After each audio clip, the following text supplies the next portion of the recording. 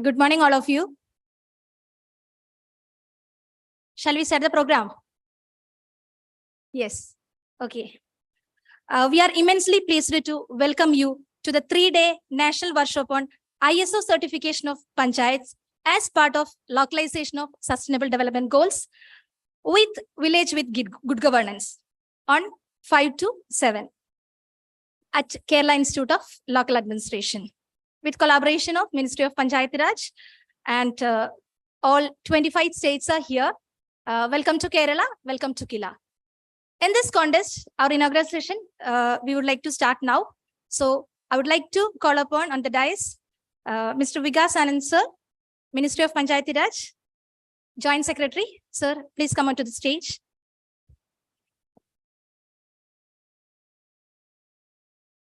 And Dr. P.P. Balan sir, Dr. Takir Khan, please come onto the stage, sir. Dr. Joy Lemon, Director General KILA, sir, please come onto the stage. And Dr. Amarda, KPN, ma'am, please come onto the stage.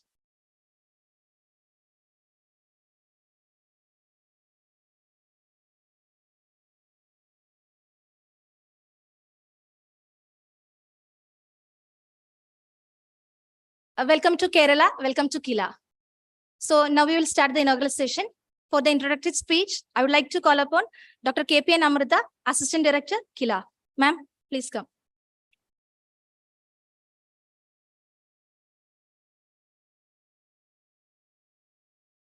Very, very good morning to all. We, KILA, feel much honored to welcome you, all the participants from the 25 states and Union Territory states, to KILA for this special workshop on ISO. This workshop will conceptualize and operationalize the different parts of ISO for implementing in your own land. I'm directly entering into my duty. First and foremost, I welcome Vikas Anand, Joint Secretary, MOPR, to this 3-day workshop. Then we have Dr. Takir Khan, Consultant, MOPR, here to set the platform as background and introduction. We wholeheartedly welcome Dr. Takir Khan to this 3-day workshop. Then we have Dr. P.P. Balan here. We are much happy and pleased to welcome Dr. P.P. Balan. He was the former director of KILA, and I wholeheartedly welcome Dr. P.P. Balan to this 3-day seminar and workshop, sir. Then we have our Director General, Dr. Joy Lemon, is here. Actually, he is the captain and of the KILA, and also now onwards the captain of ISO of India. And I very happily welcome Dr. Joy Lemon to the event, sir. Then I have to welcome, we are very pleased to welcome all the participants who are gathered here. Actually, the strength of this workshop is the discussion from you, and there will be presentations here. From these presentations, we will conduct some discussions and all, and we wholeheartedly welcome all the participants from the different parts of different regions of India for this 3-day workshop. And I'm sure that you will feel very enriched with knowledge and experience with this event. And I welcome all of you once again to the workshop and hope that you will have a great time ahead. Thank you. Thank you so much.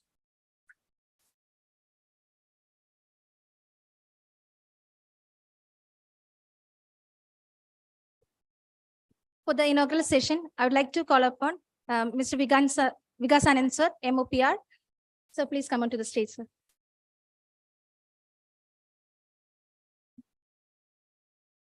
What is that? No, it's okay. Thank you, Sukanya. And Dr. Joy Alan Saab, Takir, DDG NIC जो MOPR से Mr. Sunil Jain, Ramit, Director, MOPR, Pankaj, or our esteemed guests who are present here today for this very important event, which is a workshop on the quality management, how to bring quality to the panchayats. कैसे हम लोगों को पंचायत में quality ensure करना है. I will be speaking both in Hindi and English so that everybody is, maybe some states they are not, they would like to have it in English and some in Hindi. So there is a very famous author, Sri Lal Shukla, Rag Darbari. His epic work is Rag Darbari. If I think people from northern India, they must have read the book. And there is a very famous character called Langda, the crippled. And वो पूरा जिंदगी उसकी निकल जाती है और अपना उसको जो रिकॉर्ड ऑफ राइट है वो नहीं मिलता है. He spent his entire life to get the record of right, but he was not able to get the record of right because he refused to pay to the Patwari. He refused to pay to the Patwari whatever he was asking, and he was always refused. And till the end, he did not get that record of right. So as of now, if we see the change in the administration, all the record of rights are available in the online mode. Anybody can download the record of right from the Revenue Department website in almost all the states. No one can deny the services which were denied earlier, maybe 2-3 decades back, maybe even a decade back. So similarly in panchayats also, a lot of services, especially in some of the leading states, all the services are available online. Not only online, the services which are not available online, they are to be given within a specified time frame. There is a consistency of services, but at the same time, maybe because of the massive numbers of panchayats of population, sometimes it is not possible to supervise each and every panchayat that they are providing all the services in time and with equal access to all. There are instances where services are denied or they're not given on time. And if the services are not given on time by panchayat, there's a lot of problems for the people, including income certificate. At some places, they are also showing caste certificate, residence certificate. So these are very basic services which panchayats are supposed to provide. And in some of the states like Kerala, Karnataka, they're providing much more than that. They have been given the entire responsibility of education department, health department within their own jurisdiction. So there is a need to standardize the services, to standardize the quality of services, consistency. If consistency is not there, then people will lose their confidence in the institution. If we are not able to provide services on time, people will, they have a lot of complaints, grievances, and we all are public servants. We have joined public service to see that at least till the time we are working there, the things are going in the right direction. So at the same time, panchayats are now seen more as a civic body rather than only as a local self-government. So a lot of services are now enjoined upon the panchayats. They have been tasked with this responsibility, including the latest schemes of Government of India, Jal Jeevan Mission, Swachh Bharat. All the services which were erstwhile not been there so prominently are now to be given by panchayats. We need to have the standards of sanitation also. Waste management, how many people will work in a particular ward, when the waste will be lifted, कितने दिन में हमारे को लोग सफाई करने के लिए आएंगे। किसी पंचायत में 7 दिन में एक बार कूड़ा उठाने आता है, किसी पंचायत में हर दिन लोग कूड़ा उठाने आते हैं। तो क्या 7 दिन में एक बार आते हैं तो वो टाइम फिक्स है कि नहीं है? जो एक दिन में आ रहा है उसका टाइम फिक्स है कि नहीं है? ये सब कुछ हमारे पास अभी नहीं है। Citizen charters have been made there in more than 2 lakh panchayats. 2,18,000 panchayats have made their citizen charter, but still lot has to be done. And in fact, within the GPs also, within the gram panchayats, there is a lot of variation. So we need to have a standard where all the panchayats, they give similar services and the best services to the people. And in that direction, we have requested all the states, and very enthusiastically they all have shown a lot of it's a very encouraging participation today. And in fact, one of the state has already, they've started ISO certification, and the other state is signing MOU with KILA for getting their panchayats ISO certified. So it can be ISO. Today we will be discussing more on ISO 9001:2015, the requirements for the quality management system, but it can be any standard. Then the procedures, sometimes if we have an interest, then things are done very easily. If we don't take interest, they are not done that easily. So procedures are to be defined, and if they are already existing, they are to be standardized. That in every case, every application, the same procedure will be followed for providing services to the citizen. Also, most of the states have already enacted the Public Service Delivery Act. Almost all the states, the right to public service delivery is a right which has been recognized by the states. Nobody can deny the rights, and if there is denial of rights, it is suitably penalized. So keeping that also in view, we need to have services which have standard procedures. People are not confused.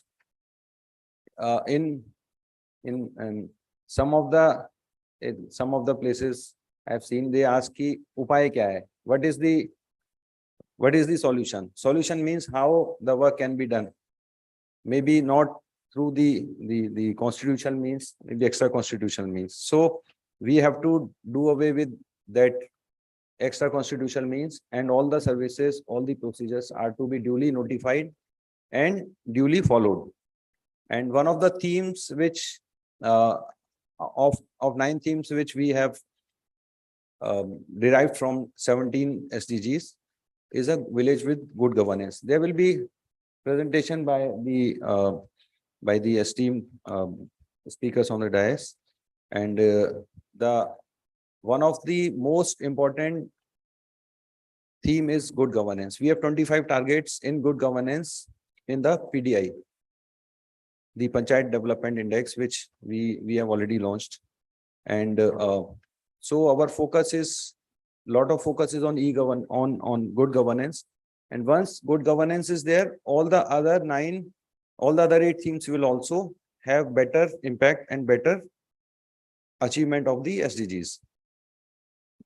And with e-governance, the service delivery has become easy, but only the quality certification will ensure that there is a consistency of service, there is a reliability in the service, and there is a durability in the service. आज है कल नहीं होगा, ऐसा system अभी हमारे को नहीं चाहिए पंचायत में। कोई भी जो अभी लोग हैं, 60% जो पॉपुलेशन है वो रूरल एरिया में रहती है, और वो सब चाहते हैं कि उनको भी शहरों से भी अच्छी सुविधाएं मिले। एस्पिरेशंस बढ़ गई हैं, और वो लोगों को भी ये उम्मीद है कि पंचायत उनको अच्छी सेवाएं देने में बहुत अग्रसर रहेगी। The panchayats have to be equipped with all the necessary skills, tools to serve people better. And it will also be giving recognition to the panchayats who are doing well. And once they adopt these standards, they will also be recognized by their peers. And it will not be easy to certify all 250,000 panchayats. So for this, we propose that for the capacity building and training of the staff of the panchayat functionaries, elected representatives, the CB&T cost can be incurred from the RGSA, which we have already annual action plan has been submitted.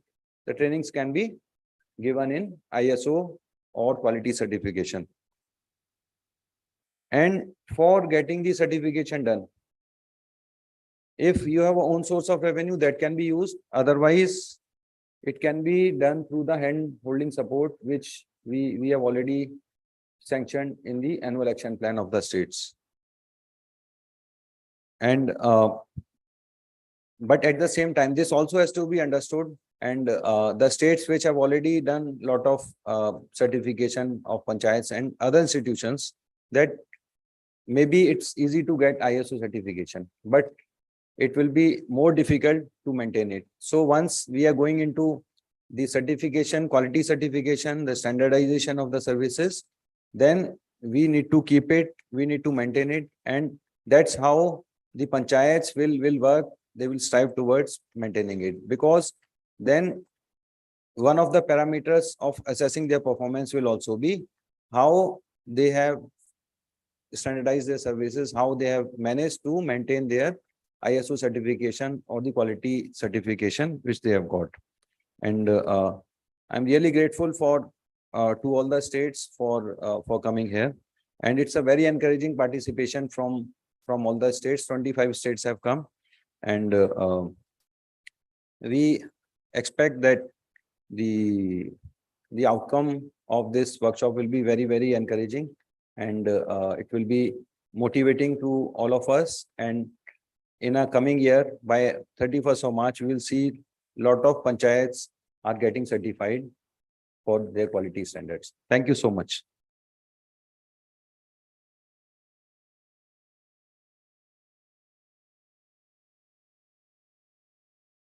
Thank you, sir. Thank you so much.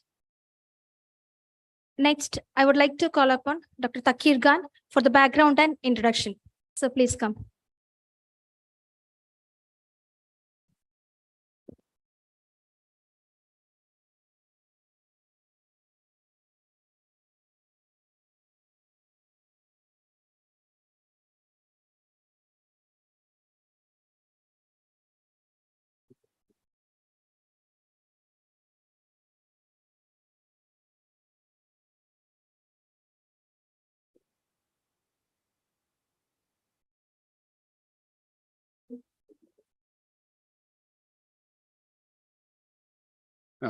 Very good morning to all. I'm privileged to be given an opportunity to speak on the ISO certification of the panchayats to standardize service delivery, which is one of the major constitutional mandate of the Gram Panchayats. Through this presentation, I will try to highlight or explain the background of various initiatives taken by the Ministry of Panchayati Raj on service delivery, a citizen charter, which is a part of the efforts of the ministry to localize sustainable development goals to achieve it by 2030 through multidimensional aspects approach, which is including good governance. Gram Panchayats are considered to be drivers of rural transformation. It is a village level governance which mandates to deliver on the activities around 18 departments covering 29 sectors. Since GPs are the driver of rural transformation, it is visualized to equip Gram Panchayats with for the next generation local governance, converting Gram Panchayats as a hub of activities for governance, service delivery, knowledge, and training. Generation of good governance by converting a GP Bhavan or offices through integrating BharatNet Common Service Center into Panchayat Bhavan to provide online services in Gram Panchayats. These are some service deliveries by the Panchayats that has been categorized in 4 verticals, that are regulatory services, statutory services, developmental services, and consumer utility services. As Joint Secretary Sir was talking about the initiative taken by the states, around more than 900 services are already being offered across the Panchayat in 20 states and UTs. Out of which more than 200 services are being offered by the Gram Panchayats through online across the states. So we need to standardize these services which is being delivered in the Gram Panchayats. Towards this, good governance, since it is a part of good governance, I'll try to explain what is good governance is. It has been recognized world over that good governance is essential for the socio-economic sustainable development. The major 3 aspects emphasized in good governance are transparency, accountability, and responsiveness of the administration. As Sir was saying, Ministry has already taken initiative to institutionalize citizen charter across the states. So in this endeavor, Ministry has prepared a citizen charter, model citizen charter for the Panchayats and circulated among the states during 2021. And a special campaign was also carried out by the Ministry during 2021 to institutionalize and requested state and Gram Panchayats to adopt these citizen charters and get it approved by Gram Sabha, catalog different categories of services rendered to decision by the Panchayats, the condition of such services, and also the time limit of such services. So far, around 218,000 Gram Panchayats have prepared their citizen charter, out of which around 215,000 Gram Panchayats have get it approved from Gram Sabha. Now, as you all know, subsequent to the launch of a report of localization of sustainable development goals,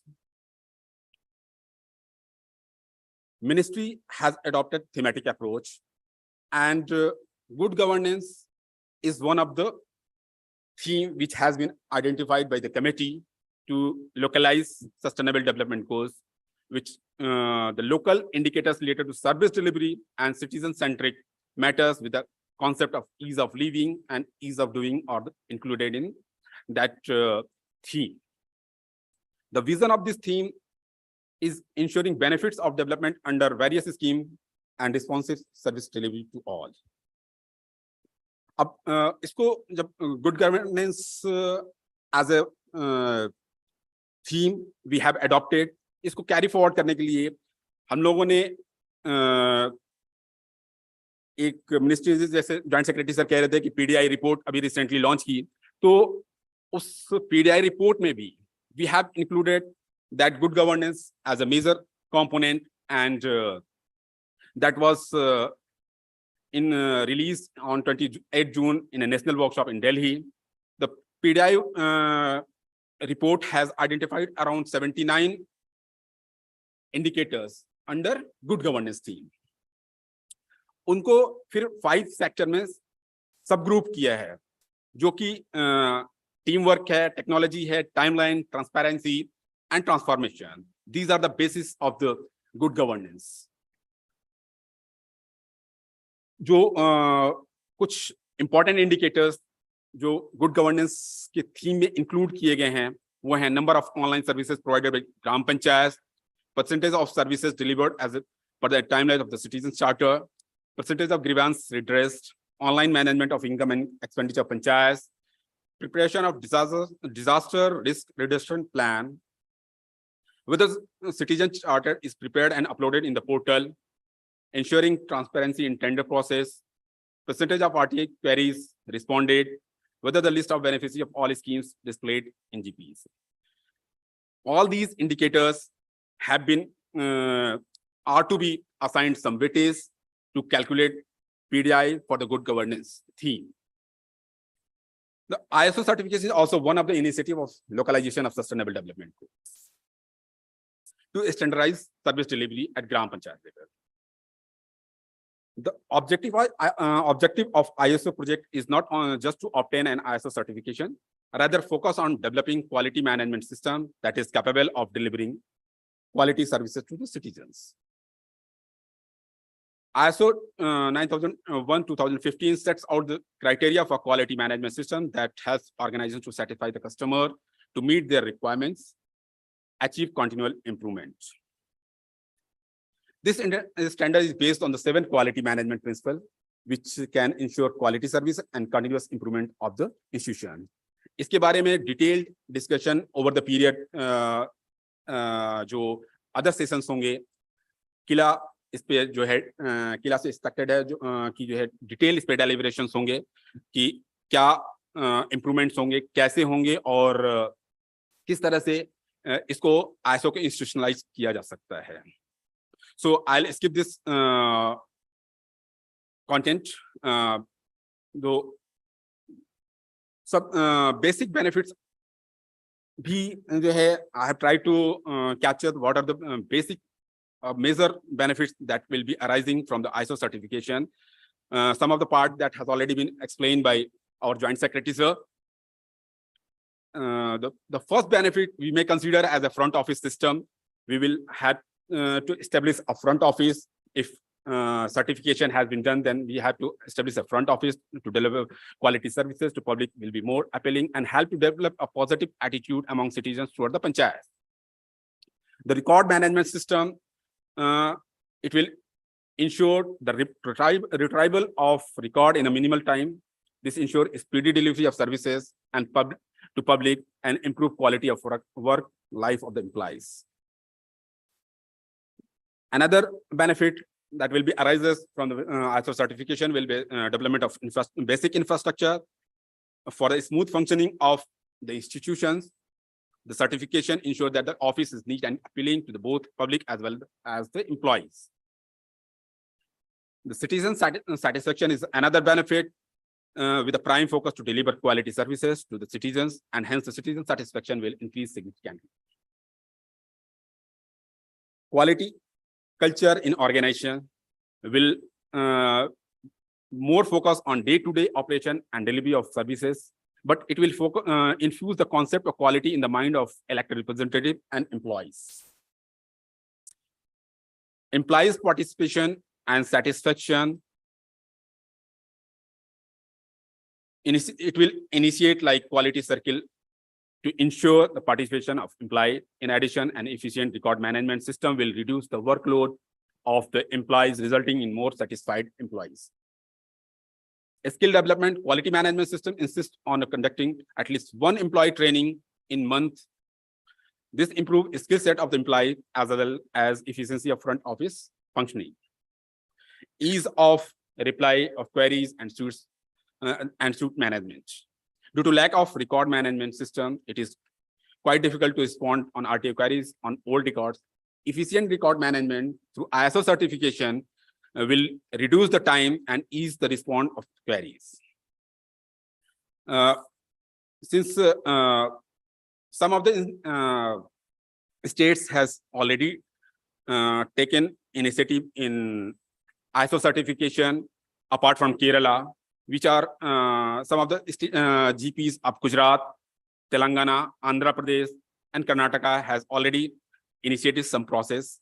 Recently, Government of Jharkhand has signed an MOU with KILA for the certification of their Gram Panchayats.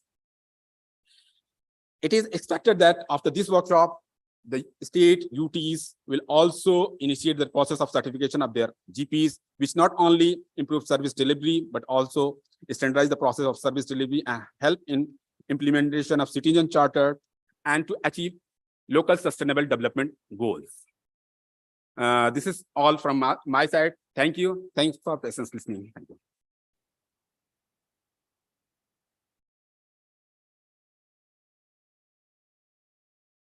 Thank you so much, sir. Thank you.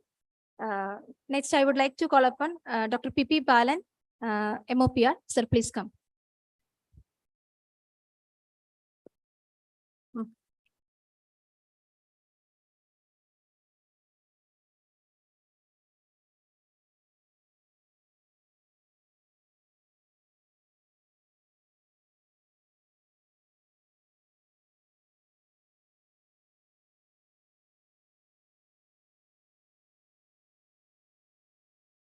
Good morning, everybody.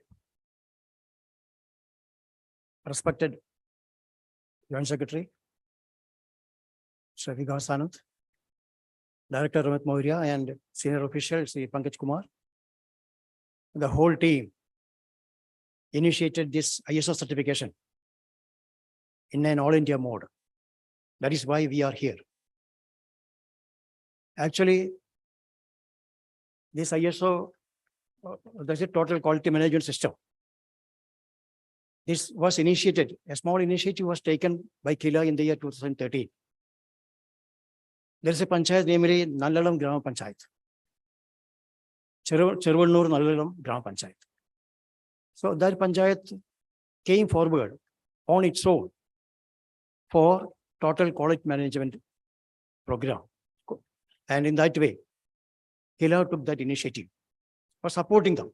So that is what I am trying to say is that a theme that was taken by a panchayat was supported by a training institute to make it a role model all over Kerala. It's a demand-driven program, Panchayat came forward. And we gave advertisement to all the region that who are willing to take part in ISO certification programs or total quality management program, they must come forward. And many of the panchayats came forward, and we gave training at that time for the secretary and the panchayat president and vice president. So in that way, program was initiated. And this Nallalam Gram Panchayat, they took the lead in this regard. And afterwards, many of the panchayats came forward. Later, when Dr. Joy assumed the office, he took much initiative to make it in all Kerala level. And because of that only, this ISO program became the attention of all the panchayat centers, not only the panchayats, but all the municipalities and municipal corporations of the state, and it became a widely accepted one. So in the meantime, there was some initiative from the Ministry of Panchayat Raj, but did not take it well. But so after assuming the office by Mr. Vikas Anand, it gave a new impetus. That is why we are assembling here. And I am sure that within a short period of time, all the panchayats in India will be under ISO certification, and they will move forward with the total quality management program. I don't want to elaborate here because presentations are coming one by one on the good efforts and initiative taken by the best panchayats in Kerala. So with these few words, I stop here. Thank you all. Thank you very much.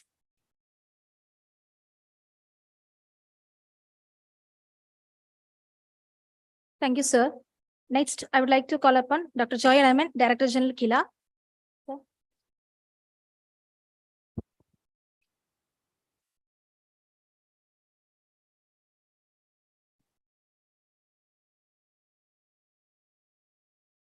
Good morning to all. I find a lot of familiar faces. thanks to Ministry of Panchayat Raj over the last few years, we have been interacting with each other quite often due to various activities initiated by the ministry. Even the last 28th of June, we met a few of you. Before that also on several occasions. So now we are all friends in that way. We have a, what do you call, Panchayat Premi group. We are all there across the country. Actually, from KILA's side, we are very, very happy. We have almost 25 states and union territories participating in this workshop. I think it's one of the largest turnouts in that way with representation. Thank you for that.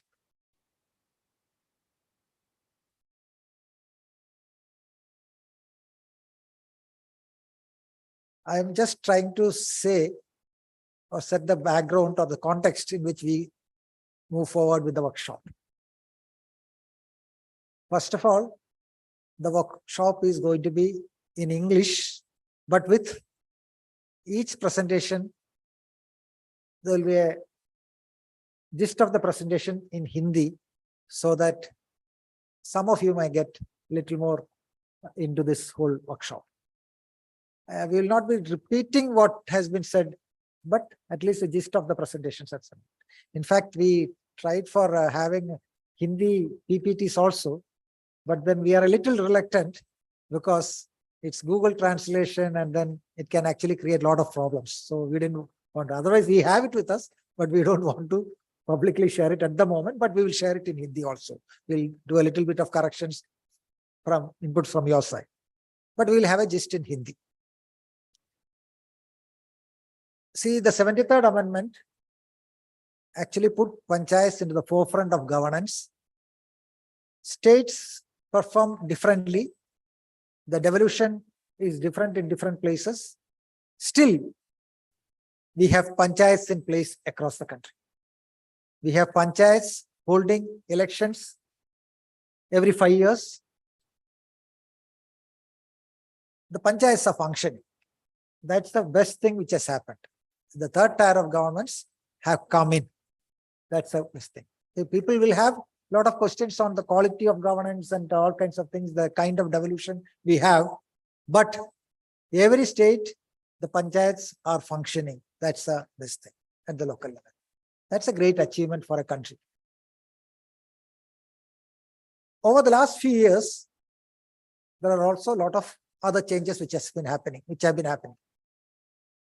In Kerala, post 73rd Amendment, we started the People's Plan campaign with the devolution of funds, functionaries, and functions. Many of you have visited Kerala Panchayats, I know. Especially, functions have been transferred. Functionaries have been transferred. Especially all these development sectors, their corresponding officers at the local level are transferred officers, which you will come to know. For example, the primary health center is a transferred institution to the panchayat, Gram Panchayat. Community health center is to the block panchayat, district hospital to the district panchayat, but it's a dual control. Like that, the Krishi Bhavan or the agriculture office, again, in various levels, they have been transferred like that. And these officers are also reporting to the panchayats. So this is the kind of system. And with the funds transferred, at that time, it was 1/3 of the state's plan funds were transferred to the local governments based on a formula. That also helped. So planning was a tool to strengthen Panchayati Raj. But then, after so many years, we also find this GPDP across the country, the People's Plan campaign across the country. Initially, when people come here, I remember some of you coming in a long time back, and then when they go back, they will say, oh, it's all great, but we can't do it in our state. Those days are over. Our panchayats across the country can do, and they have shown it. All the states, I can tell you examples of great initiatives by panchayats in every state of the country. Do you agree or disagree? Assam will definitely have a few panchayats. I have visited many of them. Like that, Uttarakhand, I know, Uttar Pradesh, I know, who have come up with models. Tamil Nadu, Telangana, all the states. You just go back and just think how many good models are there in your own, which means, though it might not be universal, the states, the panchayats have the potential to do it, whatever may be the status of devolution. Do you agree or disagree? Can't the panchayats do? Are they not doing? Our Nagapattinam Panchayat president is here. Can you do it? Yes. And 15 years back, you remember the Panchayat near Coimbatore. No, Coimbatore, near Coimbatore, who went in for the wind energy. Odanthure. They did it 15 or 20 years back. No other support. They didn't even think about what is the kind of devolution they have. But they did it. Every part of the country has that, which means the old saying is, oh, you can do it there, but I can't do it here. Doesn't apply. We take it from there and we start from there. Okay. And then when it comes to the SDG thematic approach, the last National Panchayat Awards Day, if you have been there, you have seen the various videos of the prize winners. Nobody discussed about the level of devolution in those states. Everybody had come up with very good innovative models. I hope many of you are there and you have seen those videos. So which means things are happening in panchayats. And one of the themes is village with good governance. Because as Sir said, Vigasan Sir said, good governance finally leads to all other goals. Without good governance, you can't have your village with village with poverty-free village. You can't have child-friendly village. You can't have any of those things which you discuss if your panchayat is not functional. So the good governance, actually, even though it is numbered as, I think, SDG theme 9, I think it is encompassing all the other 8, I would say. So that is where the good governance comes. And when you look at the various good governance principles which has been enlisted in the LI framework and the document which was prepared, I find 5 T's. If you remember that book which was published by the ministry, it is about transparency, it's about technology, it's about teamwork, it's about time, and it's about transformation. 5 T's. Transparency, technology, teamwork, time, transformation. That is what is written in the report published by the ministry on good governance, village with good governance. And it is here that we might have to use many tools to reach this good governance, village with good governance. And that is where our ISO certification comes. Let me at the outset make it very simple, which Dr. Fakir Khan had already mentioned. It is not about ISO certification. It's not about getting a certificate. It is actually about making things work better in a panchayat, and to reach that level, we have certain standards set, and this certification is a stimulus, it's an appreciation, it's an acknowledgement for the transformation the panchayat makes. People will be happy with getting a certificate, but if the services are not up to that mark for the people, the citizens, then it doesn't work. So when we start talking to the panchayats on ISO certification, please make it clear that it is not about getting a certificate. In fact, Dr. Balan, who has been the pioneer, whatever you see in KILA, the credit goes to him too. He has been the director, our director for almost 11 years. Out of the 33 years, he has been there as director in 2 terms, almost 11 years. So whatever you can see here, it's part of his handiwork also. And there he mentioned about panchayats. He mentioned about one panchayat, which one of the panchayats he started. We have other panchayats also which had started earlier. And it is their initiative. This is what exactly I wanted to see. This ISO certification, if you know, most of you know, it is usually part of various corporate agencies, corporate business houses, corporate offices, various such offices. If you, in the past, if you look, you will only find in those factories, workshops, and all kinds of things. They say we are ISO certified. We are ISO certified. But a few panchayats thought our offices also can be made equivalent to the standards. That's how it starts. What KILA did was, you have all these corporate models and other things, but then basically it is about people, how the standards can be set for the people, and how this ISO certification model can be translated to the government level, that too to the local government level. Because I don't think many government offices have this ISO certification. Even the big offices have not thought about ISO certification, whereas panchayats, we think their standards also can be made at a particular level.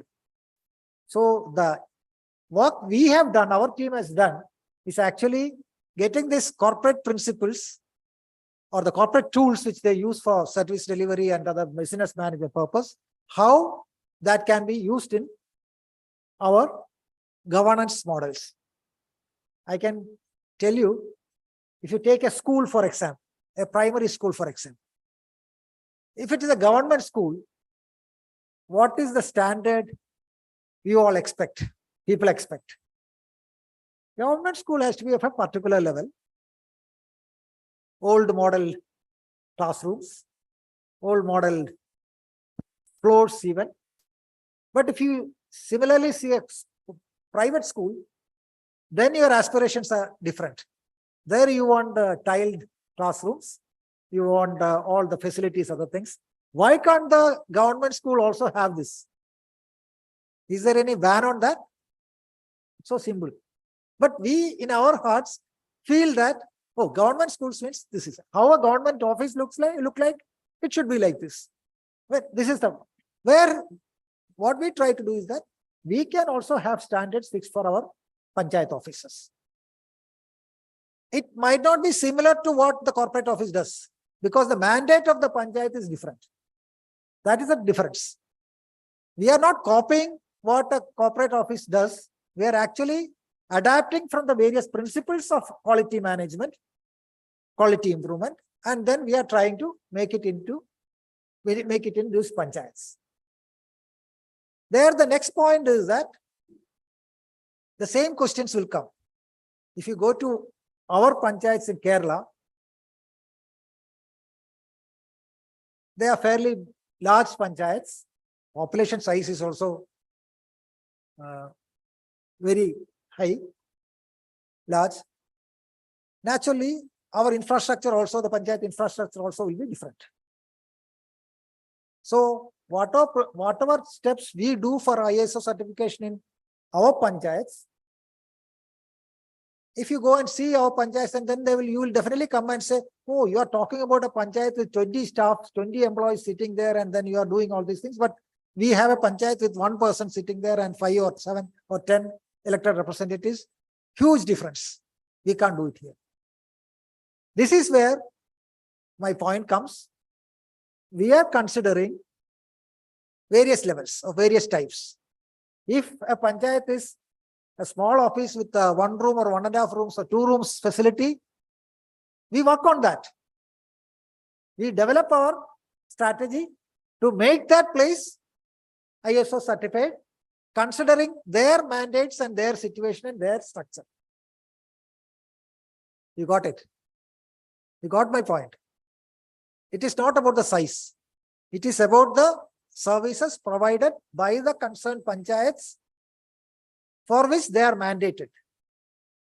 If they are not mandated for a few activities, definitely that will not be included in our ISO certification scheme. Only those things which are mandated to them, we will consider. And if their panchayat size is small, we work on it. And because we have that experience, after our panchayat ISO certification process, many small offices actually, the lead institutions of the panchayats like the Krishi Bhavan wanted to be ISO certified. Krishi Bhavan hardly has 3 people, 1.5 rooms kind of thing. But we got them also certified, which means this is applicable to every kind of panchayats and system. This is how we are trying to adapt the ISO principles or the quality management principles to the local level. You got my point? Which means for us, we feel this can be done by anyone, including the ministry, I would say. Because once we started doing it, our district officers, our district panchayat officers, all of them started vying for the ISO certification. And now the situation is that the revenue department has decided that entire collectorates, district collectorates, all of them needs to be ISO certified. All the taluk offices have to be ISO certified. All the village offices have to be ISO certified. That is the level in which now people feel. And they are all not worried about the ISO mark there, but it is about changing the entire office functioning system and the governance system. This is how it is done. So whether it is small or large, we can do it. And we are not copying from Kerala. We are developing our own ways of doing things for ISO certification in each state differently. So I know the Assam panchayats are quite large. The Karnataka panchayats definitely are, the Tamil Nadu. But then there are also panchayats in Jharkhand or other places, which is also small panchayats, 1 room panchayat, 2 rooms panchayats also, which we approach them differently. So every state will have a different strategy on certification. This is how it is. So that will also cover the HR issues, human resource issues and all, that's also there. And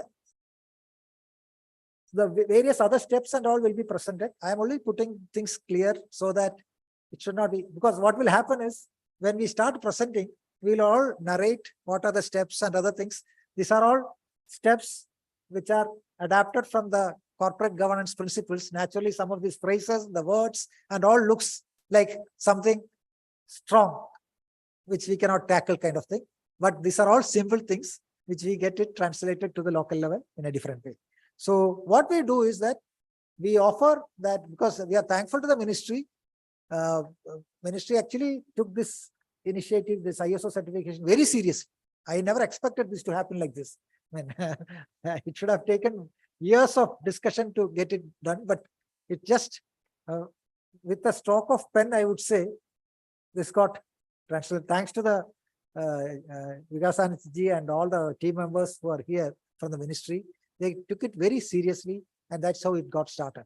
But then, as I said in the beginning, the surprise is that all of you took it seriously, so that you all came here. That's also very much encouraging.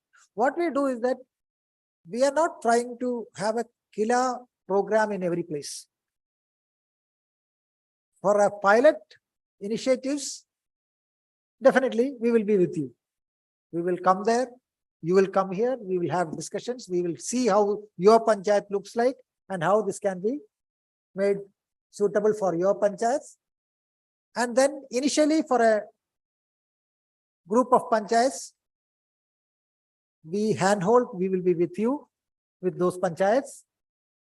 But in the meantime, we will also train a few resource persons of your place to take this forward, because the capacity has to be built there. So the idea is that by the end of this year, each of your states will have experts or resource persons who can actually support your panchayats in those panchayats in those states, and where definitely the SARDs, I would request SARDs to come forward. We find a lot of SARD colleagues here. So they can actually take it forward just like KILA. You will see our resource persons or our ISO coordinators. They also grew through this, developed through this whole process. So we will support you in that way. Finally, putting this into a context, now we are actually following the ISO principles, the total quality management principles across the globe. But slowly this will evolve into good governance models in the country at the local level, where we set our own panchayat standards. In the long run, we should actually lead to, whether you certify or not, panchayats will be able to develop their own standards, or the state should be able to develop panchayat standards, where not only the office management, about the entire process has to be considered. And that is where the Panchayat Development Index becomes useful. Panchayat Development Index is also about talking about what a Panchayat does, or what a Panchayat can do. And so this can be linked to the Panchayat Development Index in future. And what it happens, what it provides is actually, as I said, it is not about certification, but it is about ease of living. The village with good governance is about ease of living. The citizens can have a better life through good governance models, good governance happening. So it is about ease of living for the people. So it is not about getting a certificate. It is about changing the lives of people, how the service delivery governance models improve. And it is also about ease of doing. Village with good governance is about ease of living and a ease of doing. Ease of doing is by the way in which we change the panchayat office functioning and service delivery functioning. The employees there, the elected representatives there, they also understand that this is a better way to do. This is an easier way to do. For example, if we have an office management system, if we have a record management system, whatever way it is, that makes the life of the employee or the elected representative better in the office. They can get things done easily. So ease of doing is also part of it. And also what I have found is that once these changes have happened in the panchayats, the elected representatives as well as the officials or the employees find that their self-esteem has gone up. They feel that they are in an office, not when usually, people consider a panchayat as panchayat. Even all of us, you are all from senior level officers. How do you consider a panchayat? Panchayat is panchayat. Below all of you, below all our officers, small office. So that's it. But once these changes happen, they feel that they are in an office, they are managing things better, they are professionally better, and they feel they have that self-esteem that we are in a better position. That also adds to the quality delivery of services. If you feel that I'm doing something good and I'm able to do, naturally the service quality also improves. That is also. So that is why it is about village with good governance. It is village with good governance for ease of living for the citizens and ease of doing for the employees and the elected representatives. So I try to conclude here. As I was only setting an agenda for our discussions future. I didn't talk anything about the content part. I was only but the basic point which I made was that it is possible for every panchayat in the country to be of this level, which actually leads to village with good governance, ease of living and ease of doing, and it all will contribute to the achievement of the other 8 themes of village with good governance, and we are here for that. Thank you.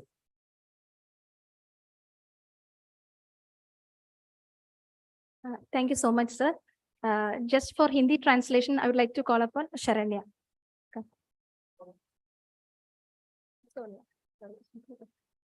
So, good morning all. 2 minute में मैं इसका brief देती हूँ। हर एक ग्राम पंचायत का functioning अलग है, employ का स्ट्रक्चर अलग है और जो भी रिसोर्स अवेलेबल है वो भी अलग है। आईएसओ किसी भी संगठन द्वारा प्राप्त किया जा सकता है, चाहे उसका क्षेत्र कुछ भी हो, बड़ा या छोटा। एसडीजी का 8वीं थीम जैसे विलेज विद गुड गवर्नेंस, वो हमारे क्यूएमएस प्रिंसिपल से मिलते जुलते हैं। ईज ऑफ लिविंग का कंसेप्ट एड्रेस करने के लिए इसमें नागरिक यानी सिटीजन्स को फोकस किया गया है। अभी जो भी रिसोर्सेस में इम्प्रूव करना है, जो हमें किला इसमें पूरी प्रोसेस में आपका सपोर्ट देगा। और सर एक ब्रीफ दिया है, मुझे उम्मीद है कि आपको पूरी आइडिया मिला होगा। आगे आगे सेशंस में हम आप इसमें गाइड करेंगे। Thank you so much.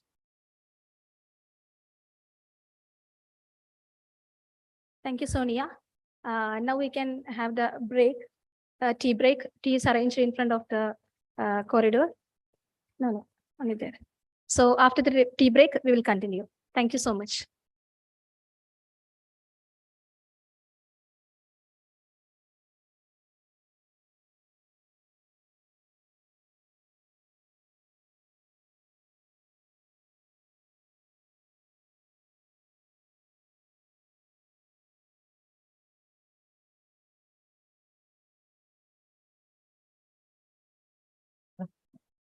The washrooms are on this side. Washrooms are on this side. But the tea and coffee are arranged here. Huh?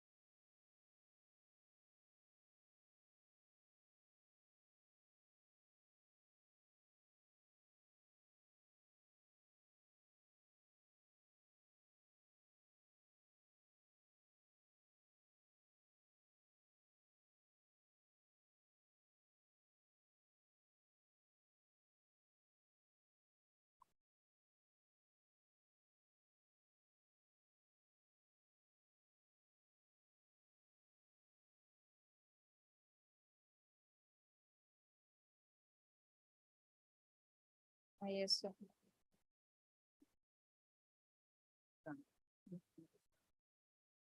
ഇത് വ്യൂവിലല്ലേ നമ്മൾ ഫുൾ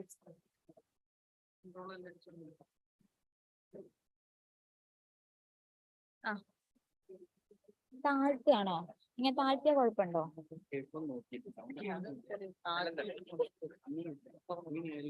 ആ, കാണുന്നില്ല അല്ലെ? അത് വേറെ ഒന്നല്ല, ഇവിടെ വരുമ്പോ നമ്മള് വെപ്രാളാവുമല്ലോ. കാണുന്നുണ്ടല്ലോ, നമ്മൾ ഈ വെപ്രാളും പരവേശവും കാരണം പറയാനുള്ളതാണോ പറയാ, വേറെ വല്ലതുമാണോ പറയാൻ പോവാന്നുള്ളത്. ഇപ്പൊ സാറ് വന്ന് പറയാണേ, ഇന്നലെ പറഞ്ഞ പോലെ ബ്രീഫ് ആക്കണ്ട, മാക്സിമം കേട്ടി പറഞ്ഞോളൂ. എന്നോട് 10 മിനിറ്റിനുള്ളിൽ പറഞ്ഞു തീർക്കാൻ പറഞ്ഞതാ സെഷൻ. ഇങ്ങനെ ഓക്കെ ആണോ? ഇങ്ങനെ ഓക്കെ ആണോ? ഇപ്പൊ അരമണി സാറ് പറ, അതിനും കൂടുതൽ പറയാൻ, കാരണം ഇപ്പൊ 11 മണിയല്ലേ ആയിട്ടുള്ളൂ. 1 മണി വരെ ഇവിടെ നിർത്തണ്ടേ? മലയാളത്തിലാണെങ്കിൽ നമുക്ക് ആക്ടിവിറ്റീസ് ഒക്കെ ഇട്ട് കൊടുത്ത് എന്തെങ്കിലുമൊക്കെ ചെയ്യാം.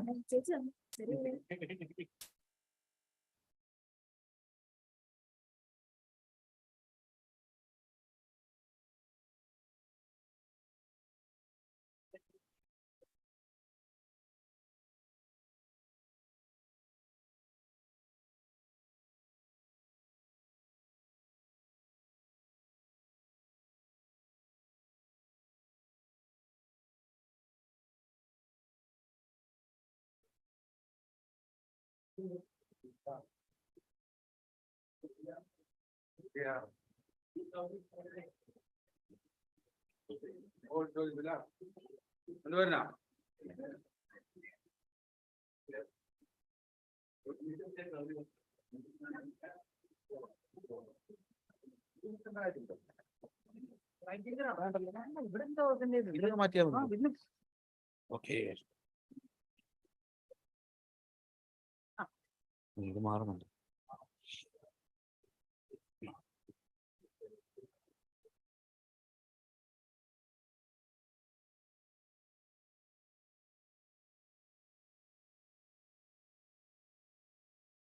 പോയിക്കൊണ്ടിരിക്കുകയാണ് ഈ സാധനം. പറഞ്ഞത് നമുക്ക് മാക്സിമം തള്ളിക്കോളം പറഞ്ഞു. ആ മനസ്സിലായി. അങ്ങനെ പറഞ്ഞു ഇതിൽ മാറ്റാൻ പറ്റുമോ? ഇല്ല, മാറ്റുന്നു. ഇത് വേണ്ട, ഇത് ദൂരെയാണെങ്കിൽ ഉപയോഗിച്ചാൽ മതി.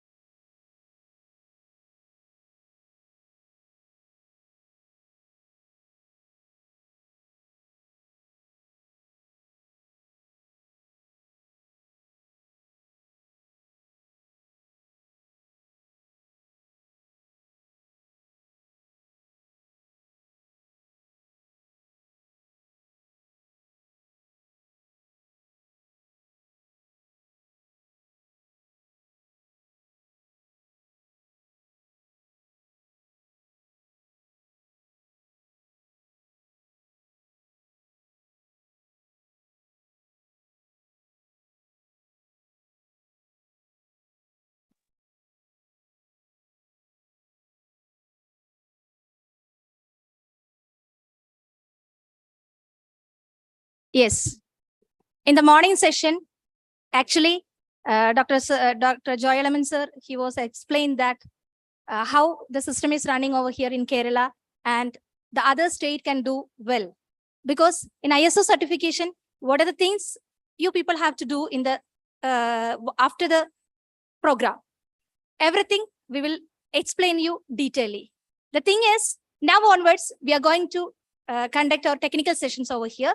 So the first session will deals with Mr. Ishwaran Nambudiri. Basically, the topic is ISO introduction. So I would like to call upon Mr. Ishwaran. Please come onto the stage.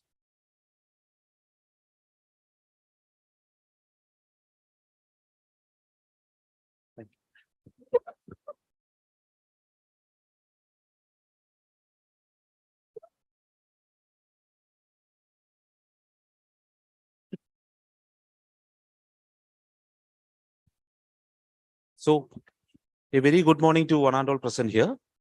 Hope you all had a good rainy morning. So we can start with our main focus. So from the beginning of the discussions, we are hearing a small term called ISO.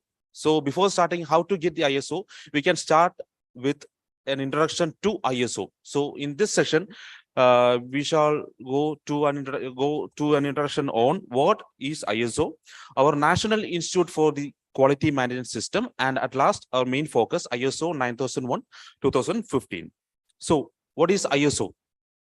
International Organization for Standardization. That's the full form of ISO. But ISO is not derived from the term. It's not a short form from International Organization for Standardization. It is derived from a Greek word called isos. Isos means equal. In Greek, it's called equal. So ISO is derived from the Greek word isos. So International Organization for Standardization, formed in 1947, is headquartered in Geneva, Switzerland. Its president is John Walter, and it's a worldwide federation of national standard bodies. It consists of around 168 national members. National countries are members to this ISO, or International Certificate Organization for Standardization. So the main basic languages, official languages of this organization is English, Russian, and French. So coming to our quality institutions, most of you have heard about the BIS hallmarking system. So BIS and QCI are our national certification bodies. So the main BIS, so formed on 1986, Bureau of Indian Standards, or BIS. The major responsibilities include the standard development, awareness on quality, training programs, and hallmarking. So it is headquartered in Manak Bhavan, New Delhi. It is formed in 1986, and it has around 5 regional offices in India.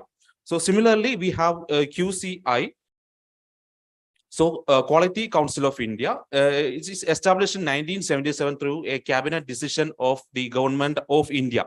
It is an autonomous organization that is coming under the Ministry of Commerce and Industry. The major activities of Quality Council of India includes appointment of the accreditation agencies in India. We ourselves have an accreditation agency in the evening explaining what are they going to do. So the major activities include appointment of the accreditation agencies. The next one is the quality promotion, accreditation, monitoring, and ensuring quality of institutions. The next one is certification schemes, developing various schemes for the certification and conducting different types of national quality campaigns. So the Quality Council of India, formed in 1997, have different bodies, 5 different bodies, namely NABCB, NABET, NABH, NABL, and MBQP. NABCB deals with the quality management certification. It's called a National Accreditation Board for Certification Bodies. The next one is NABET. It deals with the certification of education and training. The next one is NABH. It deals with the certification of hospitals and other healthcare providers. And the next one is NABL.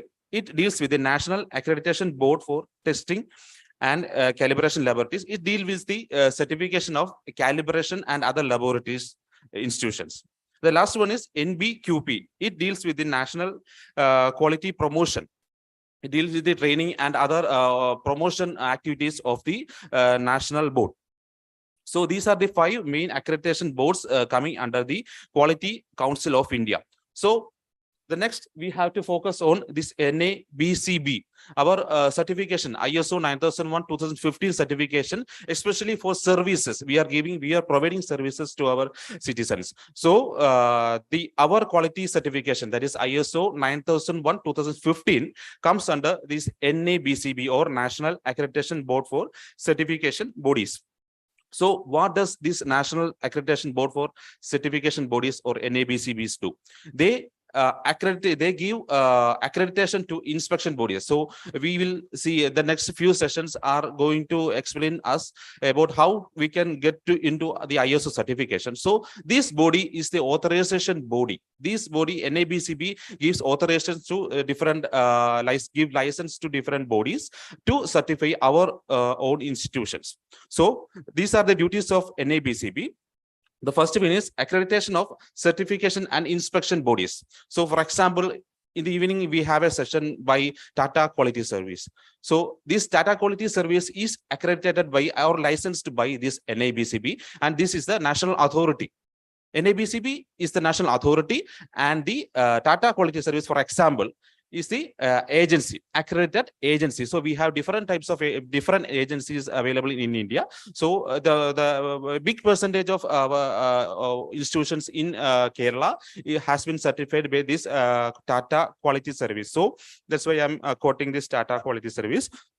So we have a presentation evening by Tata Quality Service. So Tata Quality Service is a part of this accreditation bodies. So the second one is assessment of evaluation. This NABCB properly evaluate and assess the quality management works in the institutions, and they provide national guidance and training to these accreditation bodies, and they develop the criteria for the quality management system within the institution. So the next one, what are standards? We have been hearing ISO 9001-15, 2015 standards and all. So what are these standards? These standards basically are documented agreements. Basically, they are documented agreements which ensure the quality, safety, efficiency of services and systems. For example, we are a system, or we are providing services. So if we have a certification under 9001-2015 standard, it means we are giving properly efficient, proper services to the citizens. We have certification 9001, so citizens should know that we are providing the proper services, proper efficient services to the proper citizens at the proper time. So ISO 9001-2015 should have to be equipped with all the things we will see later, all the equipments and all the systems we have to arrange, and we will see it later. So this standard ISO 9001-2015 should is the certification standard for quality management system. So similarly, we can see some various different type of standards. So we in our day-to-day life, we are seeing different types of standards. In the all of you in the on the your table, you have a small bottle. On that bottle, you can see ISO 22000 certified. It is a certification by the Food Safety Management. Similarly, many of you have been using Google Pay, Phone Pay, etc. So this Google Pay and Phone Pay is certified under the ISO 27001. It is mainly for the information and security management. Similarly, we have seen hospitals. It is certified under, it comes under ISO 14001 because they have to manage the environment. They have to dispose the waste properly. So they have to be certified under the ISO 14001. So today, we are here to implement a quality management system. So we have to concentrate on the quality management system standard, that is ISO 9000. So those are the examples we have seen. So we will focus on this ISO 9000 standard. So ISO 9000 is a family of standards. It have mainly 4 standards, and ISO 9001-2015 that I have told you already. ISO 9001 2015 is the basic certification standard. So if our institution get a certificate, it will be written ISO 9001 2015. So it is the basic certification for implementing quality management system. So if our institution have implemented the quality management system properly, so we will get this ISO 9001 2015. So keep in mind, ISO 9001 2015 is the certificate we are going to get. So there are different in this family, ISO 9000 family, there are different certifications. So this is the only certification standard. The other one, that ISO 9000 2015, ISO 9004 2018, and 19011 2018. These are all guidelines. So we don't have to look into it. I just mentioned it. So those are guidelines or other fundamentals or vocabularies regarding this quality management system. So keep in mind, ISO 9001 2015 is the standard we are going to work on. So this ISO 9001 standard, ISO 9001 2015 certification will ensure all the quality management system that we provide to the citizens, and in our office, all facilities should be there in our office. So we should have a method for that. So that is based on the quality management principles. So we will have a session on that as well. So these are this is the small introduction to ISO. So ISO, keep in mind, it's a abbreviation coming from ISOs, also called equal. So ISO, International Organization for Standardization. So thank you for your time.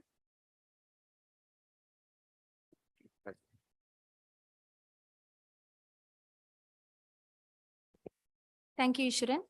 So just a translation is here. So please welcome Sonia.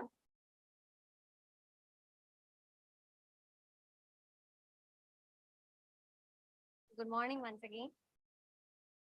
तो मुझे उम्मीद है आपको थोड़ी idea मिला होगा। ISO का स्थापित हुआ है 1947 में, और जैसे आपने देखा, आईएसओ इंस्टीट्यूशन का हेडक्वार्टर्स जेनेवा, स्विट्जरलैंड पे है। लेटेस्ट अपडेट्स के अनुसार 168 राष्ट्रीय सदस्यों आईएसओ में शामिल है। आगे बढ़ाते हैं। भारत में 2 प्रधान क्वालिटी इंस्टीट्यूशंस है। पहला है ब्यूरो ऑफ इंडियन स्टैंडर्ड्स और quality council of India. BIS स्थापित हुआ है 1986 में। हेडक्वार्टर्स न्यू दिल्ली पे है और रीजनल ऑफिसेस कोलकाता, चेन्नई, मुंबई और चंडीगढ़ पे है। बीआईएस की जिम्मेदारियां जैसे कि स्टैंडर्ड डेवलपमेंट यानी मानक विकास, पब्लिक को अवेयरनेस और शिक्षा देना, हॉलमार्किंग और एनआईटीएस की ट्रेनिंग प्रोग्राम्स कोऑर्डिनेट करना। Quality council of India QCI का स्थापित हुआ है 1997 पे। प्रमुख जिम्मेदारियां जैसे कि अक्रेडिटेशन एजेंसी, उनको अपॉइंट करना, क्वालिटी का प्रमोशन करना और मॉनिटरिंग, कंटिन्यूअसली वो लोग मॉनिटर करते हैं और क्वालिटी इंश्योर भी करते हैं। और जैसे आपने देखा, आईएसओ स्टैंडर्ड्स बहुत तरीके से होते हैं। हर एक इंस्टीट्यूशन अपने सर्विस के द्वारा और अपने सर्विस के टाइप को चूज करते हैं। पंचायत में हमने चूज किया है आईएसओ 9000, जो क्वालिटी मैनेजमेंट को फोकस करते हैं। दूसरा है आईएसओ 22000, वो फूड सेफ्टी मैनेजमेंट में फोकस देते हैं। तो और तीसरा है आईएसओ 14000, वो स्टैंडर्ड्स एनवायरमेंटल मैनेजमेंट पे फोकस देते हैं। आईएसओ 26000, वो सोशल रिस्पॉन्सिबिलिटी में फोकस देते हैं। आईएसओ 31000, जो रिस्क मैनेजमेंट में फोकस देते हैं। ISO 37001, anti bribery management systems. ISO 45001, जो फोकस करते हैं occupational health and safety.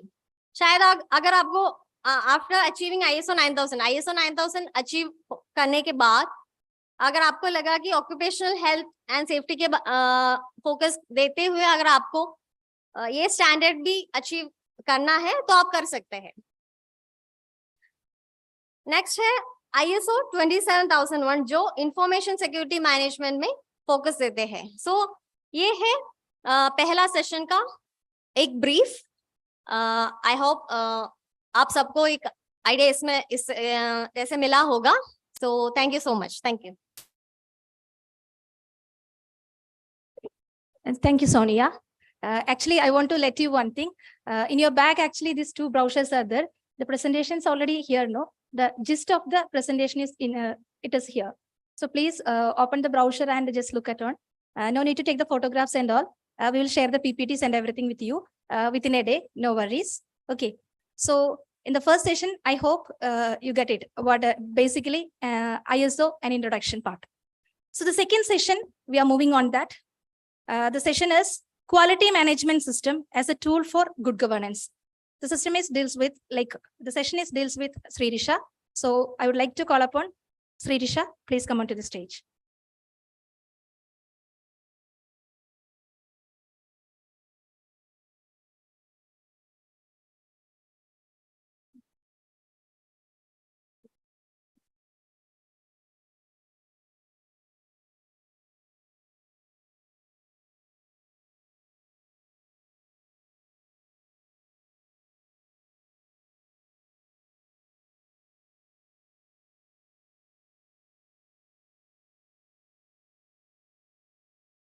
So warm good morning to all present over here. So now we are moving on to the second session of the day. So already now you are all aware about what is ISO, right? So you know it's an international organization for standardization. So as he has entered, my colleague has already told you that for certification process, we are going through some steps or some principles. So those principles now we are going to discuss. So now, as you all have here, as part of SDG goal, theme 8, right? Village in good governance. As part of that, we are doing the ease of doing and ease of living. For that, this quality management principle plays a vital role. This quality management principle is a key component for the good governance too. So let's see what are the principles of quality management system. You can see here the 7 principles of quality management system. The first one is a citizen focus. The second one comes a leadership. Third one is the engagement of people. Fourth is a process approach. Fifth is a factual decision making. Sixth is the improvement. And the last one is the relationship management. Moving on to the first principle of quality management system, the citizen focus. As we all work in the LSGIs, right? So here, the Grama Panchayats, the main focus here is the citizens. We revolve around the citizen needs. Citizen needs and their satisfaction is a main aim of any Grama Panchayat. So to make them maximum satisfied is our prime motto. So what all things that we have to focus for the citizen satisfaction? Let us see the steps for this citizen focus. Here, you can find out 5 different activities that we are supposed to do for the citizen focus. The first one comes a citizen survey. This is the first thing that we are going to initiate as a part of quality management system in any Grama Panchayats or any LSGIs. So you, as a word denotes, it's a sample survey that we are going to conduct in the Grama Panchayat. So we will have a sample survey model. It will be circulated to you, or in the Panchayat side, they can prepare a sample survey. It will be conducted as part of the first step. So once you collect the sample survey from the public, you will have a detailed idea how the Panchayat people, how they rate you, what is the satisfaction rate, how they deal, how the service delivery comes apart from your side. So first step that you are going to have here is a citizen survey. As part of citizen survey, it's not just doing a citizen survey. We will have a detailed report basing on that. A citizen survey report will be the final output for the first step. Moving on to the second one. Second one is a citizen feedback form.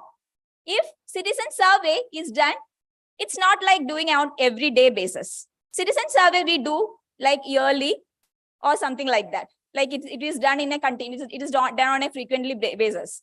But the second one, the citizen feedback form, it is done on a daily basis. We collect the forms through the front office system or the help desk system that is presently in your panchayat. We collect the forms and we get the review. How do the people rate our panchayat?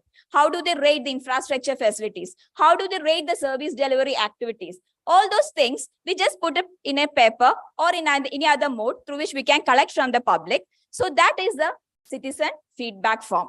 It's not just collecting the forms. Here, we also do a proper analysis of citizen feedback forms. Like it would be in a monthly form, like in monthly, if you collect 20 or 30 forms, we just do an analysis of citizen feedback forms too.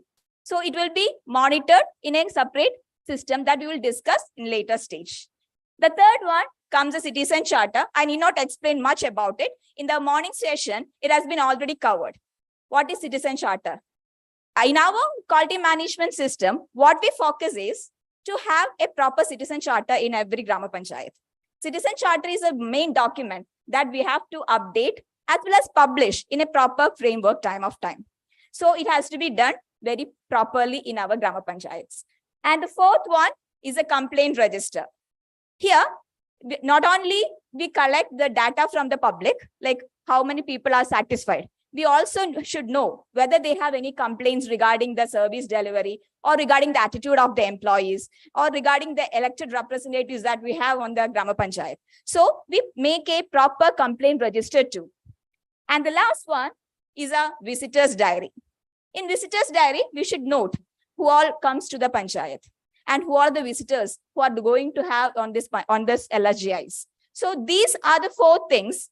These are the 5 things that we are going to concentrate on citizen focus. Hope it is clear for you. We are moving on to the second principle. The second principle is regarding the leadership. So leadership, I need not explain, right? Leadership, you all know, all of you are leaders. You all have the leadership qualities. It may be different. Each people may have different qualities. So in quality management system, we focus on collective leadership. Collective leadership means we take not the single employee. All the people in the Grama Panchayats, both the elected representatives as well as the employees, form the part of the system. Everyone together, they take up the decisions. They form all the things, all the goals, all the objectives together. So here comes the leadership and commitment. So what will be the activities that we are supposed to do as part of leadership? Let us see that. You can see here, 2 activities are mainly there. The one is quality policy. You all might be visiting many organizations, many public institutions, many private institutions. In there, you might have seen like quality policy statement. Those where we have a quality management system, surely they will have a quality policy. Quality policy is nothing. It's just but a statement where you say what the panchayat thinks about the quality. What is their perception about quality? It's a single statement where they focus on the quality perception as well as they give importance to continuous improvement too. So once you establish the quality policy, or once you have decided that the panchayat has to implement the quality management system, they have to establish this quality policy. It's not like one person established the quality policy. So this is a collective leadership part that all the people together in the panchayat, they should see what their quality policy should be. It is a reflection that they give to the public about the quality perception they have. So the 3 activities that we have to do for this quality policy is, first we have to establish what is quality policy. Once the quality policy is established, it's not enough. Like we have established and we have kept it in our panchayat. We should communicate and we should display it, and we should communicate as well as we should display the things to the public too. For that, we will put this quality policy in proper places where the public can see it.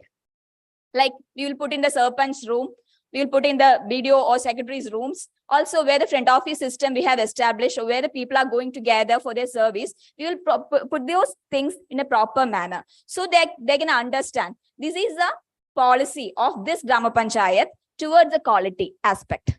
So this is what we are going to do as part of leadership. The first one is quality policy. We have to find out a quality policy statement for the panchayat. So it will be like, it will not be the same for one panchayat. If you have 20 panchayats in one state, the panchayats will be having different quality policy. It's not like we are giving a single quality policy for one panchayat and that they are copying for the entire 20 panchayats.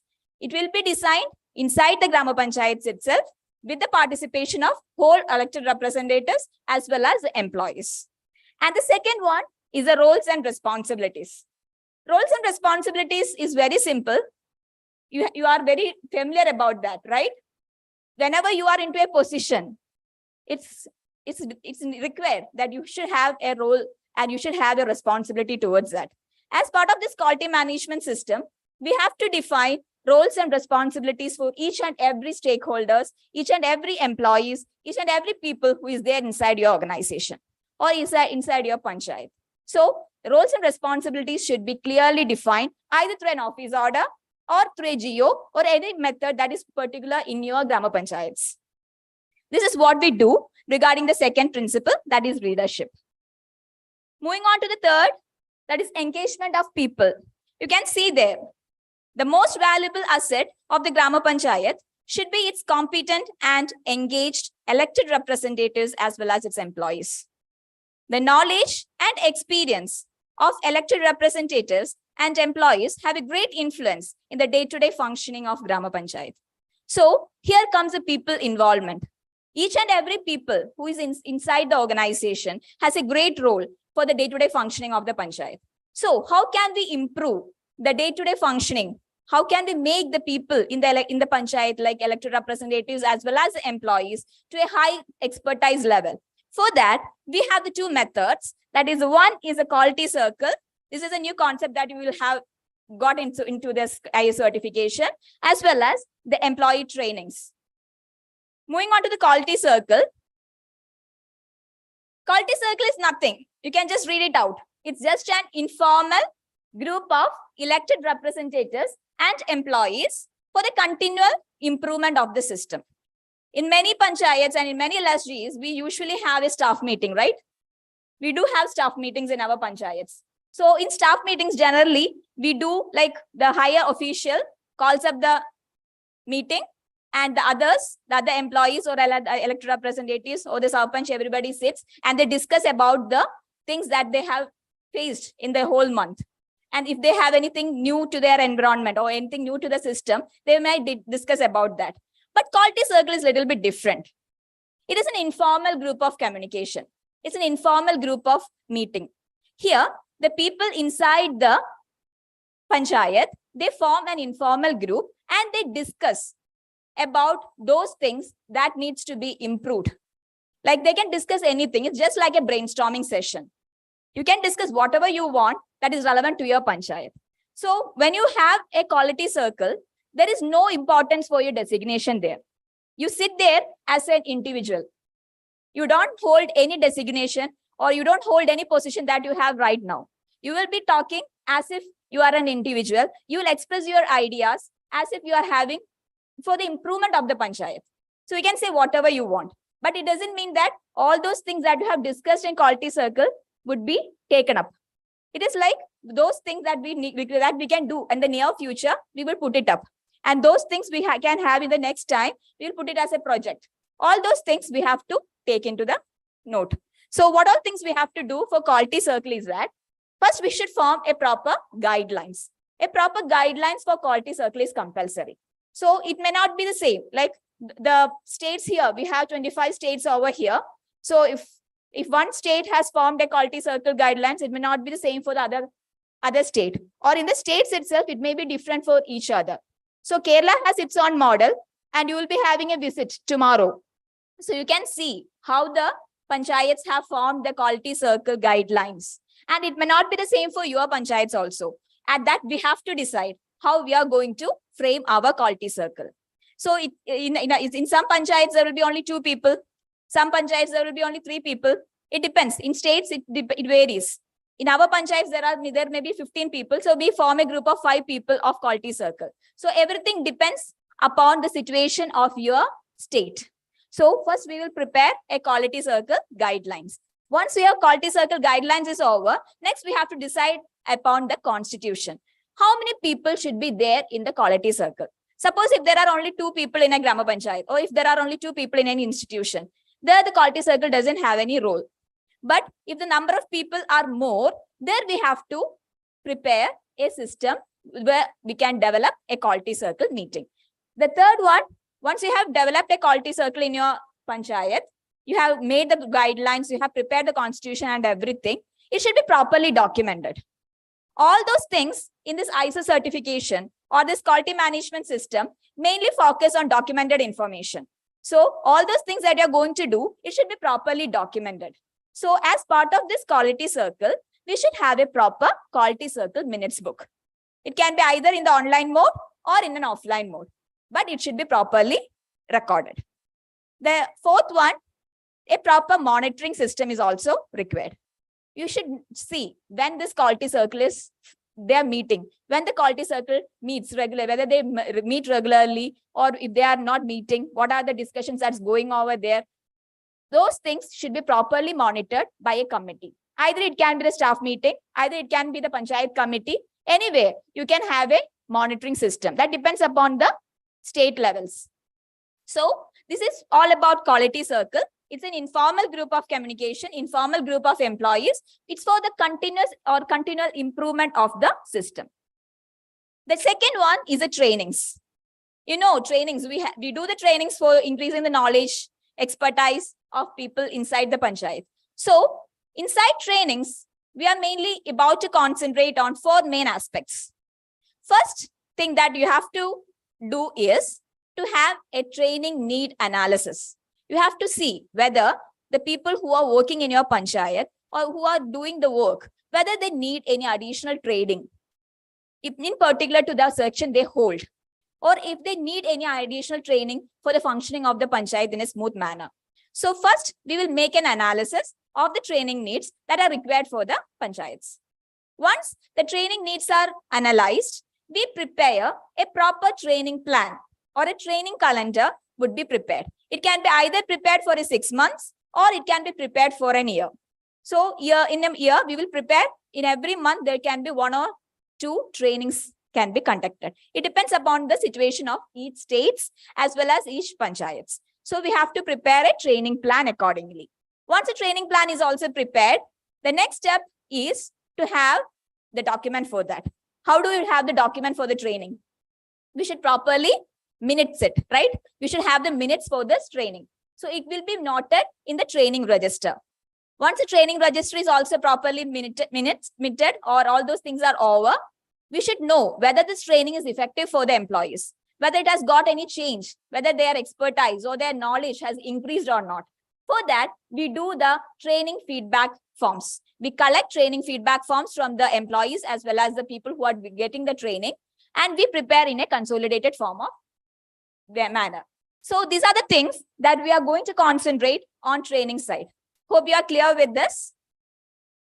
Next comes the 4th principle. The 4th principle is the process approach. Process approach, it's mentioned, it's very clear for there. It's a PDCA cycle. You may be aware of that. Like it's a plan, do, check, act. So everything, anything in your life or anything in your professional career or anything in your personal life, everything, it depends upon this PDCA cycle. We have to plan properly, right? We have to plan everything. According to the plan, we have to do. The matter has to be done. Once the things are done, we have to check whether there is any gap between what we have planned and what we have done. After once a proper checking is also over, we have to take the act, controlling or monitoring measures have to be adopted. So in this process approach that we are going to do is the 3 things. That is, the first one is the quality objectives. Second one is the documentation side. And the third is the front office management. These are the 3 things that we are going to cover in the 4th principle, process approach. The first one, the quality objectives. So what will be the quality objective? You all will be having objectives, right? You all, since you are holding a position in your career, you all have an objective. Similarly, the people who are inside the Grama Panchayat, also they should have a quality objective. In this quality management system, we say this quality objectives are those things that are specific to your goals. So once you say that it is specific to your goals, it is for the continuous improvement of the system. So just moving on to the next slide, from just making you clear about how this quality objectives affect your side, you can see this SMART criteria. You can just see it's S, M, A, R, T. So whether you take any objectives from your side, you have to fulfill this SMART one. You take any objective, you should see whether if you are saying it's a quality objective, these 5 things have to be satisfied. What are that 5 things? Yes, it stands for specific. Whether what goals you take, it should be specific. The thing should be properly mentioned. You should not say it in a vague manner. It should be specific and clear to the people. The second one is a measurable. It should be properly measured. Like it can be either like 100%. Like a percentage method or a measurable quantity should be there for every objectives. The third one is attainable. Whether whichever goal you select, whichever objective you take, it should be achievable. Those things that you cannot attain or that you cannot achieve, it cannot be put into the goal side. R stands for the realistic one. Those things that are realistic only, you should put as your goal or objective. T, everything has a time frame. It's not like, like vision, mission. It depends. Like vision is for a long term, right? We put the vision statement for a long time. Whereas mission, it's for the short time. We know like a mission, when we tell a mission, is for a short period of time. Similarly, this mission and mission, we are doing this vision and mission. How do we achieve this vision? How do we achieve this mission? It's through our objectives. It's the goals that we are going to set. The goals and these objectives together, they form the vision as well as the mission of the Panchayat. So once you set any objective or any goal, surely you have to see these 5 things are satisfied or not. That is a SMART principle. So the second one is a documentation. Documentation is nothing. I have told you before, whatever you do in this quality management system, you have to properly document it. You may be in your panchayats, it's not because of for the process of ISO certification, it's not for getting the badge of ISO certification, but we are doing many activities, right? We do many activities, we conduct staff meetings, we are doing many trainings, we are doing many things for the panchayat. But the problem or the crux of the limitations that we face here is we don't properly document the things that we do. So the proper documentation is the most important thing that we have to concentrate on this quality management system. The process approach is a principle that tells you like what all documents you have to prepare for this ISO certification. So documentation is nothing like we have some ISO files regarding this, and also all those things which we have discussed earlier and those things which we are about to discuss, all these things forms the documents of this management system. And the third one is a front office management. So front office is a place where all the people come, and it is a reflection where we know how the service delivery is going to happen. So what all things you have to concentrate on front office is the main crux of this one. So front office is nothing. Here, we should have a proper front office management system where we can provide good facilities to the public. Once they reach their panchayat, they should feel, as a name indicate, it's their friend. If we feel like it's a front office, the attitude of the employees who are there in the front office should be changed. That is a soft side. Whereas a hard side would be the facilities that we are going to arrange for the public in the front office. So the arrangements will be different. For each panchayat, we will be having different plan. Different action plan has to be implemented for each panchayat and each districts, each states as well. So for front office, we should have the facilities for the public as well as it will be for the employees too. It's not like we do everything for the public. It will be for the employees too. So in the front office management, we are going to have a proper management system in the public side as well as for the employees. We will have a good facilities for public in the terms of drinking water, proper information boards, ramp facilities, feeding rooms will be there, and we will put a checklist where we can deliver, like what all services we are going to provide from this office. Also, proper information diaries also would be provided. Many other, these are some activities that we are going to do as front office management. Now, moving on to the fifth principle, it is the evidence-based decision making. Evidence-based decision making is nothing. Like every panchayat can make the decisions only if they have proper facts with them. They should have proper data with them. How can they make proper decision? Only if they have proper data and proper information from their hand. For that, the activity that is based on this principle would be the record management. For record management, we have the 5S principle. You can see here, which are the 5 yes. The first one is a sort. The second one, set in order. Third is a shine. Fourth, standardize. Fifth is a sustain. We will just move on to the next slide so that you can understand this principle very clearly. In record management, you know, our records, the most backbone of every quality management system would be the record management. Once you make infrastructure facilities okay, the front office system is okay, and all those documents are proper, but the main thing that the public is going to have the benefit, or you feel like your system has got the quality management system, would be the record management system. This is where you have to work out a lot, and you have to work, like the most important part of your journey would be in this. Like record management system, we have to have a time frame for sorting. The first activity that we are going to have is a sorting procedure. Like your files would be, I don't know about each states. Like in Kerala, we faced the major problem in this aspect. Like we had a very big task of removing files, like old files as well as new files would be clubbed together. We have to sort it out. Which all files are required for the current year? Which all files are required? We have an MOP here. Like we have to keep these many files for 3 years.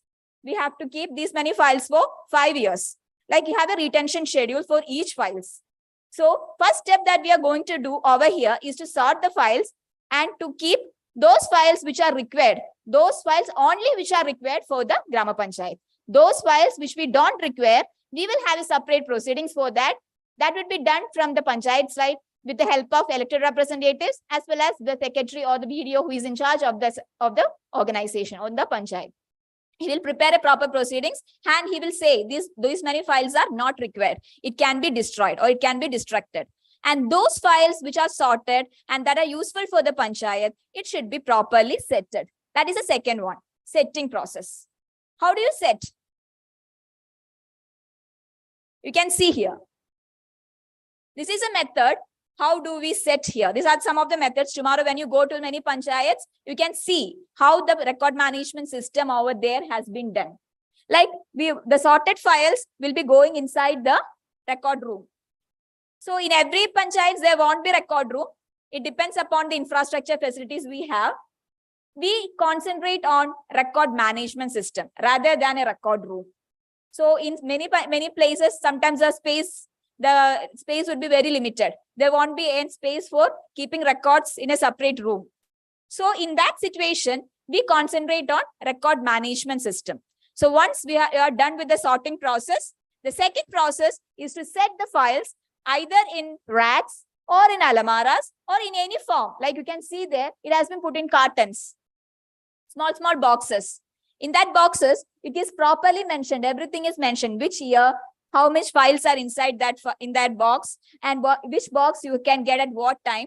In that, things are properly mentioned in each box. This is what we do in the second step, that is sorting, after that setting.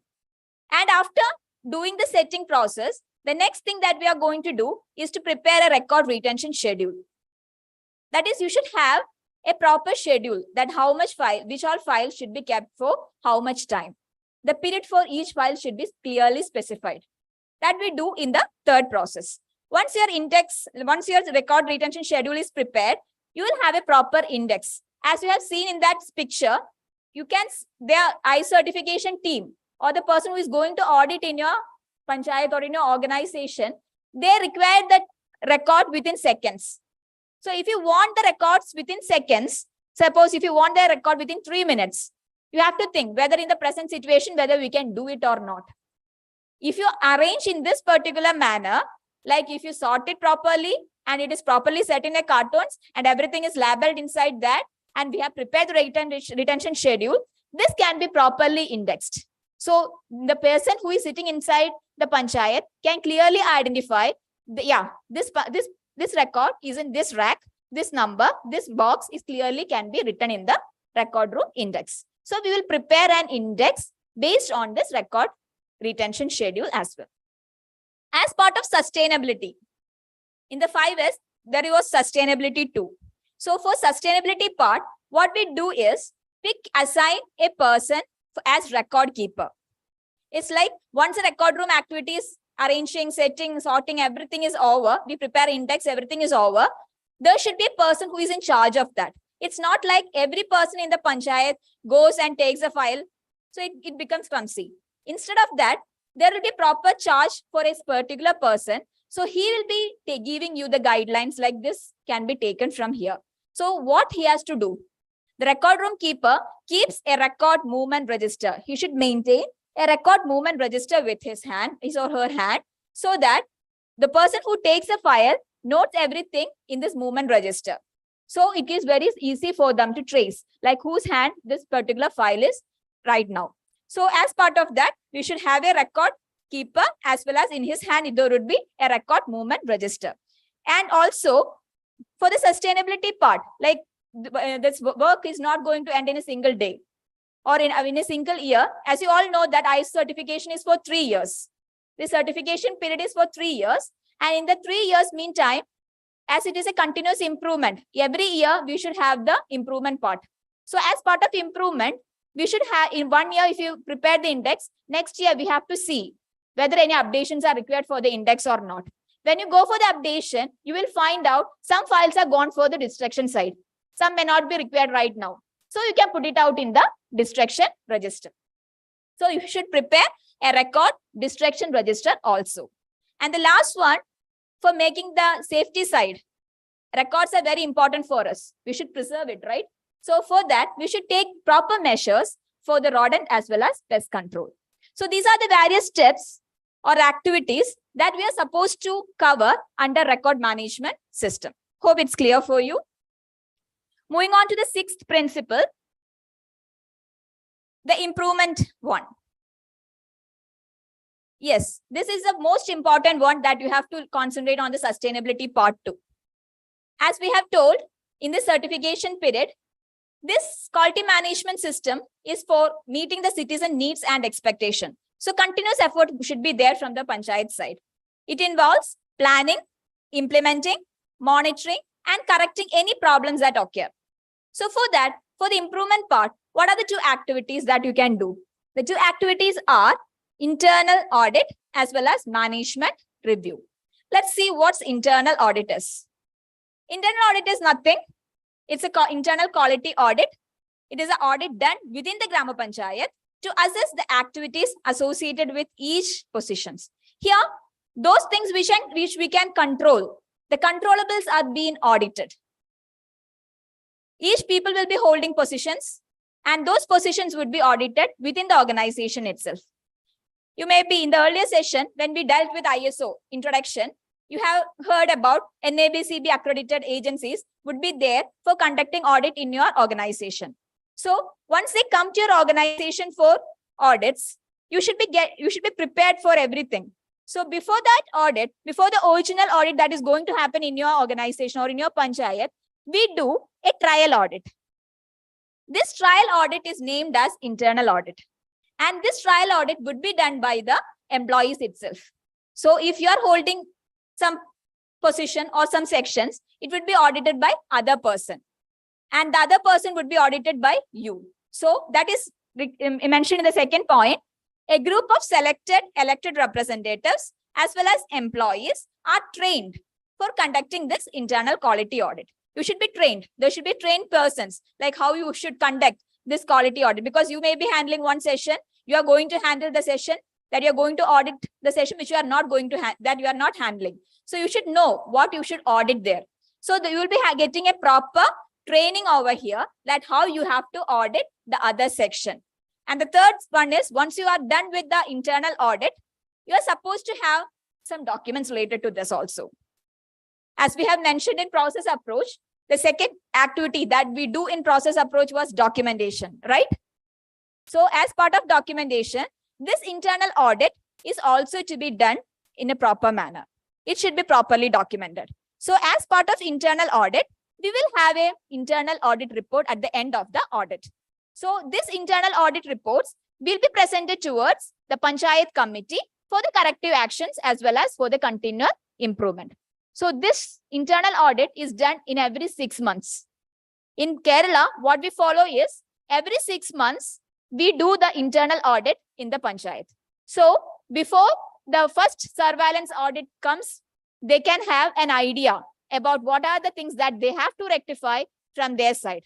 So that system gets improved. This is a thing that we do as part of continuous improvement. The second one is a management review. Management review is nothing. The term, the jargons are very difficult, right? Management review. But it's very simple. This is a management review that you are going to do. Every panchayat has a panchayat committee. Panchayat committee will review all those activities that is being done till now. Gram Panchayat committee reviews the activities and take corrective actions. So as part of this, we should have a document also, right? So once you document, once you review the activities, it should have a document, and that document is called the management review minutes. So those things right now, which we have discussed from the point 1, that is citizen focus to continuous improvement, all those things would be put as an agenda, like separate agendas in the Panchayat committee, so that they can take a proper action against it. We can just brief it out. Like we have done citizen survey, right? We have done citizen survey in citizen focus. So it should be discussed in Panchayat committee. Like what is the report for the citizen survey? How many people are satisfied with the service delivery of this Panchayat? How are they satisfied with the infrastructure facilities? The committee should also, the elected representatives should also know how much satisfaction they get from the public. Similarly, I told you we should have a citizen feedback form. It should be analyzed. That report should be also kept towards this Panchayat committee. Earlier I have told we will prepare various trainings and training registers, various quality circle minutes, everything would be done. Those minutes would be reviewed under this Panchayat committee. Similarly, all those things like quality policy, quality objectives, and all those activities right now, which we have discussed from the point 1 to point 6, would be put under this as an agenda. And all these activities would be properly reviewed, and the Panchayat can review the activities and put a corrective action against this. So when we will do this management review, once the internal audit is completed every 6 months, immediately after the internal audit, you can put all these activities in the Panchayat committee. The next committee, you have to put it and you have to take the necessary actions accordingly. So this internal audit as well as management review would be conducted 6 months. In every 6 months, it would be conducted. So this is a part that is for the continual improvement of the system. So for the continuous improvement of the system, the two major activities that we concentrate is the internal audit as well as a management review. This is a thing that you have to cover in the every surveillance audit as well as every recertification, whole process of the quality management system. It has got a great importance in our system principles. Last one and the most soft side is the relationship management. Building a sound relationship with the citizens and the interested parties by the Gram Panchayat is very essential. Like we are dealing with public. Like we are doing the service. We are not selling the product, right? We are doing service to the Panchayat. We are doing service to the public. So once we are doing the services, the relationship comes more important. See, if you are selling a product, the product, we look the quality of the product only. But when you sell a service, it's not like seeing the quality of the service alone. But we look many activities. It's very clear if you see when you see the earlier things, like why do you arrange front office? Why do you do the record management system? Why do you do the infrastructure facilities? Why do you document all these activities? These all activities we are doing for creating a better relationship with the public. Or else, if you don't want all these things, we can just concentrate on service matter and we can deliver those things. But if you want to give the good service to the public, all these activities, like these 7 principles together, they together can only give you a good relationship. So yes, the picture has clearly given you an idea that we should have a good relationship between citizen, employees, the elected representatives, as well as the line departments, other tiers, allied institutions, suppliers and contractors. Apart from this, your all states would be having different stakeholders too. You should have a good dealings or good relationship between all those stakeholders. So this is all about the 7 principles of quality management. You will just have an overview. You can see the principles on the one side and the activities that we have on the other side. The citizen focus concentrates on citizen survey reports, the citizen feedback, citizen charter, complaint register, and the visitor's diary. The leadership part concentrates on quality policy and roles and responsibilities. The third one, engagement of people, it concentrates on the quality circle as well as training part. The process approach, you have to properly document every activities. You should have a proper front office management. Also, the quality objectives have to be properly determined according to the SMART criteria. Then evidence-based decision, here comes the most important one, the backbone, the record management system. The next, for the continuous improvement or the sustainability part, we should have the internal audits as well as management review in every 6 months. And the last one, on the soft side, we should have a good relationship with all the citizens, employees, suppliers, as well as elected representatives. And these 7 principles is also going to be the key important part of our good governance system. So we are using this quality management system as a main tool for the good governance. That is village in good governance. We are using this as a main tool for achieving all those activities. Hope you have got an idea about the 7 principles of quality management system. So we have a doubt clearing session later on. So if you have any doubts or any queries regarding this, we will have a discussion on that. And you will get a clear idea of all these principles right now, which we have discussed right now in the tomorrow's field visit. Tomorrow you are going to have a field visit where you will evidence each and every point right now, which we have discussed in the panchayats. Hope you are all clear with this. Thank you so much.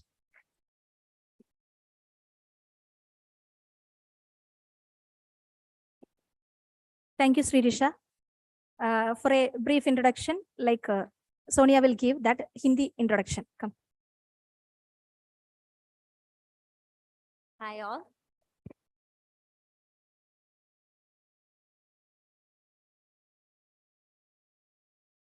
तो अभी session 2 का एक brief देती हूं मैं। QMS का 7 सिद्धांत है। सिटीजन फोकस, जैसे कि नागरिक फोकस। दूसरा है लीडरशिप यानी नेतृत्व। तीसरा है एंगेजमेंट ऑफ पीपल, यानी कि लोगों की सहभागिता देना। और fourth one is process approach, यानी कि प्रक्रिया का दृष्टिकोण। अगला है फैक्चुअल डिसीजन मेकिंग। यहाँ पे यानी कि आपकी पंचायतों में बहुत सारे डिसीजन लेते हैं आप लोग, एक गेस वर्क नहीं होता, आपको एक्चुअल फैक्ट्स या डेटा के अनुसार आपको डिसीजन लेना है। इसलिए सेशन में श्रीरिषा ने एक्सप्लेन किया है, आपको एक रिकॉर्ड मैनेजमेंट सिस्टम होना चाहिए, डॉक्यूमेंटेशन प्रॉपर होना चाहिए, ये सब बहुत जरूरी है एक डिसीजन लेने में। सर आगे है इम्प्रूवमेंट, यानी कि सुधारना। ये सब डॉक्यूमेंटेशन प्रोसेस यानी कि सब प्रोसेस कंप्लीट करने के बाद आपको आईएसओ सर्टिफिकेट मिल जाएगा। ये प्रोसेस उस स्टेप में बंद नहीं होता, वो एक कंटिन्यूअस प्रोसेस है। You have to improve your quality in every stage. आपको आगे बढ़ाना है क्वालिटी सर्विसेज। और the 7th point, it's relationship management. Gram panchayat एक सॉल्व एंटिटी नहीं है, right? It's not a sole entity. आप कनेक्टेड है अदर इंस्टीट्यूशंस से, जैसे कि अलाइड इंस्टीट्यूशंस और आपकी डिपार्टमेंट से आप कनेक्टेड हुए हैं, उनका डिसीजन भी आपको अफेक्ट करते हैं। सो उन लोगों से आपको रिलेशनशिप मेंटेन करना बहुत जरूर होता है। आपके अटेंशन में एक पॉइंट पे लाना चाहती हूँ। ये इंट्रोडक्शन में एक बार सर ने एक्सप्लेन किया था गुड गवर्नेंस की प्रिंसिपल्स, राइट। जब आप क्वालिटी मैनेजमेंट का प्रिंसिपल्स इंप्लीमेंट करते हैं, ऑटोमेटिकली साइमल्टेनियसली क्या होता है, गुड गवर्नेंस का प्रिंसिपल्स उधर इंप्लीमेंट हो जाएगा। Okay, I hope you get the point. और once again I want to repeat one point. आपकी ग्राम पंचायत अगर शायद छोटा होगा, बड़ा होगा, इंफ्रास्ट्रक्चर बहुत अलग होगा, हर एक ग्राम पंचायत अलग है, उसका फंक्शनिंग अलग है, मगर फिर भी आप आईएसओ सर्टिफिकेशन या फिर क्वालिटी मैनेजमेंट सिस्टम अपनी पंचायत में आसानी से इम्प्लीमेंट कर सकते हैं। और ये पायलट प्रोग्राम है, किला इसमें आपको पूरा सपोर्ट देगा। बहुत ही आसान प्रोसेस है। किला इस पायलट प्रोजेक्ट में आपको पूरा सपोर्ट देगा, हर एक स्टेप में हमारा गाइडेंस होगा। Okay, thank you so much.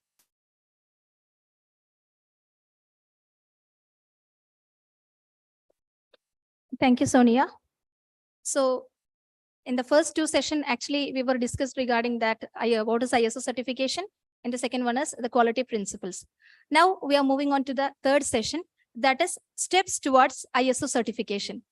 In that session, actually, my colleague will deal with that. I would like to invite Mr. Sujish. Please come onto the stage and do the presentation.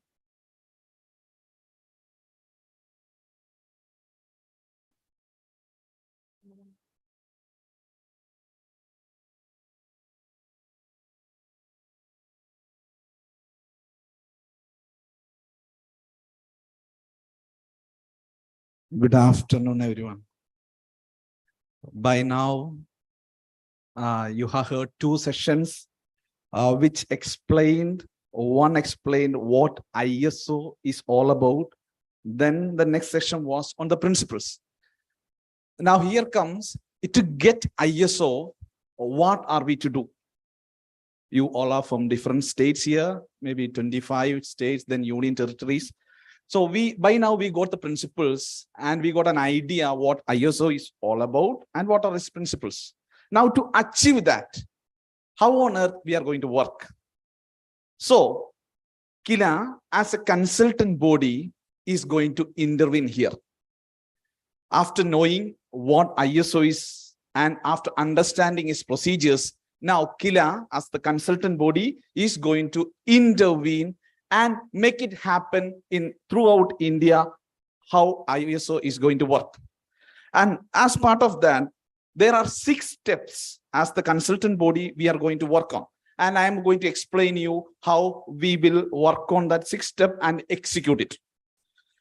First of all, as I said, know ISO and its standards. And you know it. By now you know it, what is ISO and what are its standards. At least we know that it is International Organization for Standardization, and there are some 7 principles that my colleague has just explained it. Now, what is the next section after knowing ISO?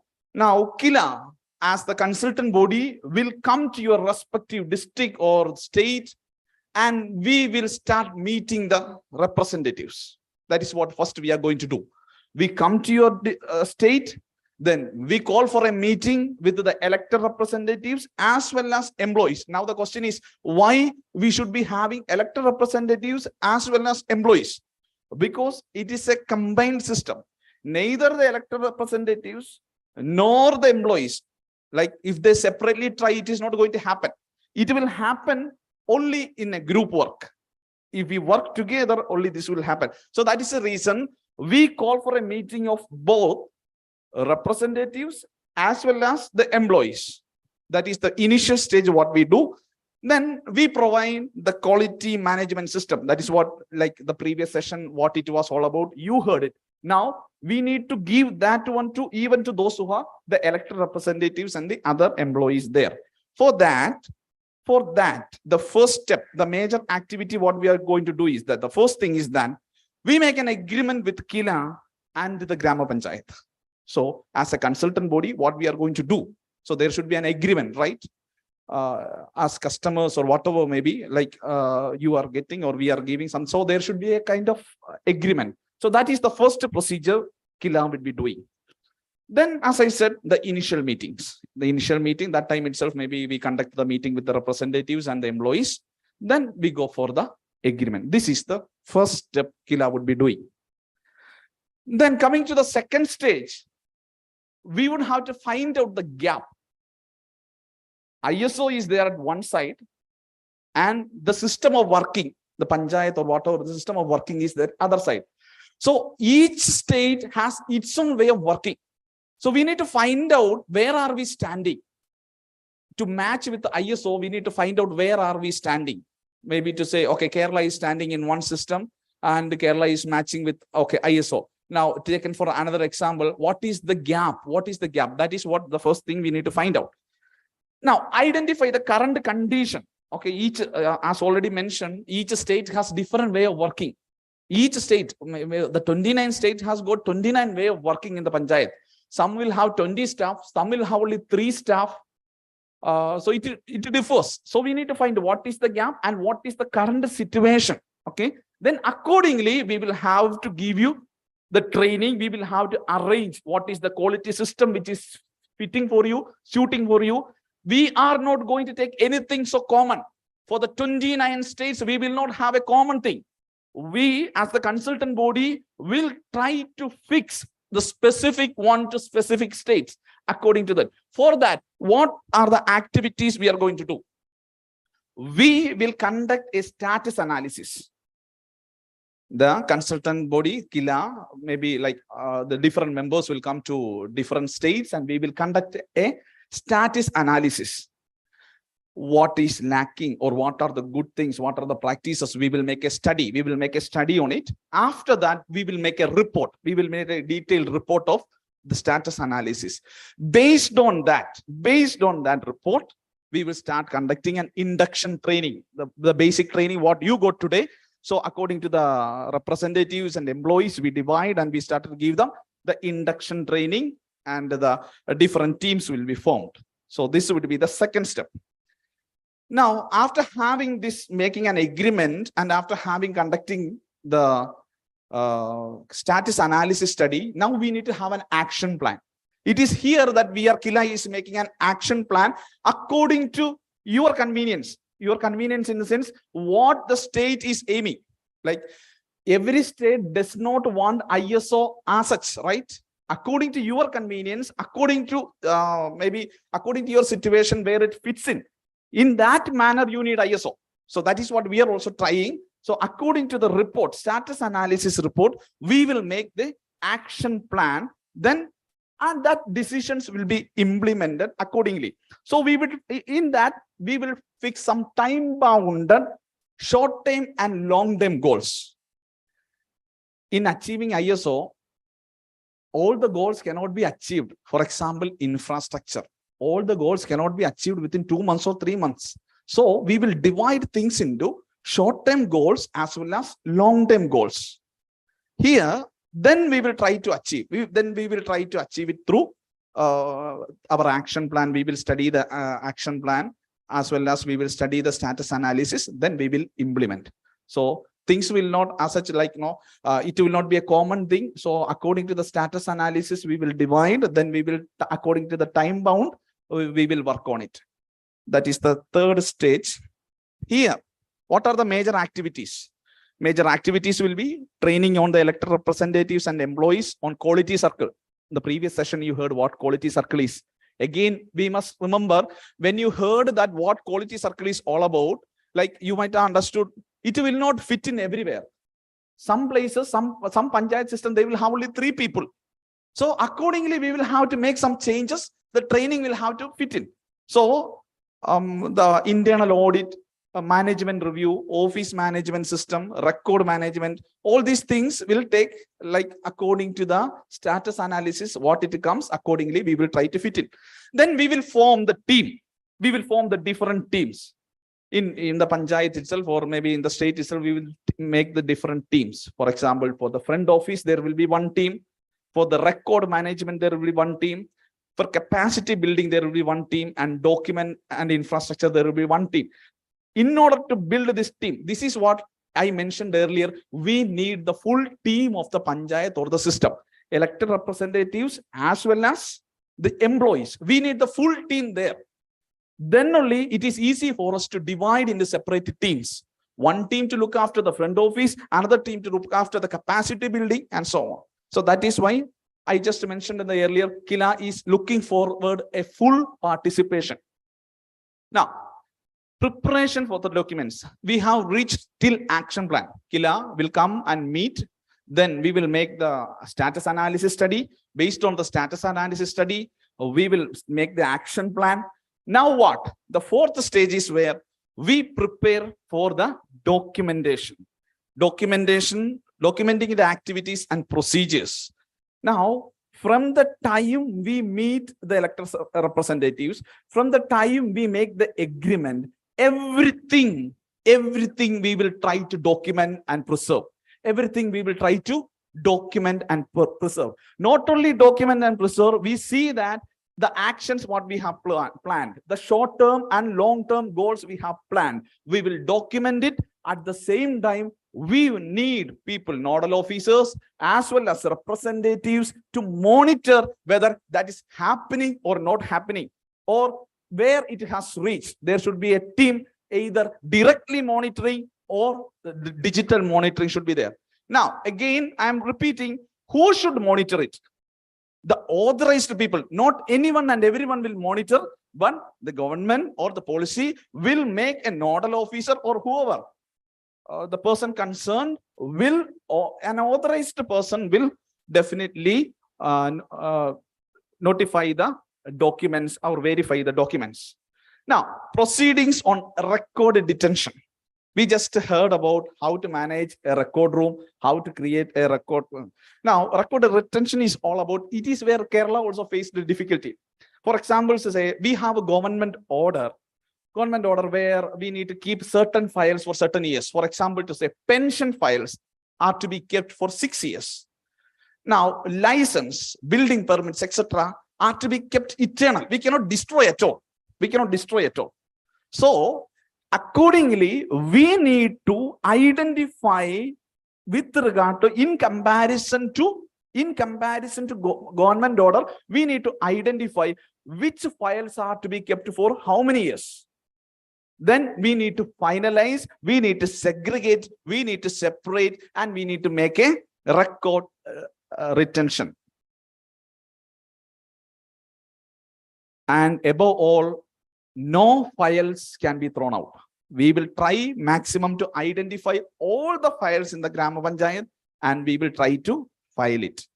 As part of that, you see, there are 8 major activities that we are going to do as part of record management and so on. You will see in the screen that 8 activities. It's been just before session, it's been explained by Sirisha what it is all about. Citizen survey.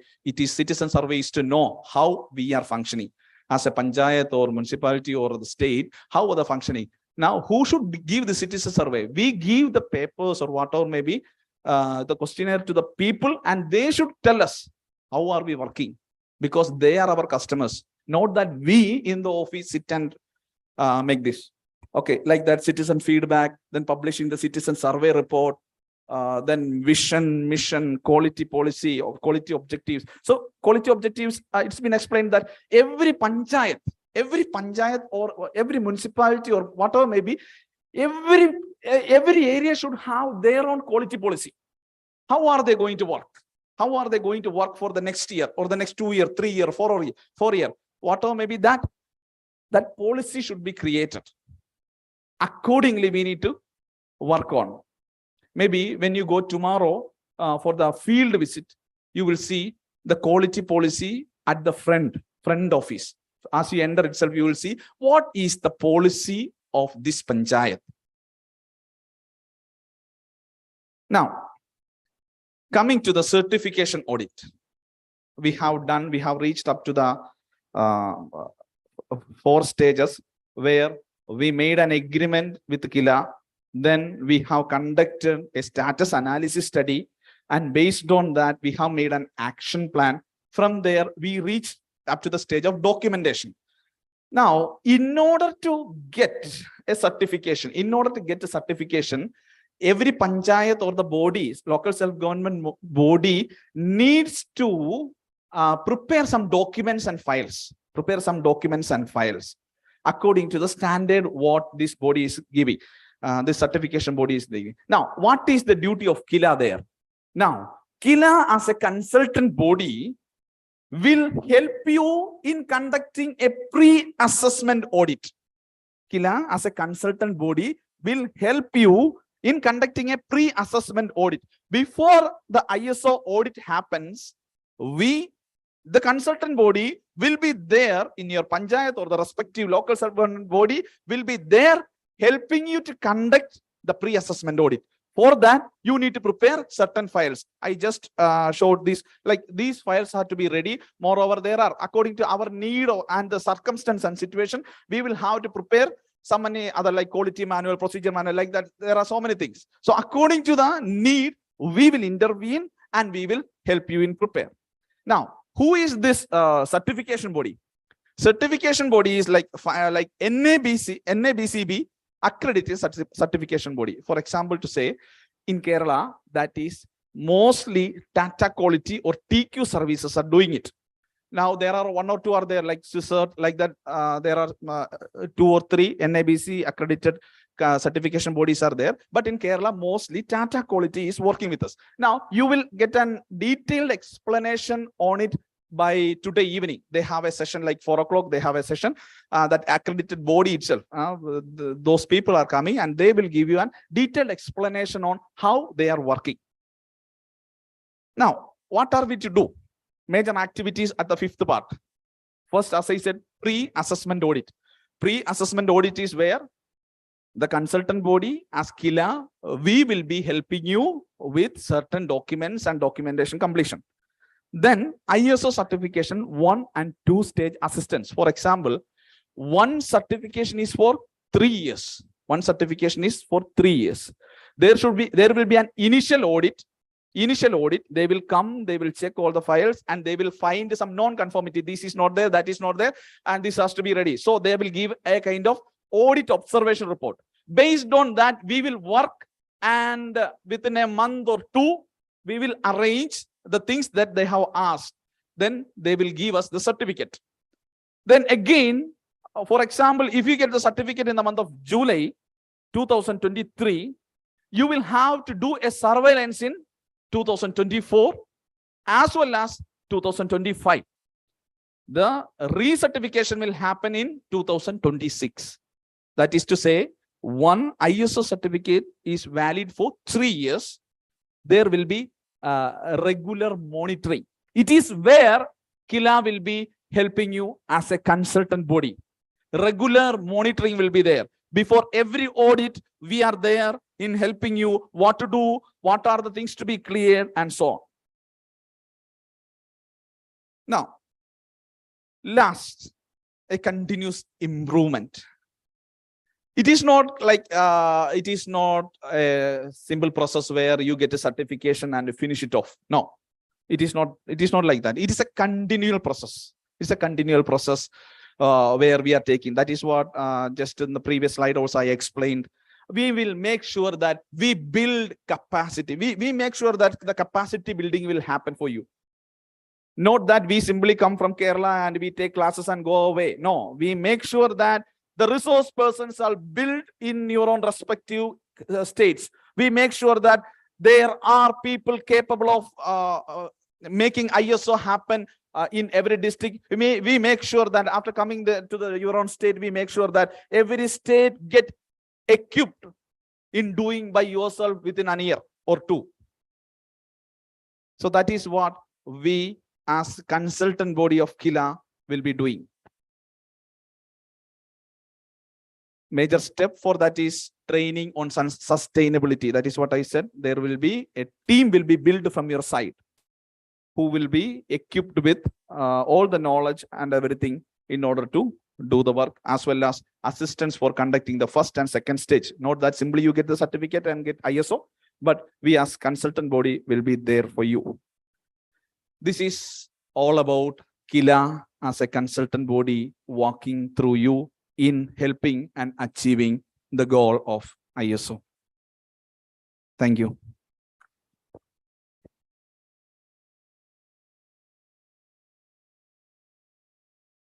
Thank you, Sujesh. So for the brief introduction for the Hindi, I would like to call Vinish Kumar. Please come onto the stage. नमस्ते। तीसरा session अब खत्म हुआ है, उसका एक brief मैं अब दूंगा।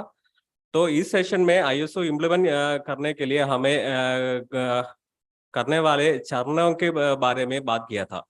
पहले हमें आईएसओ को समझना होगा। पहले वाले सेशन में आपको आईएसओ के बारे में विस्तार से एक सेशन दिया है। ऐसे भी सेशंस हम पंचायत में जाके वहाँ के कर्मचारियों और निर्वाचित प्रतिनिधियों को भी देंगे।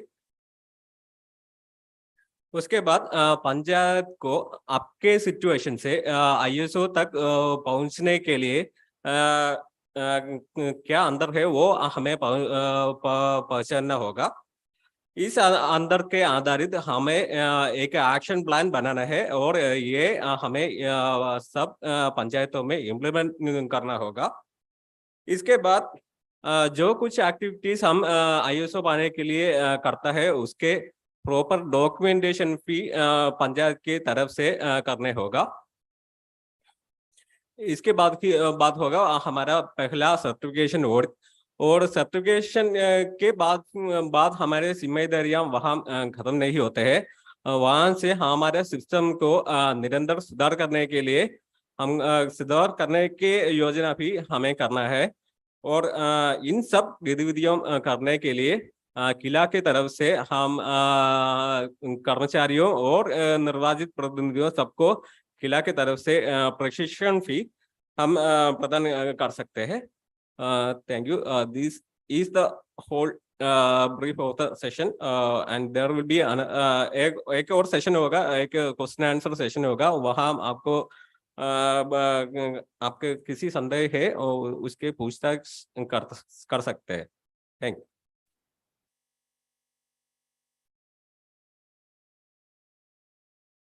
Thank you, Vinish. So the first half day, we were finished now. Now we can break for the lunch. So lunch is arranged at the SAS hall. By 2 o'clock, we will have a, we will continue the session. And on that time, we have a question answer session and experience sharing session. And we have a, yes. Now we can. Okay. So now we can have the question answer session as per the direction with the Jay sir.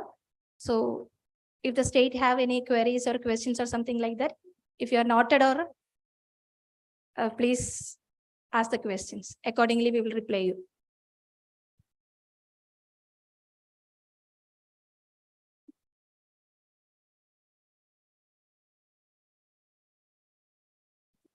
And my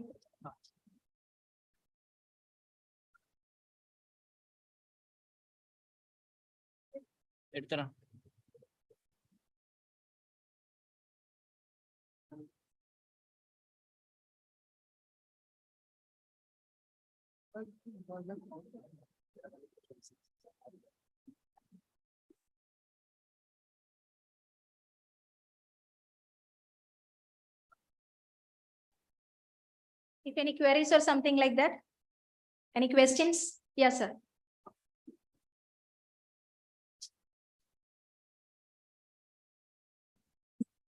Good afternoon to everyone. I am Tabriz, State Project Manager from Bihar. Additional Chief Secretary, Panchayati Raj Department has already communicated to Director General Panchayat KILA for the training of all 38 Zila Parishad Adhyaksha on the subject good governance. So what are the directives of KILA in this regard? I just want to know. Additional Chief Secretary, sir, has already communicated to Director General KILA, sir, to impart training to all 38 Zilla Parishad Adhyaksha on the to impart training on the subject e-governance, in good governance. So what are the response of KILA in this regard? Is KILA agreed? Is KILA agreed to impart training to all 38 Zilla Parishad Adhyaksh of Bihar? Already, yes, sir. Already we had communicated the discussion regarding this, and we are able to, we will also provide the training for the people, and maybe next month we are planning to do the discussion regarding that already we had. Thank you. Thank you, madam. Yes. Thank you so much.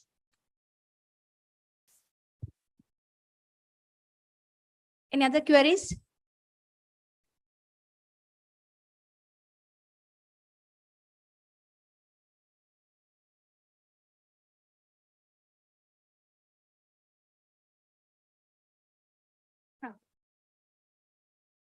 अभी तक जो 3 session हुए हैं उसमें बहुत सारी चीजें बताई गई, प्रोसेस पे बात हुई, किस तरह से करना है इसको आईएसओ सर्टिफिकेशन। तो अभी उसमें अगर आप लोगों को कोई भी क्वेरी, कोई भी डाउट हो अभी तक, तो आप पूछ लें, अभी डाउट क्लियर कर लें। आप पूरी टीम है, आप क्लैरिफिकेशन दे देगी, और उसके बाद फिर फर्दर इसके आगे जो डिस्कशन होंगे उसके बारे में फिर अलग से क्वेश्चन आंसर सेशंस होंगे। Yes, Assam.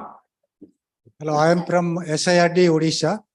My question is on the demand side of the ISO certification. As the director of KILA, in his speech, he said that it is a demand-driven aspect so far as the ISO certification in Kerala is concerned. I just wanted to know whether the demand has really emerged from the community or the panchayats itself, or it has been articulated by some agency. Maybe it is KILA. Who played, some agency has played some role in between, or directly the panchayats have demanded it. That I wanted to know. How the process just in what initiative? Thank you for your question, sir.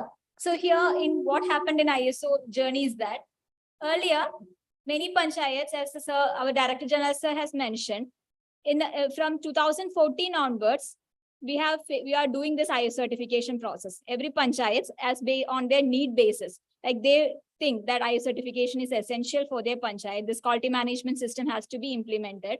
They do it by themselves.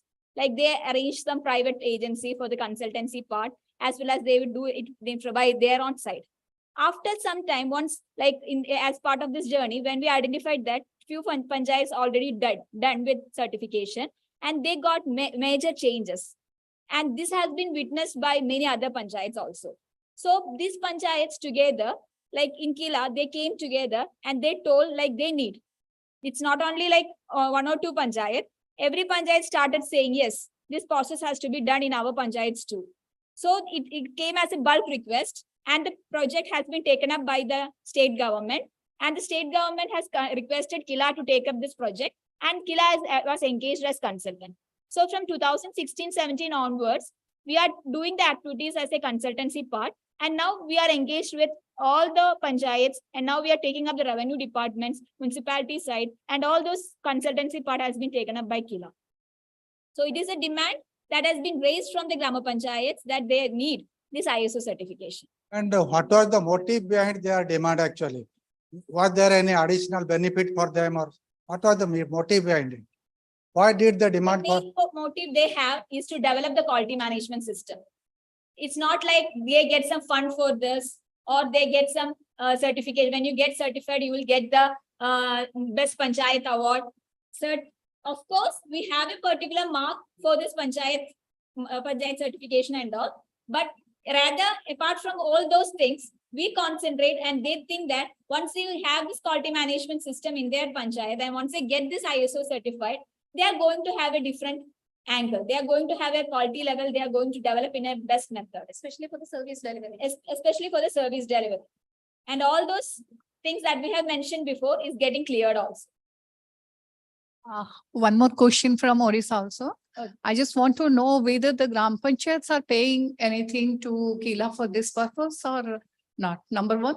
And the number two is, whether directly KILA is doing it or through the data quality, KILA is making this pre-assessment and the certification process. The last part, we don't have direct relationship with data quality management system. That is an independent agency. Technically, that's a totally independent agency. The concerned panchayat or the state has to have contract with them separately. For us, day after tomorrow, we can discuss, depending upon each state situation, whether the panchayat directly pays us or the state pays us through the RGSA thing. All those things can be discussed day after tomorrow. It depends upon the state, state initiative, or the ministry can also say. Because ideally, it would be good if for the pilot, the state and KILA, the departments, the state department or the SIRD or the state department can pay us, and then we can take it forward. Third one is, day after tomorrow, we will discuss that again. The consultancy fee plus the travel expenses and the local, taking care of the local accommodation and other things in the panchayat, that should be taken care of by the ministry, by the panchayat or the department or somebody there, because those are the three things. Hope it is clear. Hello. Oh. Yeah. See, Kerala, the first stage, actually, this consultancy was given to KILA by the department. Our panchayat department directorate gave it to KILA. They paid us the amount based on our performance and all. They paid us the amount in advance, and then we submitted that amount. But the present stage, that is actually the next round. After the 3 years, we are into the next round of support, regular support, where each panchayat is paying us directly. Now the department only those panchayats which are interested calls us and pays us. So we do it and then they pay. So that is the present stage. But the first stage was totally through the department only. And the certification agency thing, again, the panchayat pays. Certification agency, the panchayat pays, but the selection was done by the department. Agency selection was done by the department. Is it start from own source of resources? Or own source of resources from the Gram Panchayat? What the panchayat, this is that they can actually, because the government has given an order saying that they can use their own sources or the GPDP funds. GPDP of the state resources funds. But I think, sir, GPDP is not having its own fund. It is a convergence fund from different department of different schemes. So Yes. GPDP is not having its own fund. No, I mean, this, say for example, you have the CFC. Okay, so from SFC. SFC or CFC, because here we have the state funds also to the panchayat and the CFC funds are also to the panchayat. And ideally, what can be done, this is a suggestion of the ministry, is that this being part of the village with good governance theme, the amount required for this can be earmarked, taken from the funds provided to the panchayats in whichever way. But here we insist that this is also a project for the panchayat, not simply paying for ISO. They have to put it in that format where this is for village with good governance and it is for ISO certification. That project also has to be there in the GPDP. This has to be included in the GPDP. This is the point. Hope it is clear. Sorry sir, मैं UP से sir, हम लोग कुछ यहाँ हिंदी भाषी लोग भी हैं यहाँ पर। कुछ लोग चाह रहे हैं कि आप लोग को हिंदी में एक्सप्लेन करें इन चीज को लेकर के। कुछ क्वेश्चंस हैं सर जो डाउट हैं। सबसे पहले मैं आपसे पूछना चाहता हूं कि जो हम आवेदन करेंगे तो क्या उसके लिए हमारा, मैं जैसे कि यूपी से बिलोंग करता हूं तो उसके नियरेस्ट कोई कार्यालय हो जहां पे हम लोग वहां कर सकें, या हमें ऑनलाइन सबमिट करना होगा? क्या जो किला है इस प्रोसेस में हमारा क्या सहयोग कर सकता है? कि ओनली आप ये बता रहे हैं कि जैसे कि आपने यहाँ पर आईएसओ जो लिया है तो उसका सिर्फ हमको बता रहे हैं कि जो भी हमारे 25 स्टेट के जो हमारे पार्टिसिपेट कर रहे हैं लोग बाग, उनको क्या क्या सहयोग कर सकता है किला? साथ ही इसके लिए जो फंड्स लगना है, आप बता रहे हैं 30,000, तो 30,000 हम अपने 5वें वित्त से या 15वें वित्त से, या हमें अपना स्वयं का अपना पैसा खर्च करना पड़ेगा? तो sir please help me.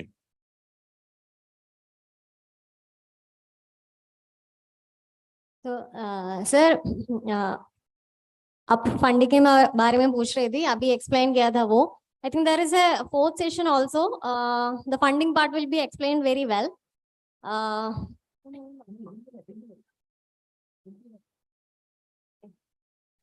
Okay sir, in the पहले केरला में कैसा किया था, फंडिंग डिपार्टमेंट के थ्रू ही आया था, आरजे से फंड अलोकेट किया था आईएसओ सर्टिफिकेशन के लिए। मगर अभी इस स्टेज 2 पार्ट में आफ्टर द 3 years, 3 सालों के बाद अभी पंचायत खुद अपनी फंडिंग देते हैं आईएसओ सर्टिफिकेशन। दिस इज अभी यही करंट स्टेज है।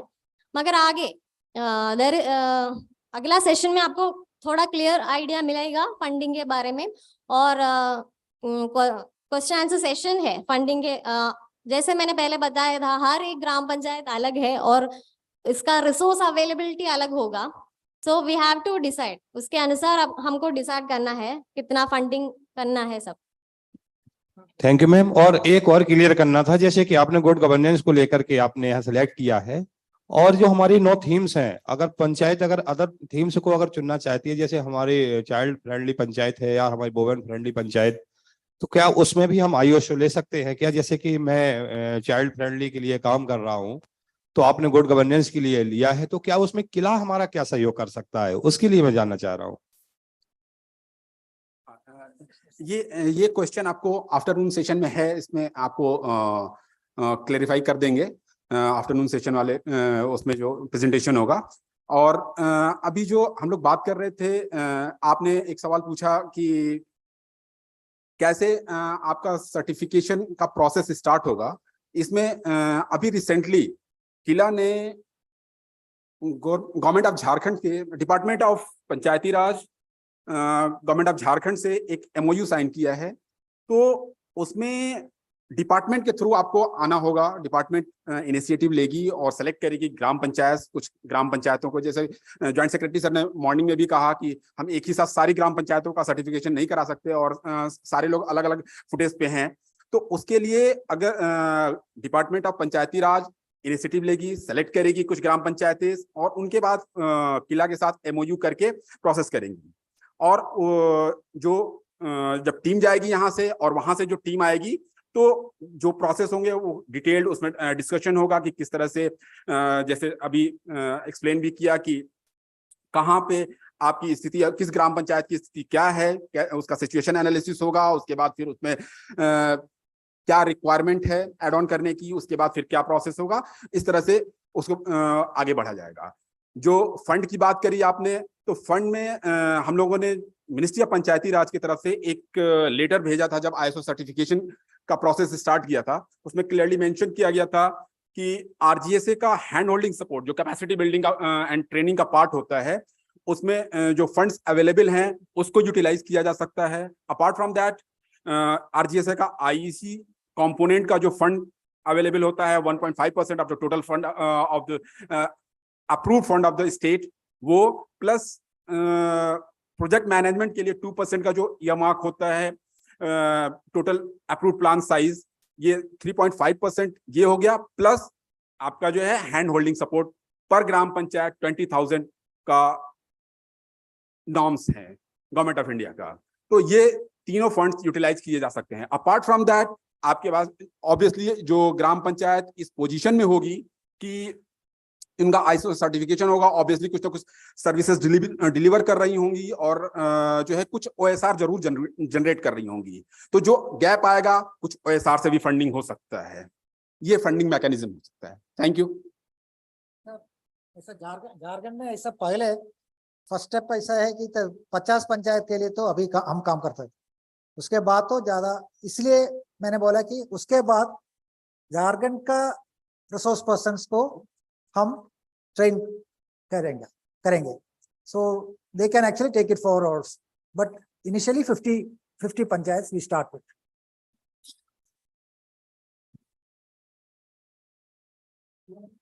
So good afternoon, sir.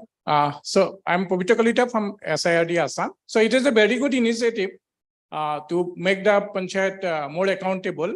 But if the process is too lengthy, how to get that certification, so it will be have some apprehension. But my point of view is that Ministry of Panchayats have developed so many these MIS. For example, meeting online, then audit online. So whatever that CISA has told about how to improve upon that internal audit, can that meeting online will be incorporated to get that certification? It will be more easier than another. We have another set of internal audit. It will be again time consuming, and we have a meeting online that all that GAM proceedings are available in that meeting online. If we integrated that whatever the Ministry of Panchayat has this MIS into that process, I think it will be more easier to get the certification. So this is my submission, sir. That we will discuss with KILA, and we will find out if that can be integrated, because ISO certification is a separate process. If it can be integrated with the currently available MIS like e-Gram Swaraj, that we'll explore. But as far as the funding is concerned, we will also try to include this activity in all the 9 themes, so that it becomes a valid activity for any of the sankalps which panchayats have taken. We will come back to you on that after discussing in the ministry. And also you can use your 15 Finance Commission grant, which is untied. All panchayats can be used by them. And we will also try to include this as activity from next year in the annual action plan also, so that panchayats can also propose for ISO certification from next year.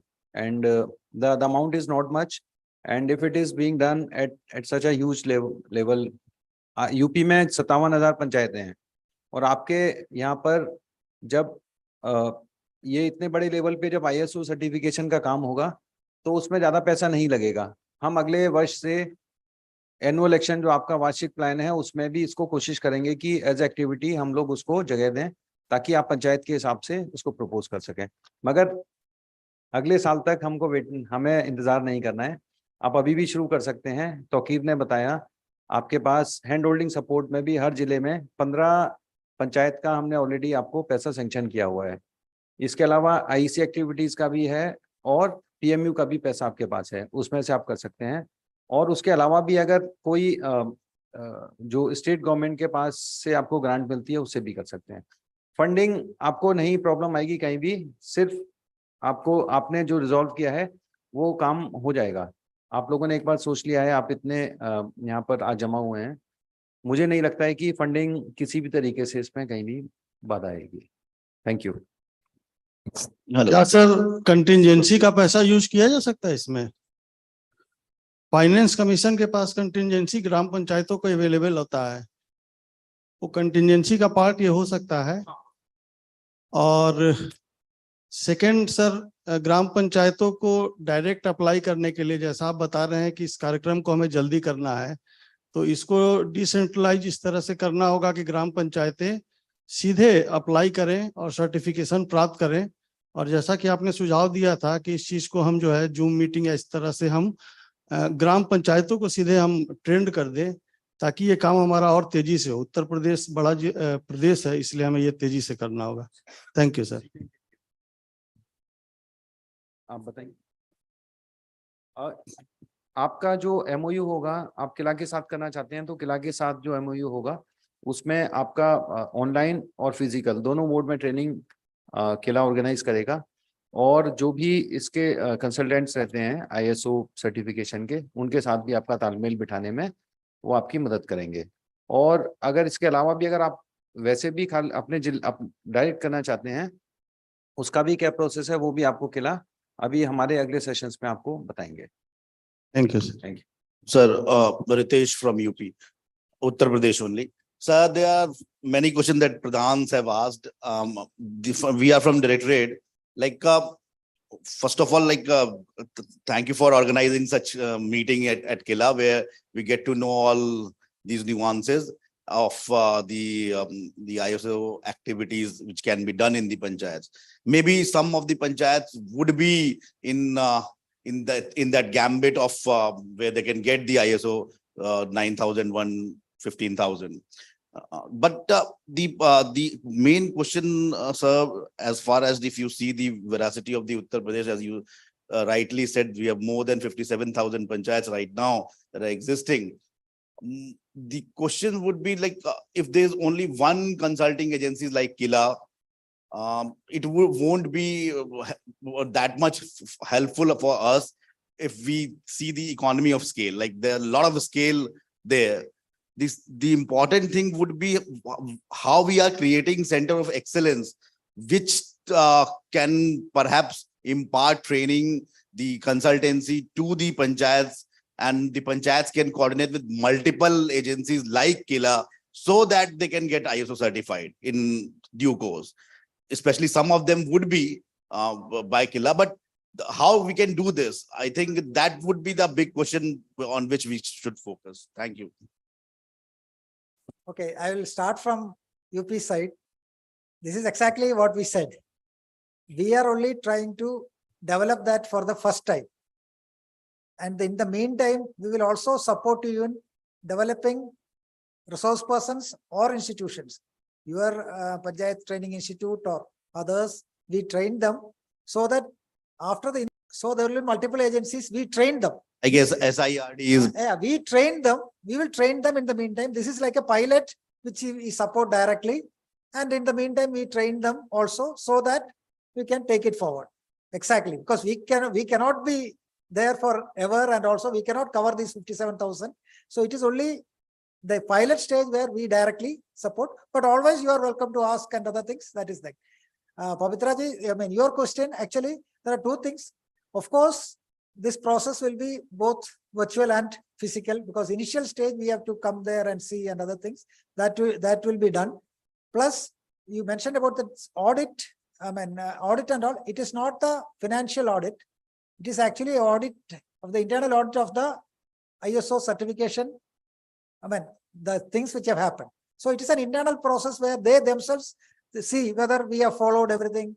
I mean, that's only that. So it is not the financial audit, accounts related audit, but it is just the audit of the process, whether we have completed, whether we have done that, whether our documentation is correct. All those internally, see, that's why initially I said, when you hear all these terminologies, I mean, you feel something is very difficult and other things. These are only terminologies. We actually do it in a panchayat, not with these terminologies. We get this. For example, you say record room, record register, all those things, which are all familiar to all of us. It is only thing is that we keep it in a proper way. That's all. So don't get worried about all, but especially this internal audit is only internal audit of all the ISO certification process, not the accounts. So don't. But we will have anyway. We will have to have this an online and offline kind of thing. So it has to be hybrid.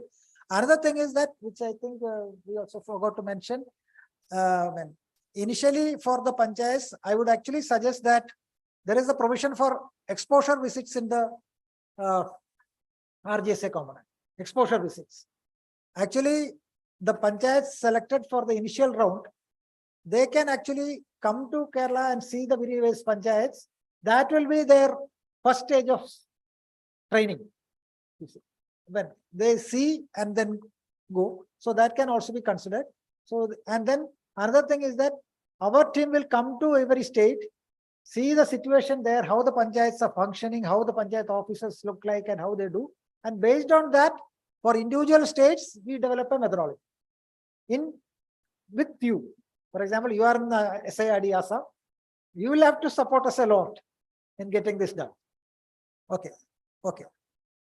Sir, this is from Telangana, sir. I just want to add a point to one of my colleagues who asked that he is promoting this Sankalp regarding child friendly in his panchayat. In Telangana, recently we got 40 Gram Panchayats got ISO certificated, sir. And we are in the process of scaling up to the entire state. And during this process, we learned that not only this quality management, we are also focusing on the certificate to get on quality environment as well as this quality energy. So solar urja, whichever we have adopted, that also we can get a separate certificate. And every panchayat will have this ability to get 3 certificates from from ISO, sir. This is also one of the point which we can explore as we go ahead in this process. Thank you, sir. Yeah, we have already done, sir, and we are doing it. Most probably by the end of this month, we'll be able to get 150, I think so. We'll scale it up, sir. Thank you, sir. It's commendable, and also as a last word, we will break for lunch now. What we will also try, what जैसे UP ने अभी बोला है, we will also try to immediately start the trainings for the state level master trainers through KILA, so that the capacity building efforts are also in motion and without any further delay. Thank you.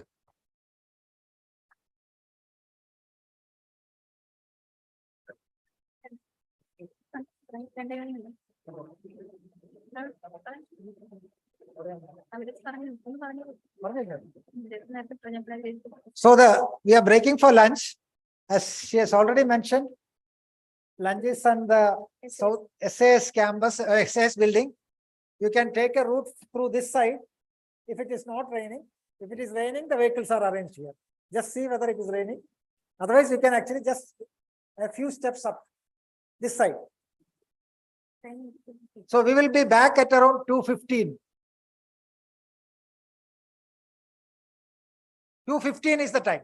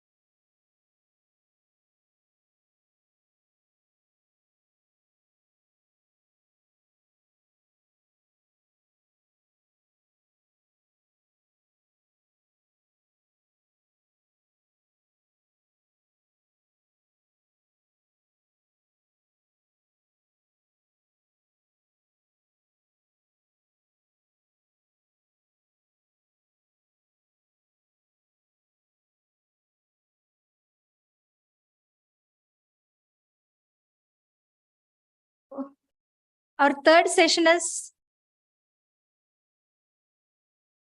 going to start now. The session is a role of stakeholders. The session deals with Sonia. So I would like to call upon Sonia to take the session. Sonia, please.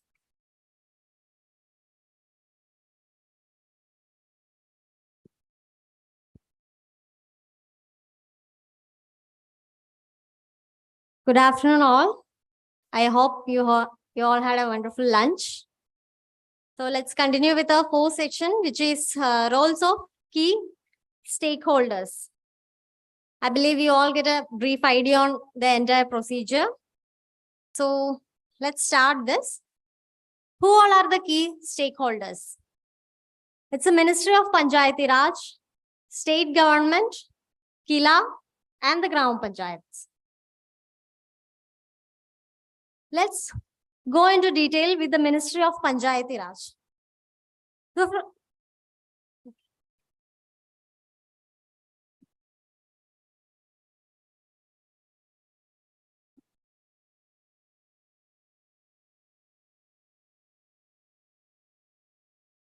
So first point is advisories to the states, which means MOPR will bring the suggestions that every Gram Panchayat have to achieve a quality management system or the ISO certification. And it has been already done, and that's why you all are present here. Next is the broad guidelines, which means MOPR will provide all the relevant guidance, how to achieve this, what are the steps which need to be taken, will be done by the MOPR. Next is a financial allocation, which is funding. Funding is very important. It's an unavoidable part in any project. And for ISO certification, MOPR have to allow the state to use the RGSA fund. Monitoring. Monitoring is very important. It involves tracking a project's progress and associated tasks, right? Sometimes we miss this part, monitoring.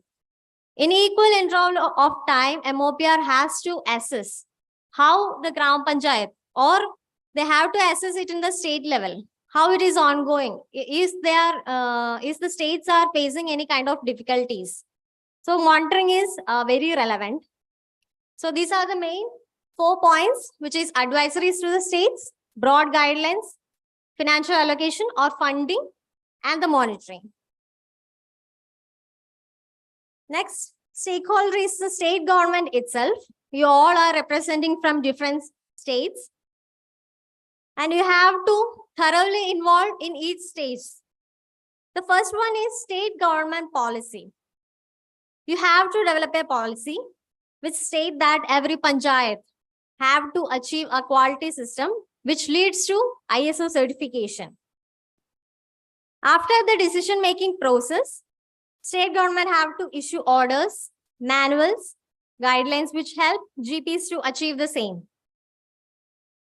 And after this, state government will consult the KILA to get all guidelines and training in each steps. Next is the financial support. So MOPR will provide funding, and state government have to analyze the entire Gram Panchayat. As I mentioned in the earlier session, each Gram Panchayat's requirement will be different. Har Gram Panchayat ka requirement alag hota hai. So state government have to make a study. And with respect to that, they have to provide fund to each Gram Panchayat. The next point is monitoring. They have to conduct a monitoring in each sessions, which is the state level, SIRD, district level office, and others. Monitoring have to be conducted in equal intervals of time. So I am repeating the points once again. It's state government policy, have to issue the orders, manuals, and guidelines. Engage KILA as your consultant to identify. Sorry, I missed the point, identifying the certification bodies. That means the accreditation body. Just mentioned Tata is one of an accreditation body who issue certification. So it's another entity. You have to make agreement with them. You can choose any of the certification bodies. Okay. So next is KILA. what KILA does. First, KILA will conduct a status analysis in your panchayat. So you have an existing condition in your panchayat, right? There's a situation existing in your panchayat. KILA will make a status analysis which identify a gap between the current situation and the quality system which need to be sustained or which need to be raised. So that is the first part. We will share the report to you. And after that, we will conduct the initial training in your institutions. And the next part is facilitating or hand-holding, which means we don't stop our services just after the training. We will be continuously guiding you in every steps. In each of our steps, in each of your steps, we will be continuously guiding you and the next stage is monitoring. We will be monitoring in each levels and we'll share the reports. What is the current status which happening in the panchayat to the state governments as well as to the MOPR. So I'm pointing it out once again. These are the main functions we are handling: status analysis, orientation and capacity building, facilitating and hand-holding, supporting and monitoring. Then the Grama Panchayat itself. Grama Panchayat are the one who are going to achieve the ISO certification. So they have to decide whether they need to achieve a quality system or an ISO certificate or not. After making a decision, they have to work on the same. So they have to improvise their existing infrastructure and facilities. They have to improvise their documentation. And after all this, you achieve an ISO certification. But you can't stop there. It won't stop there. You have to continuously improve the quality and have to sustain it. In the previous sessions, you all already get familiarized with this. These are the major activities and responsibilities which take place in this process. The first one is decision for ISO certification. Panchayat have to take a decision after meeting with the elected representative and the staff. And the second point is status analysis. KILA will conduct the status analysis of your institution and Gram Panchayat have to provide all the support for this. Third one is induction training. And the rest of all the activities, KILA will guide you, train you and provide all the documentation support, where in induction training, you have to participate. In citizen survey, you have to prepare and finalize it. We have to collect feedback form and prepare the consolidated report. You have to develop a unique quality policies, which refers the activities of your panchayat, and you have to develop your objective also. The next part is quality circle. As I mentioned, in all the entire activities, we will be providing the training and support, where in quality circle, you have to continuously meet in regular intervals. We have to prepare the procedure manual, have to prepare the quality manual and the master list of registers. There will be front office management for the public. Panchayat have to make arrangements for this. Next is the internal audit. It is not a financial audit. It is a process where each staff will audit each other. Means it is a quality audit. Next is the management review. And the next part is the record management. We already seen how we have to implement a record management with 5S principles. Next is citizen charter and the internal training or employee training system. You have to conduct training for your employees in equal intervals. Next is the information board, which provide information which is required by the public. After achieving or maintaining, after achieving all these infrastructure facilities and the documentation part, you can arrange the stage 1 audit, and there will be findings which will be made by the certification body in stage 1 audit.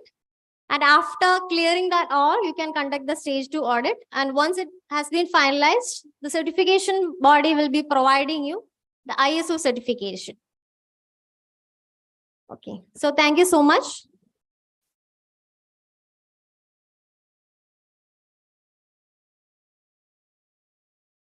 Thank you, Sonia. For the Hindi translation, I would like to call upon Vinish Kumar. Vinish.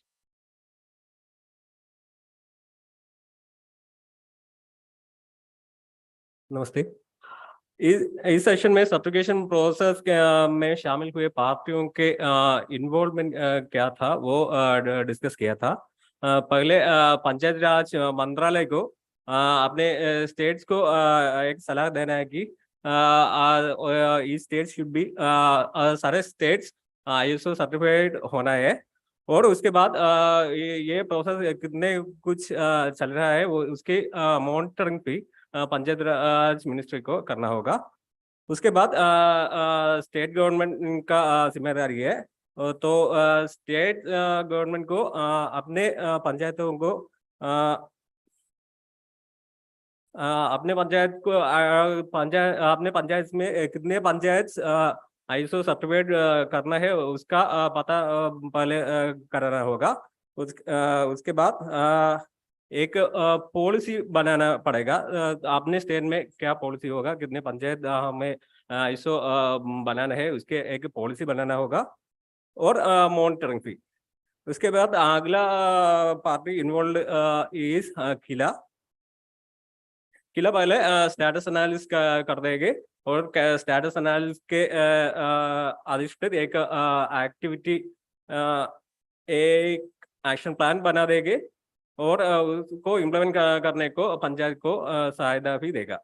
और last में ग्राम पंचायत है। ग्राम पंचायत को अपने आप फैसला कराना है कि अब आपको सर्टिफिकेशन चाहिए या नहीं चाहिए तो ये सब एक्टिविटीज करना होगा। और करने इन सारे एक्टिविटीज करने के लिए किला के तरफ से सारे सुपरविजन होंगे और panchayat raj states and zila will be monitoring all the इन सब एक्टिविटियों को ये तीन पार्टियों सुपरवाइज भी करेगा। Okay, thank you.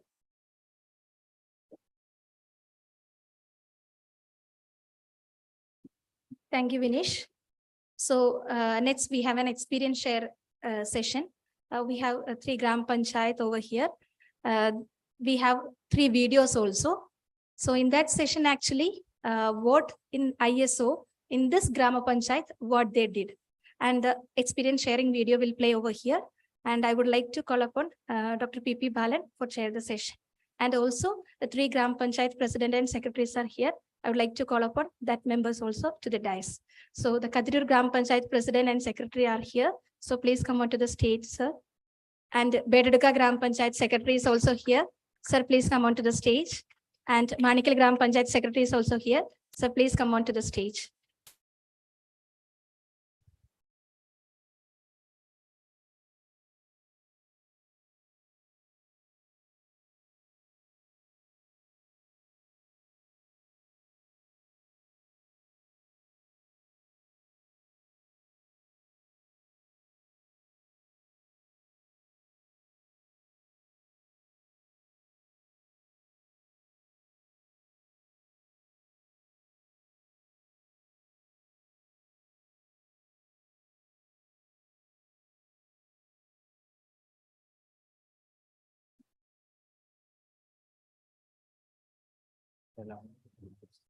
Friends, in this session, we have 3 presentations.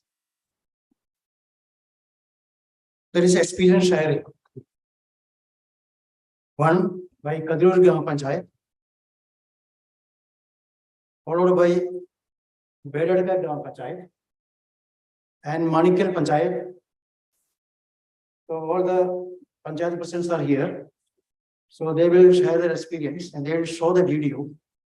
And mainly about the process and procedures adopted, the aims and objectives, and the status analysis and the gaps identified and where they stand now.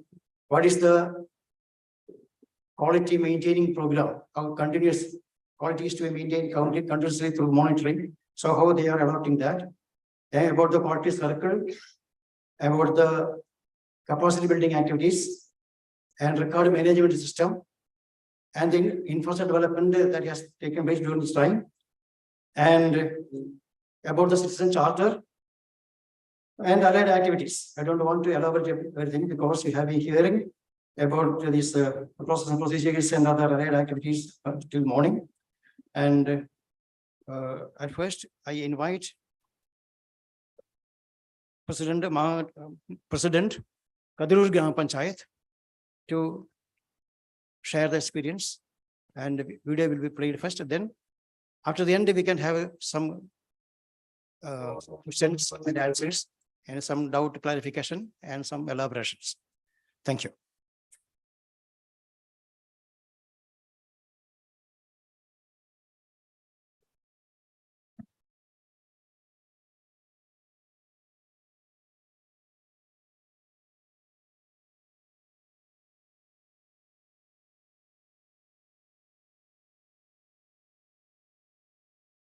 As a testament of its unwavering commitment to localization of sustainable development, Kadiru Brahma Panchayat obtained ISO certification on the 4th of January 2023, making it the best local government in the Kannur district to achieve this milestone. The Grama Panchayat has adopted quality management system for its administration for providing quality services to the public.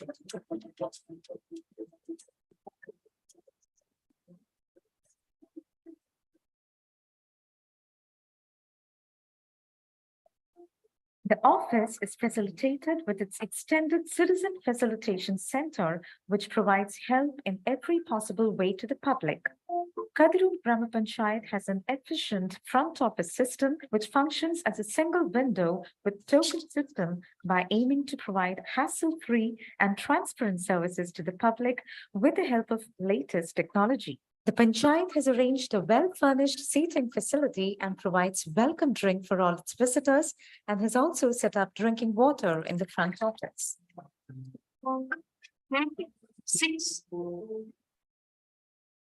The front office system receives applications, complaints, remittance of various taxes and fees, and all these are processed through online using the software ILGMS, which ensures the digital file transfer and time-bound service delivery with adequate IT infrastructures.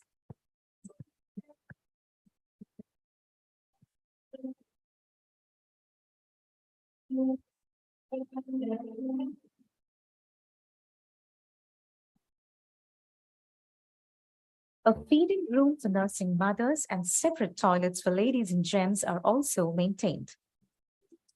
Furthermore, by improving basic facilities like first aid box, fire extinguishers, stationery, writing facilities, and providing comprehensive information about government services through Citizen Charter and Information Directory, the Panchayat aims to raise awareness about the availability of services and to provide contact information.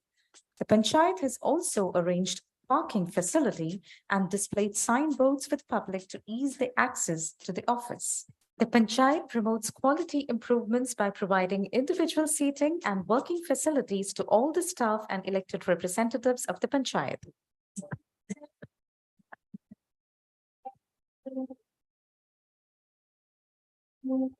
Quality Circle is effectively working in the office to discuss and analyze the improvements and promote capacity building of the elected representatives and officials. With 30,000 of population, the Panchayat is responsible to preserve thousands of records in the office from time to time for future reference. So we have set up a digital record room in the office where a file can be traced out within 3 minutes of time. The Panchayat owns a meeting hall and a very spacious conference hall, which serves as a perfect platform for all the social, cultural, and artistic activities of the villagers. The efficient governing body also gives importance in maintaining the quality of all allied institutions of the Grama Panchayat. Concentrating on continuous improvement of the office, Kadirur Grama Panchayat has been ISO certified since 2015 and is still in modernized development vision.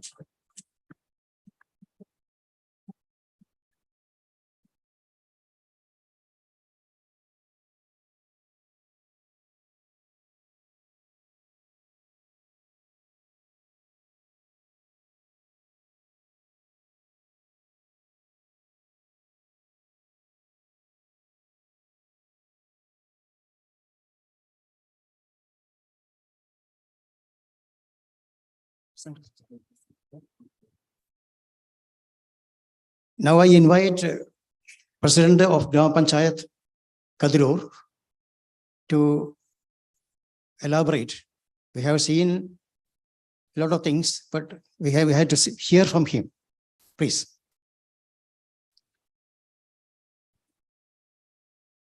എല്ലാവർക്കും നമസ്കാരം.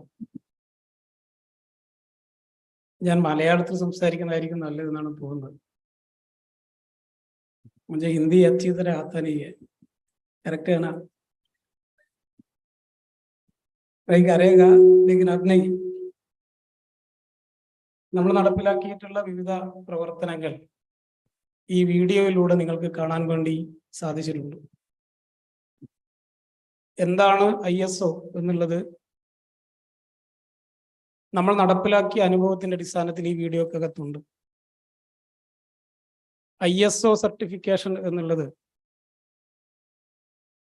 ഒരു സാമ്പ്രദായിക രീതിയിലെ certificate നേടിയെടുക്കുക എന്നതിൽ മാത്രമായി അവസാനിക്കേണ്ടതല്ല. നമ്മൾ വിഭാവനം ചെയ്യുന്നത് ഒരു ക്വാളിറ്റി ഉറപ്പുവരുത്തുക എന്ന് പറയുന്നത് അതിൻ്റെ ഏറ്റവും അവസാനം ആർക്കാണോ അതിൻ്റെ സേവനം ലഭിക്കുന്നത് അവർക്ക് അത് വേഗത്തിലും സുതാര്യവും ഗുണമേന്മയുള്ളതുമായി ഉറപ്പുവരുത്തുക എന്നുള്ളതായിരിക്കണം. അതിനെന്തൊക്കെ ചെയ്യാൻ വേണ്ടി സാധിക്കും? ആ പ്രവർത്തനങ്ങളാണ് കഴിഞ്ഞ കാലയളവിൽ നമ്മൾ നടത്തിയിട്ടുള്ളത്. 2013-14 കാലയളവിൽ ഈ ISO പ്രവർത്തനത്തിന്റെ ഡമ്മി പ്രവർത്തനം നടക്കുമ്പോൾ തിരഞ്ഞെടുക്കപ്പെട്ടത് നമ്മുടെ പഞ്ചായത്തായിരുന്നു. അന്നു മുതൽ ഇങ്ങോട്ട് കഴിഞ്ഞ 10 വർഷക്കാലം നേടിയത് നിലനിർത്തുവാൻ വേണ്ടി 3 തലങ്ങളിലുള്ള വ്യത്യസ്തങ്ങളായ പ്രവർത്തനങ്ങളാണ് നമ്മൾ നടപ്പിലാക്കിയിട്ടുള്ളത്. ISO അല്ലെങ്കിൽ നമ്മൾ ഈ പറയുന്ന ക്വാളിറ്റി ഉറപ്പുവരുത്താൻ വേണ്ടിയിട്ടുള്ള സർട്ടിഫൈഡ് ആയിട്ടുള്ള ഒരു പഞ്ചായത്ത് അത് നിലനിർത്താൻ 3 തലങ്ങളിലുള്ള പ്രവർത്തനങ്ങളാണ് സംഘടിപ്പിച്ചിട്ടുള്ളത്. അതിലേറ്റവും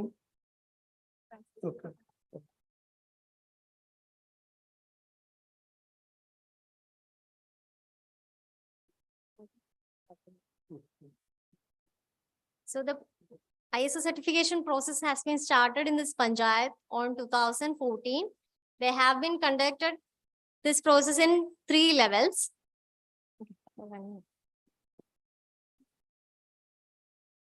ഒന്നാമത്തെ കാര്യം എന്താണ് ജനങ്ങൾക്ക് ആവശ്യമുള്ളത് എന്ന് തിരിച്ചറിയുക എന്നുള്ളതാണ്. ജനങ്ങളുടെ സേവനം ലഭ്യമാവുന്നതിൽ അവർക്ക് എന്താണ് ആവശ്യമുള്ളത് അത് തിരിച്ചറിയാൻ ആദ്യഘട്ട പ്രവർത്തനം നടത്തിയത് ഭരണസമിതിയാണ്. ജനങ്ങൾക്കിടയിൽ ഇറങ്ങി പ്രവർത്തിക്കുന്ന ജനപ്രതിനിധികൾക്കാണ്, എലക്ടഡ് ബോഡീസിനാണ് ജനങ്ങളുടെ ആവശ്യങ്ങൾ എന്താണ് എന്ന് തിരിച്ചറിയാൻ വേണ്ടി സാധിക്കുന്നത്. ആ തിരിച്ചറിവ് നമ്മളൊരു സിറ്റിസൺ സർവേയിലൂടെയാണ് കണ്ടെത്തിയിട്ടുള്ളത്. So first we have to identify what our citizen need. For this we conducted citizen survey in the beginning stage. So it's a sampling process which take place once in a year. Okay. ഈ കണ്ടെത്തിയ വിവരങ്ങളിൽ നിന്ന് എങ്ങനെ നമുക്ക് സേവനം ഉറപ്പുവരുത്താൻ വേണ്ടി കഴിയും? അതിന് നമ്മുടെ ഓഫീസ് സംവിധാനത്തെ തന്നെ നമുക്ക് 2-3 തലത്തിൽ മാറ്റി നിശ്ചയിക്കേണ്ടതായിട്ടുണ്ടായിരുന്നു. ഒന്ന്, അടിസ്ഥാന സൗകര്യം ഉണ്ടാവണം. 2, നമ്മുടെ ജീവനക്കാർ ഇതിനനുസരിച്ച് അവരുടെ പ്രവർത്തനങ്ങളിൽ മാറ്റം വരുത്തേണ്ടതുണ്ട്. 3, ആധുനികമായ എല്ലാ സാങ്കേതിക വിദ്യയും നമുക്കിവരെ പഠിപ്പിക്കാനും സംയോജിപ്പിക്കാനും സാധിക്കേണ്ടതുണ്ട്. Okay, so we have been shared certain questions with the public, and based on that report, we developed a strategy. The first one is to implement the base facilities for the public, and the second one is to bring our staff accordingly or act our staff which were required for the quality of our system. And the third one is they need relevant skills to function better in the system. മൂന്നാമത്തെ ഭാഗം ഈ സേവനം ഉറപ്പുവരുത്തേണ്ട അല്ലെങ്കിൽ ലഭ്യമാവുന്ന ജനങ്ങളുടെ വിശ്വാസ്യത നേടിയെടുക്കുക എന്നുള്ളതാണ്. ആ വിശ്വാസ്യത നേടിയെടുക്കാൻ സാധിച്ചു എന്നുള്ളത് കൊണ്ടാണ് നമുക്ക് ഈ ISO സർട്ടിഫിക്കേഷൻ ഇക്കാലം അത്രയും നിലനിർത്തി കൊണ്ടുപോകാൻ സാധിച്ചിട്ടുള്ളത്. ഇപ്പൊ നിങ്ങളിവിടെ വീഡിയോയിൽ കണ്ടിട്ടുള്ളത് പോലെ ഒട്ടേറെ ഭൗതിക സാഹചര്യത്തിലെ മാറ്റങ്ങൾ നമ്മുടെ പഞ്ചായത്തിനകത്ത് നമുക്ക് ഉണ്ടാക്കാൻ സാധിച്ചിട്ടുണ്ട്. കടന്നു വരുന്നവരെ സ്വീകരിക്കാൻ ആളുകൾ, കുടിക്കാൻ വെള്ളം, അവർ വന്നിരിക്കുമ്പോൾ ഇരിക്കാൻ നല്ല ഇരിപ്പിടം, ബ്രസ്റ്റ് ഫീഡിംഗ് റൂം, അങ്ങനെ ഒരു സാധാരണക്കാരൻ്റെ ഓഫീസിലേക്ക് വന്നാൽ ഏറ്റവും സൗകര്യപ്രദമായ രീതിയിൽ അവനെ സ്വീകരിച്ചിരുത്താനും അതേപോലെ തന്നെ സേവനം ഉറപ്പുവരുത്താനും നമുക്ക് ISO സർട്ടിഫിക്കേഷന്റെ ഭാഗമായി സാധിച്ചിട്ടുണ്ട്. Through ISO certification, we changed the face of the Panchayat. A front office has been implemented in here. And in the front office area, we provided basic facilities such as filter water, reading materials, television, and also breastfeeding room for the mothers. So these basic facilities has been provided along with quality services. ഒരു കാര്യം കൂടി പറഞ്ഞ് അവസാനിപ്പിക്കാം. ഇന്ന് കാണുന്ന രീതിയിലേക്ക് നമുക്ക് സേവനം സുതാര്യമായി വളരെ വേഗത്തിൽ ലഭ്യമാക്കുന്നതിന് വേണ്ടി വളരെ നിർണായകമായ പങ്ക് വഹിച്ചിട്ടുള്ളത് കിലയും അതോടൊപ്പം തന്നെ സ്റ്റേറ്റ് ഗവൺമെന്റിന്റെ ഭാഗമായുള്ള ഇതിന്റെ ടെക്നിക്കൽ ടീമുമാണ്. ഇന്ന് എനിക്ക് എൻ്റെ ടേബിളിൽ ഇരുന്ന് എൻ്റെ ഓഫീസിൽ വന്ന ഒരു സാധാരണക്കാരനായിട്ടുള്ള ഒരാളുടെ ഒരു ഫയൽ പെൻഡിങ്ങിലാണോ എന്നുള്ളത് അറിയാൻ എൻ്റെ ഓഫീസിൽ എൻ്റെ ലാപ്പിൽ ഇരുന്നുകൊണ്ട് എനിക്ക് മനസ്സിലാക്കാൻ വേണ്ടി കഴിയും. മുൻപൊരിക്കലും അത് ഉണ്ടായിരുന്നില്ല. ആർക്കെങ്കിലും ഒരു ഫയൽ വന്നാൽ, ഒരു അപേക്ഷ വന്നാൽ അത് തീർപ്പാക്കിയോ എന്നുള്ളത് അറിയണമെങ്കിൽ നമ്മൾ പല വഴിക്ക് കൂടി പോയി അന്വേഷിക്കണമായിരുന്നു. ഈ നിലയിൽ ഒരു മാറ്റം ഉണ്ടാക്കാൻ ഈ പറഞ്ഞ ISO സംവിധാനത്തിന്, കിലക്ക്, സ്റ്റേറ്റ് ഗവൺമെന്റിന്, ഇതിന്റെ ടെക്നിക്കൽ സംവിധാനങ്ങൾക്ക് കഴിഞ്ഞിട്ടുണ്ട്. ആ നേട്ടം, ആ ഗുണം ഇന്നെൻ്റെ ഓഫീസിലേക്ക് കടന്നു വരുന്ന ഏതൊരാൾക്കും അനുഭവത്തിലൂടെ ബോധ്യപ്പെടുന്നുണ്ട് എന്ന ആത്മവിശ്വാസമാണ് ഞങ്ങളെ സംബന്ധിച്ചിടത്തോളം ഉള്ളത്. തീർച്ചയായും ഈ വന്നിരിക്കുന്ന എല്ലാ സംസ്ഥാനങ്ങളിലും ഈ നിലയിലുള്ള ഒരു ക്വാളിറ്റി ആളുകൾക്ക് ഉറപ്പുവരുത്താൻ, പൊതുജനങ്ങൾക്ക് ആ സേവനം ഉറപ്പുവരുത്താൻ കഴിയും എന്നാണ് പ്രതീക്ഷിക്കുന്നത്. നിങ്ങൾക്ക് എന്തെങ്കിലും അഭിപ്രായങ്ങളും നിർദ്ദേശങ്ങളും ഞങ്ങളുടെ പ്രവർത്തനങ്ങളിൽ അപാകതകളോ മറ്റോ തോന്നിയിട്ടുണ്ടെങ്കിലോ അത് ചൂണ്ടിക്കാണിക്കാവുന്നതാണ്. അഭിപ്രായങ്ങൾ അറിയിക്കണമെന്ന് കൂടി അഭ്യർത്ഥിക്കുകയാണ്. So the state government and the KILA have been provided immense support to achieve ISO certification in our Grama Panchayat.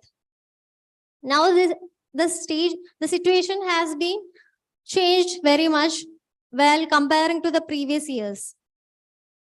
We can manage the file, we can access details about a file just using my laptop. But earlier it wasn't the situation. If a file is required, if any data is required, it will be very hard to gain the same. So ISO certification have been helped in this manner up to a great extent. Thank you. Thank you, Mr. Sanil, for your brief description on the activities that has been taking place in Kaduru Grama Panchayat. And one important point we can note here is that he is saying that it is not merely getting a certificate, but a continuous quality improvement process is the underlying factor here. Thank you very much. Question we have at the end. Now, the second presentation by the president of Bedadka Grama Panchayat, Kasaragod district. It's in northern districts of Kerala, namely Bedadka.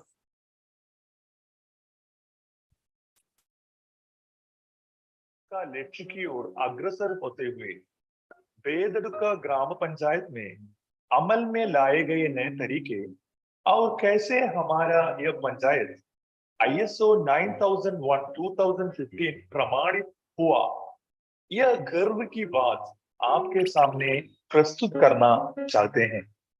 Kerala के ग्राम पंचायतों को सुशासन और गुणवत्ता इनसे ओतप्रोत होने से ही ISO स्वीकृति मिली थी। आम जनता की सहायता करने का महान लक्ष्य को साक्षात करने के लिए यहाँ एक सुंदर फ्रंट ऑफिस और एक महान कार्यालय गुणवत्ता के साथ यहाँ उपस्थित है।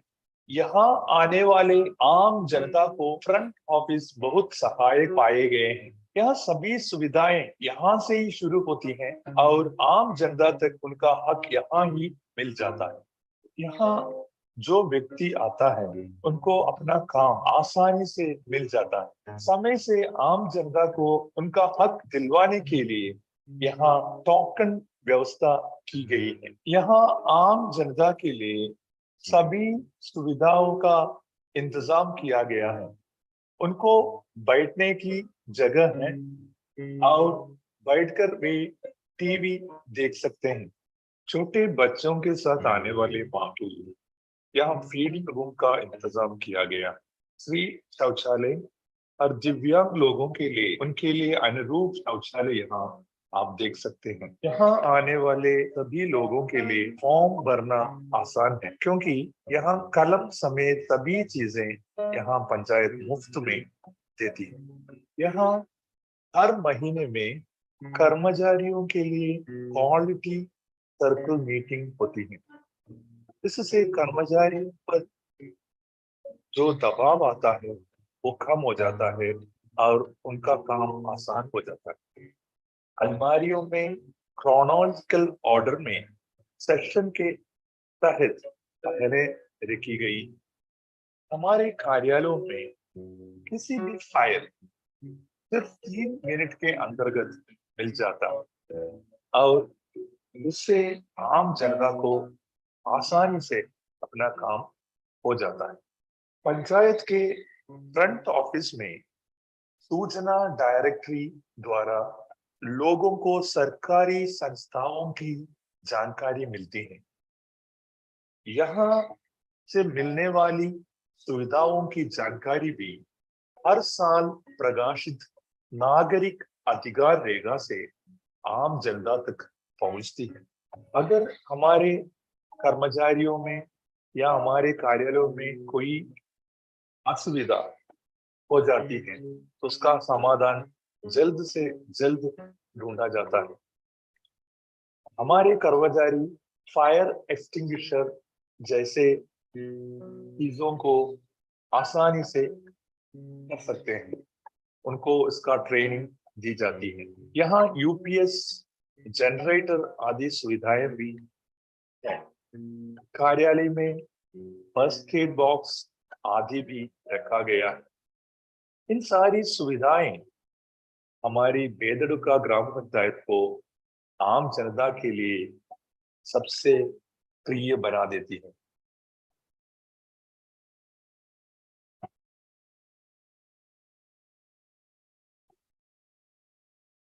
Now we can hear from the सतत विकास का we can hear from the president of the panchayat, please. So panchayat president has not come and secretary is presenting now.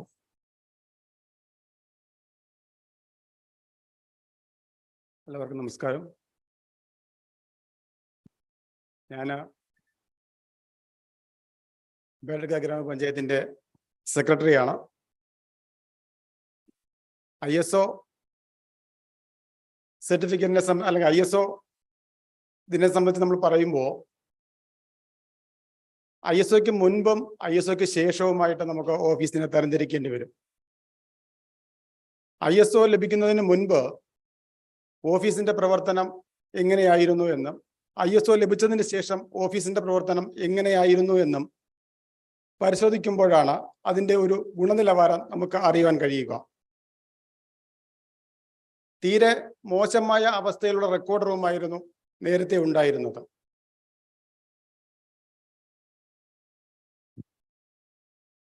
Good afternoon. So he is the secretary of Bedadka Grama Panchayat. We want to mention that we have to evaluate the performance of the Grama Panchayat before and after ISO. There is a drastic change in the performance of Panchayat before we achieve the ISO and after the ISO stage. ഓഫീസിലേക്ക് സേവനങ്ങൾക്കായി എത്തുന്ന ആളുകളെ സ്വീകരിക്കുന്നതിന് വേണ്ടിയിട്ട് നേരത്തെ മെച്ചപ്പെട്ട ഒരു സംവിധാനം ഇല്ലായിരുന്നു. എന്നാൽ ഇപ്പോൾ നമ്മൾ ഹെൽപ്പ് ഡെസ്ക് 2 തലങ്ങളിലായിട്ട് രൂപീകരിച്ചിട്ടുണ്ട്. കുടുംബശ്രീ മുഖാന്തരമുള്ള ഹെൽപ്പ് ഡെസ്കും പഞ്ചായത്ത് ISOയുടെ ഭാഗമായി പഞ്ചായത്ത് ഓഫീസുമായി ചേർന്ന ജീവനക്കാരിരിക്കുന്ന ഹെൽപ്പ് ഡെസ്ക് നമ്മൾ രൂപീകരിച്ചിട്ടുണ്ട്.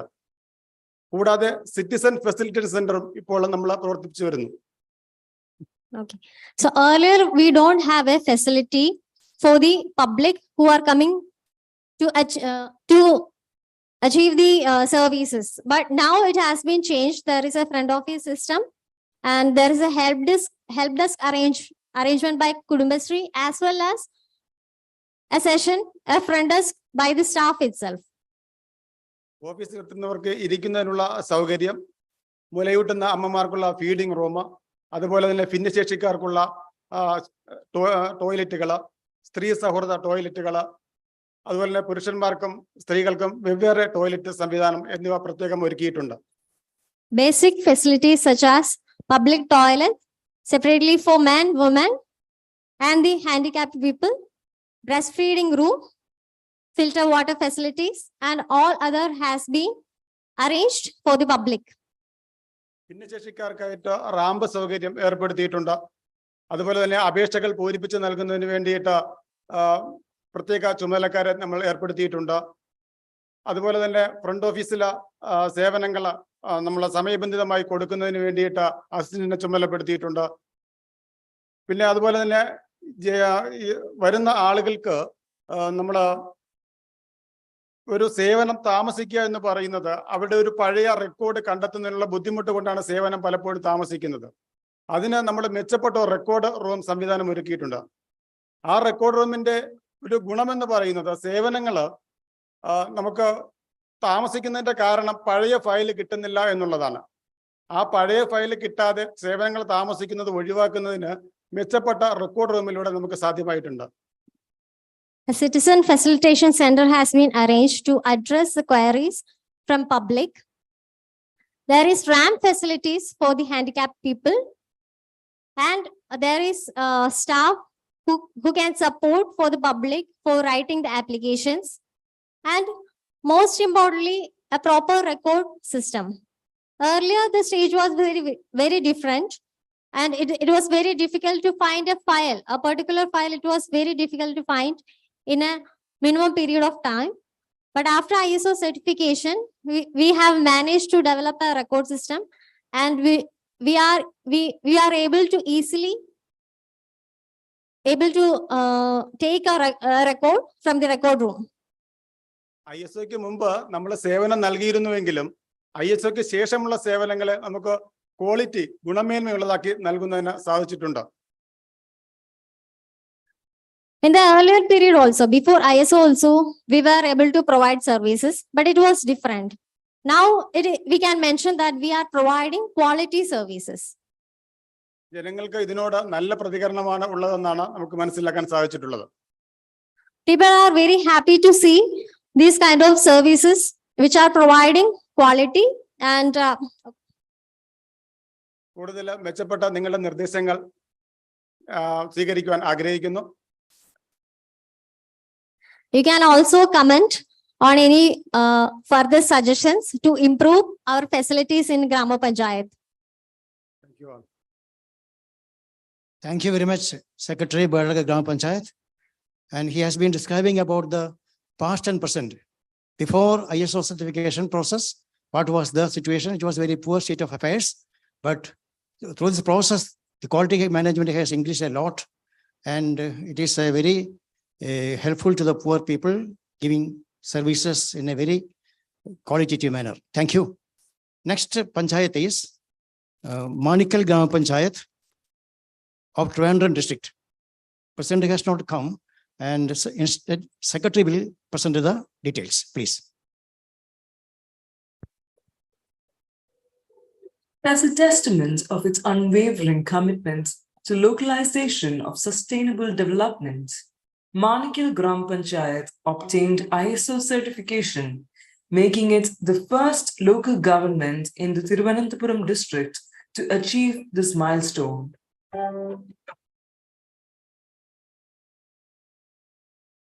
Manikal Gram Panchayat located in the southernmost district of Kerala, Thiruvananthapuram, is blessed with natural bounty, adorned by a scenic river and rolling mountains.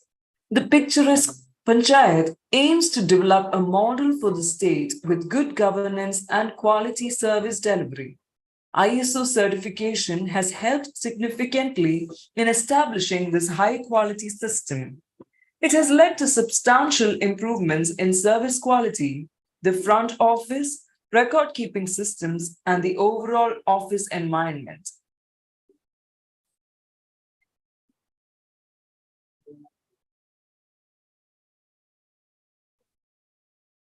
To improve efficiency and provide timely services to the public, the Panchayat has implemented a token system in the front office. In addition, the provision of televisions and newspapers helps alleviate boredom while waiting for service availability. Manikal Gram Panchayat is committed to inclusive development and has thus developed a myriad of provisions including feeding room for nursing mothers, women-friendly toilets, and ramp facilities for disabled individuals. Furthermore, by improving basic facilities like seating, stationery, and toilets, as well as providing comprehensive information about government services through an information directory, the Panchayat aims to raise awareness about the availability of services and provide contact information. Focused on citizen-centric governance, the Panchayat deploys useful tools for evaluation and self-improvement, including a citizen's charter, complaint register, and feedback forms. All necessary information boards, including a staff attendance board, are prominently displayed in the front office.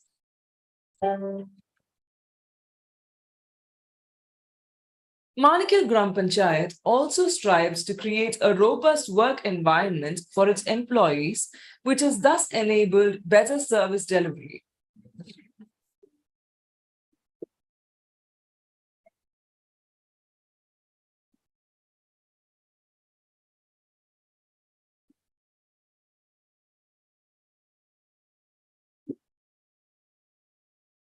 Several measures, including comfortable seating, a model working setup, reduced workload for employees by improving efficiency through monthly employee training sessions, and quality circle meetings have been taken to achieve this goal.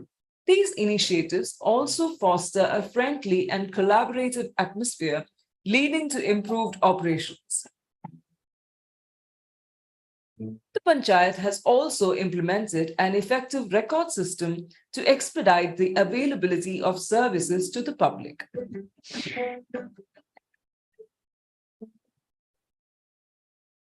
Records are meticulously organized in cupboards and categorized chronologically, allowing for quick retrieval within 3 minutes. The Panchayat has proactively identified and addressed potential risks in the office. Measures such as installing fire extinguishers and providing training to employees on their usage have been undertaken to prevent fire incidents. Additionally, the Panchayat has arranged for UPS, uninterruptible power supply, a generator, and a first aid box system. The transformative impact of obtaining ISO certification has inspired the Panchayat Committee to extend the same level of quality services to its affiliated institutions. As a result, all allied institutions under Manikal Gram Panchayat have successfully achieved ISO certification.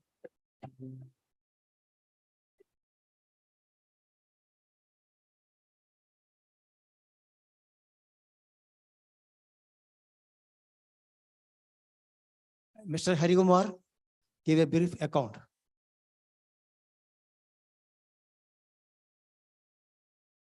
നമസ്കാരം. M Harikumar, ഗ്രാമപഞ്ചായത്ത് secretary, Manickal. I speak well in Malayalam. അതെല്ലാം തോന്നുന്നു. തിരുവനന്തപുരം ജില്ലയിലെ 71 പഞ്ചായത്തിൽപ്പെട്ട ഒരു ഗ്രാമപഞ്ചായത്താണ് Manickal. 32.59 square kilometre area ഉള്ള പഞ്ചായത്ത്. 2013-14 മുതൽ നമുക്ക് ISO അംഗീകാരം ലഭിച്ചിട്ടുണ്ട്. ഇന്നത്തെ ISO version 9001/2008 ആയിരുന്നു. So he is the secretary of the Grama Panchayat, and they have achieved ISO certification during the period of 2013. And at that time, it was 9001/2008 certification. അതുകൊണ്ട് തന്നെ കഴിഞ്ഞ 10 വർഷമായി ആ പ്രദേശത്തെ എല്ലാ പബ്ലിക്കും നല്ല രീതിയിലുള്ള ISOയുടെ അംഗീകാരവും ഗുണമേന്മയും അനുഭവിക്കുന്ന ഒരു പബ്ലിക്കാണ് നമ്മുടെ പഞ്ചായത്തിലുള്ളത്.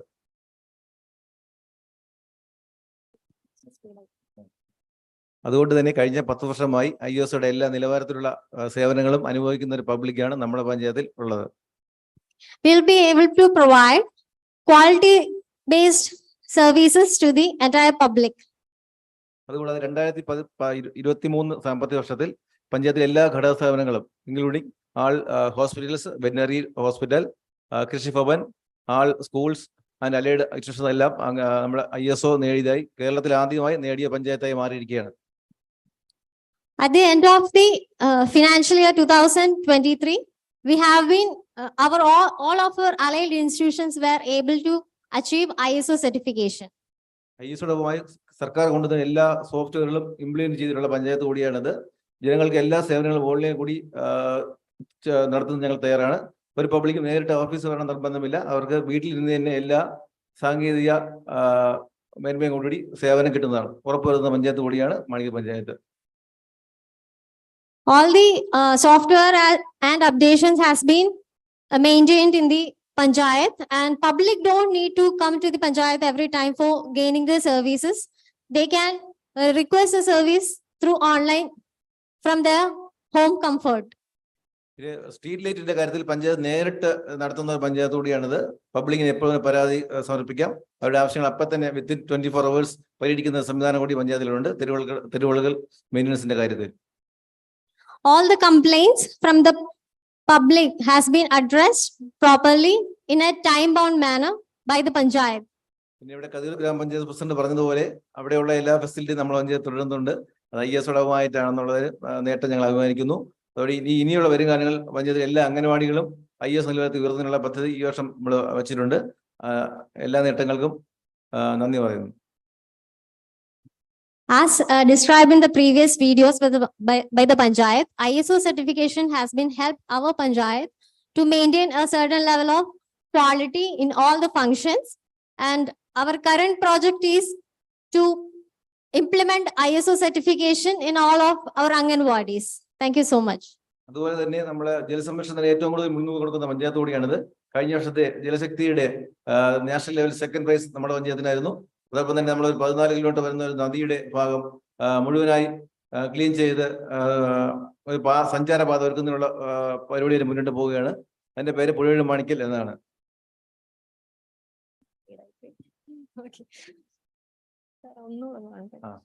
ജലസംരക്ഷണ water management and water sanitation ഏറ്റവും കൂടുതൽ മുൻതൂക്കം കൊടുക്കുന്ന പഞ്ചായത്ത് കൂടിയാണ് മാണിക്യ പഞ്ചായത്ത്. അതിന്റെ ഭാഗമായിട്ട് നമ്മൾ നാഷണൽ ലെവലിൽ ജലശക്തി അവാർഡ് 2ാം സ്ഥാനം നമുക്ക് കൈവരിക്കാൻ കഴിഞ്ഞു. അത് മികച്ച നേട്ടമായി കാണുന്നു.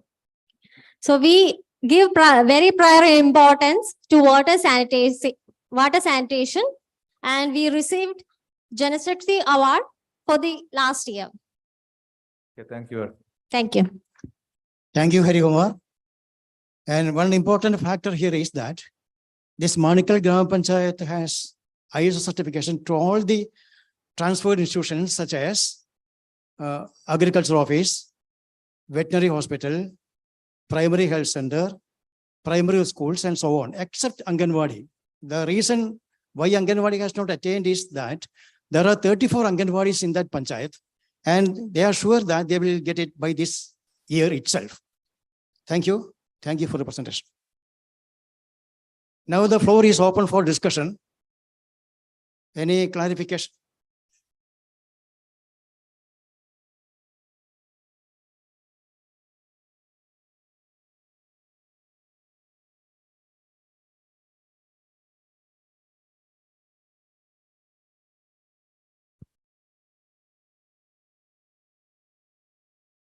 Thank you, sir. I think I congratulate all the 3 panchayats for doing wonderful work and getting ISO certification.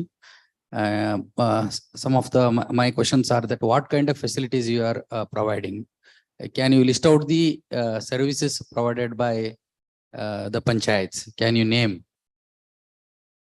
And also, is there any time limit fixed?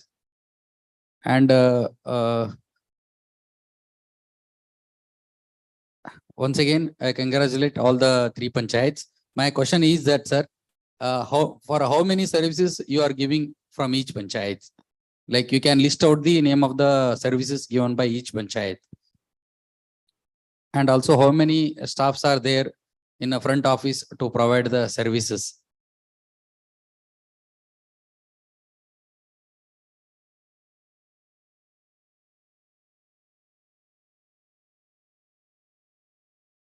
And one more thing you have said,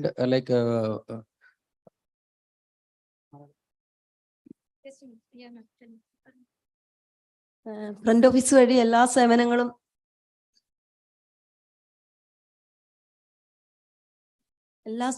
കൊടുക്കുന്നുണ്ട്. First തന്നെ വന്നു കഴിഞ്ഞാൽ ജനങ്ങൾക്ക് token നൽകിക്കൊണ്ട് അവരെ സേവനങ്ങൾ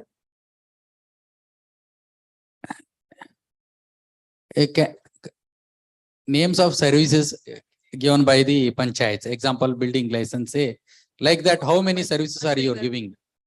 Building permit and ownership change. Also we license, all kind of license and.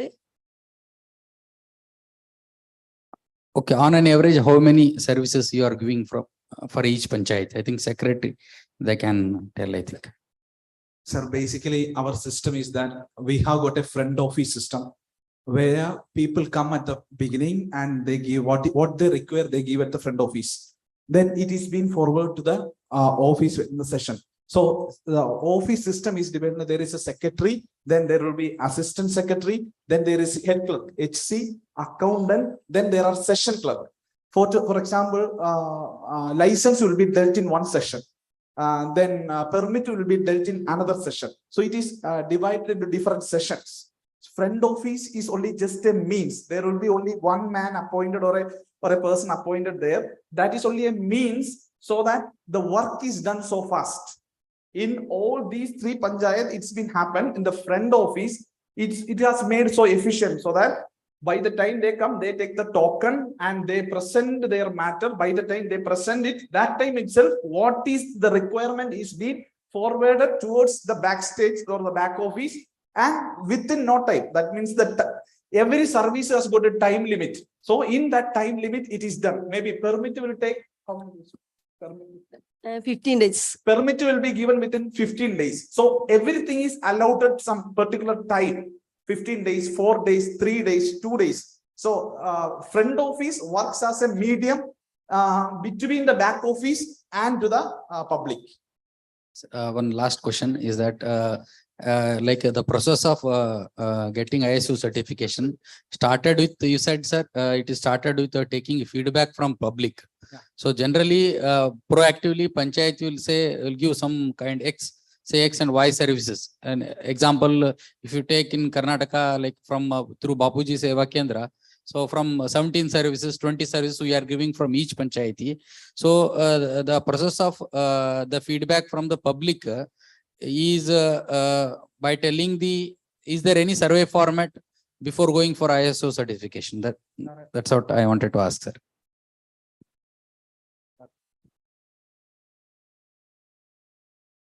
Right to service in the ഭാഗമായി 16 services ആണ് നമ്മൾ കൊടുക്കുന്നത്. കൂടെ about 50 services നമ്മൾ പ്രൊവൈഡ് ചെയ്യുന്നുണ്ട്. 50 സർവീസുകളോളം വരും ഏകദേശം. അതിൽ റൈറ്റ് ടു സർവീസിന്റെ ഭാഗമായി 16 സേവനങ്ങൾ 16 സർവീസസ് ആണ് നമ്മൾ പ്രൊവൈഡ് ചെയ്യുന്നത്. Sir, there are 16 services. Now, so the second question what you asked, what is the method we are using in order to get to the feedback? That is what during the session, second and third session, it has been explained there is a citizen survey. So citizen survey forms will be distributed to the public, as well as there is a feedback form that is kept in the front office itself.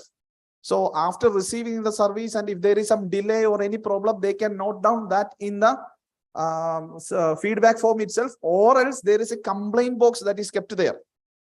So that is the means where we get citizen survey form that is distributed to the public in an year once, as well as the feedback form. These are the methods we collect the feedback from the people. The services which you are providing in the Gram Panchayats, I'm sure they are included in the citizen charter.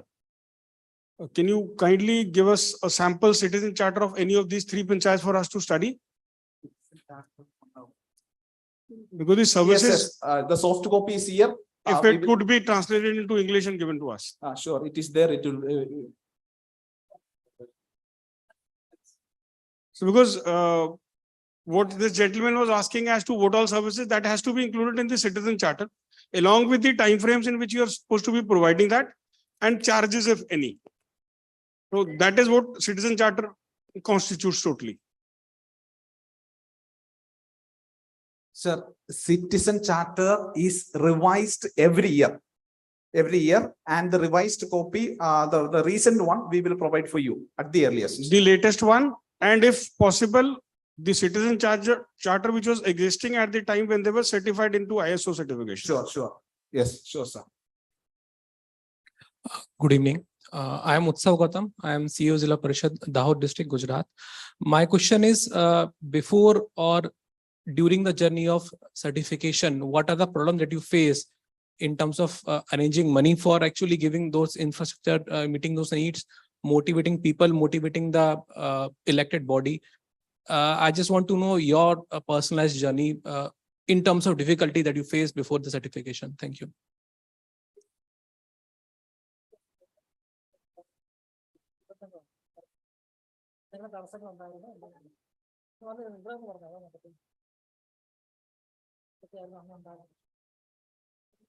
വളരെ പ്രധാനപ്പെട്ട ഒരു ചോദ്യമാണത്.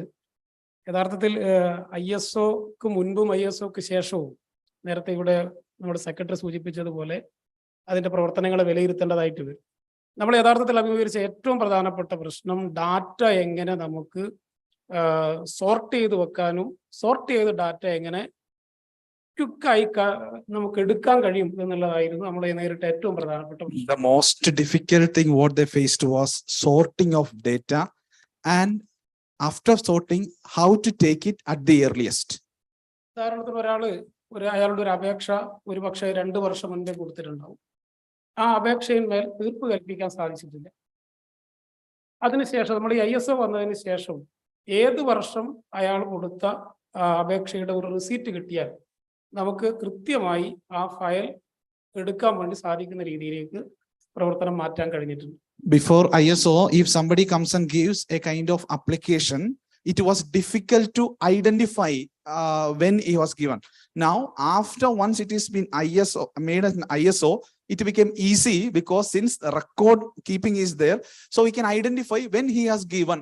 So that was a difficulty they are facing.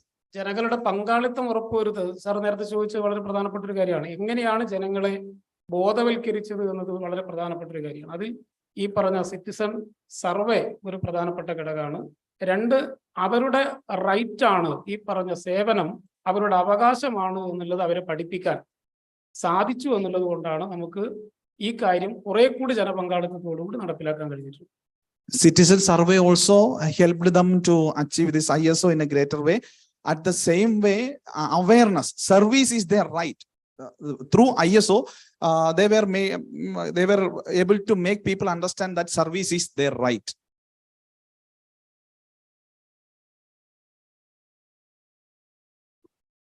Hello, sir. This is Balaji from Andhra, sir.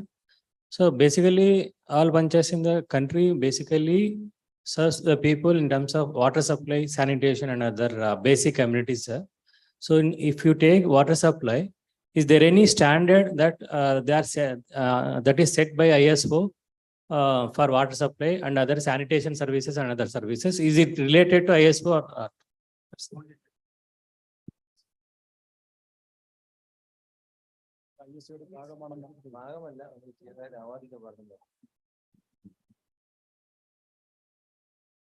അത് ISOയുടെ ഭാഗമല്ല. That is not a part of ISO. Sanitation is not a part of ISO.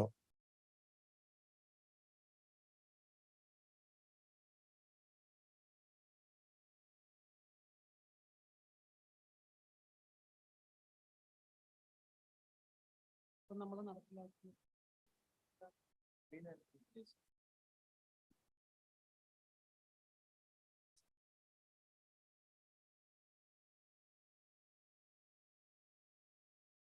ശുചിത്വവും മാലിന്യ സംസ്കരണവും എന്നുള്ളത് പഞ്ചായത്തുകളുടെ അനിവാര്യ ചുമതലയാണ്. സാർ നേരത്തെ ചോദിച്ചിട്ടുള്ള ഈ സാനിറ്റേഷൻ എന്നുള്ളത് പഞ്ചായത്തുകളുടെ അനിവാര്യ ചുമതലയാണ്. ആ അനിവാര്യ ചുമതല ഗ്രാമപഞ്ചായത്തുകൾ നിർവഹിക്കുന്നുണ്ട്.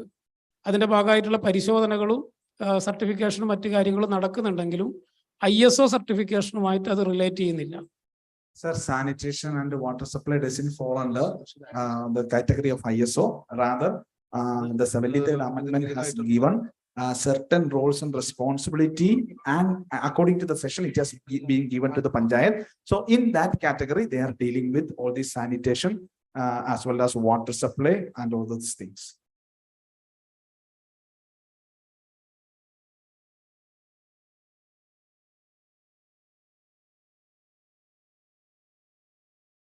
Any clarification?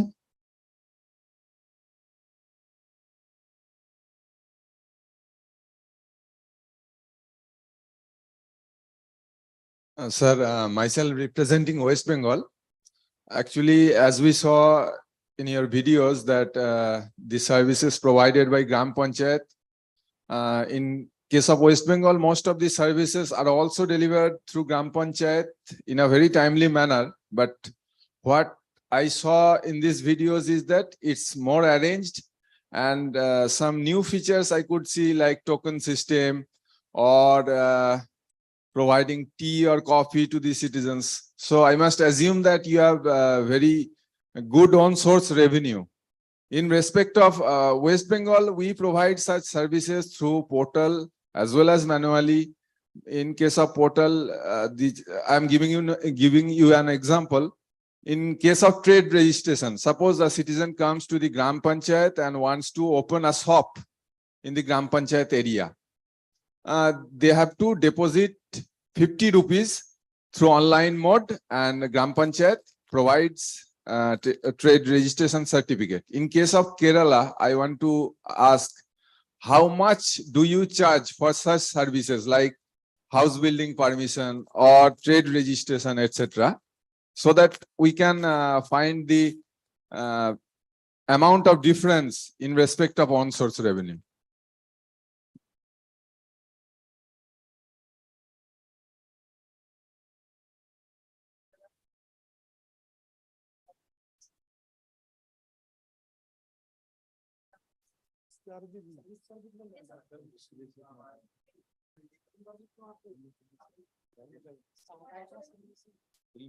Actually, what they say is that there is no service charge.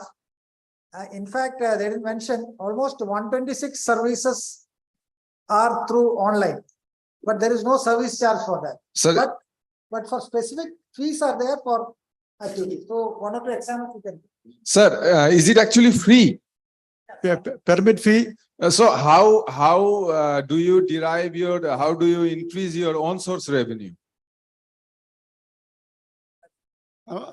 തനത് വരുമാനം എന്ന് പറയുന്നത് നമ്മുടെ ബിൽഡിംഗ് ടാക്സ് ആണ് പ്രധാനമായും. ബിൽഡിംഗ് ടാക്സ് ആണ് പഞ്ചായത്തുകളുടെ provision tax, building tax, licence fees. How much, sir? License fee or building permission fee, how much do you charge for it?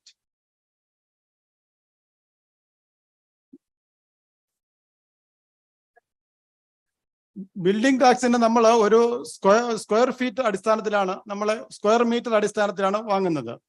ഇപ്പോൾ പുതിയതായിട്ട് നമ്മൾ പരിഷ്കരിച്ചിട്ടുണ്ട്. ഈ വർഷം മുതൽ നമ്മൾ ടാക്സുകളെല്ലാം കൂട്ടി വർദ്ധിപ്പിച്ചിട്ടുണ്ട്.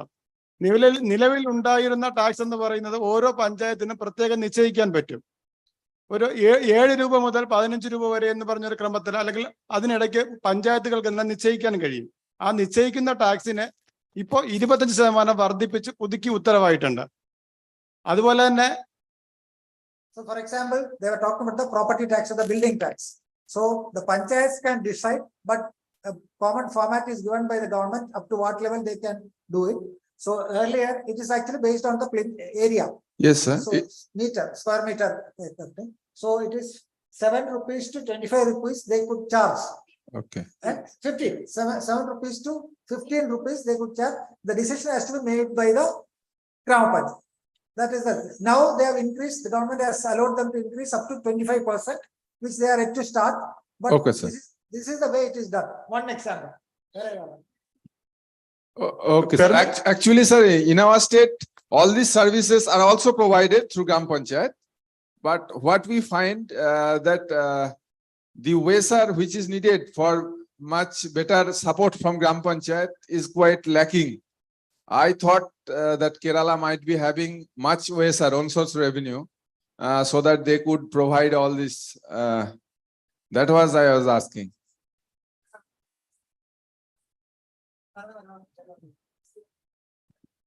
See, for example, this Kadarur Gram Panchayat, they have a 1 crore rupees as own source revenue per year. Bededeka 54 lakh. Bededeka, it's 54 lakhs. Okay, sir. 105 crore. Sir, average population of the Gram Panchayats? Manikal 14 above. 40,000 above. There it's 30. Population 34. Thank you, sir. So what are the major sources of income if you say 1 crore a year? What is the major source? Is it just the tax collection, fee collection, or land revenue? What is the major source of income? 1 crore for building tax, now known as property tax. 1 crore. Balance, portion tax, action, market fees, other fees like permit fees, regulation fees, etc. Extra fees, etc. So the major income is from the property or the building tax. Yes. Construction, building tax. Commercial tax is also there. Actually, the panchayats collect the property tax or the building tax, professional tax, and various other taxes as part of that. But amount wise, major source is building tax, property tax. Regarding the water services and sanitation, there was a question whether it will be covered under ISO 9001/2015. So as far as the connection is concerned, if your citizen charter says that we will issue the connection, release a connection of water within 1 week, then it will be covered under the ISO 9001/2015. However, there is a separate ISO standards for management of your water sources, as well as the wastewater and also for the sewerage. But providing connection, releasing connection, whether water will come there or not is a separate issue. But if citizen charter contains that you will provide sanitation services, waste collection on alternate days, then it will be part of your ISO certification.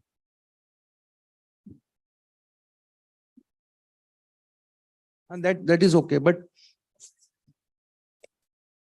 water service എന്ന് പറയുന്നത് പഞ്ചായത്തിന്റെ പാർട്ടല്ല. There's no. Sir, what environment management related, food safety management, water supply, it comes under ISO 22000. So ISO 9001/15, it directly doesn't come under the panchayat. no, what I am saying is that ISO EMS is for EMS or for even for sewerage.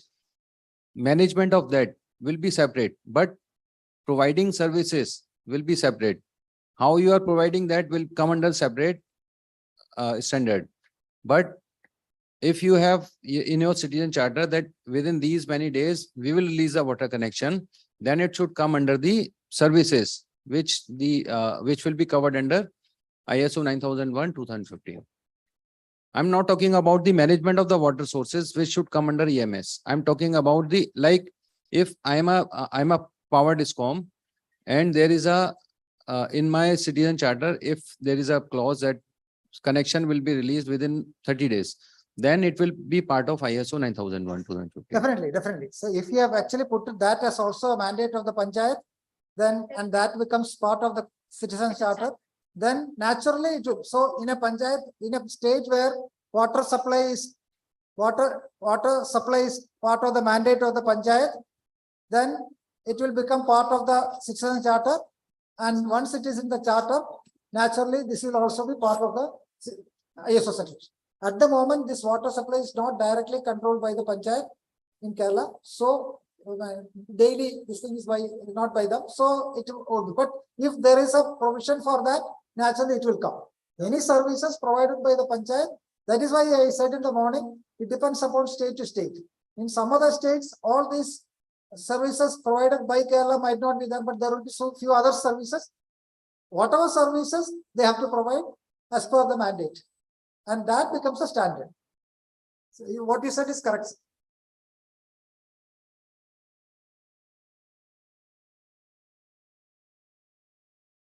On an average, how many visitors visit Gram Panchayati office?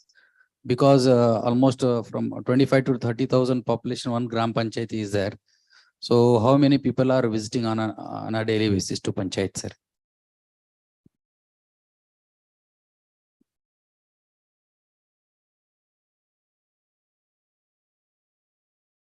Average 50 to 100 people. Thank you, sir.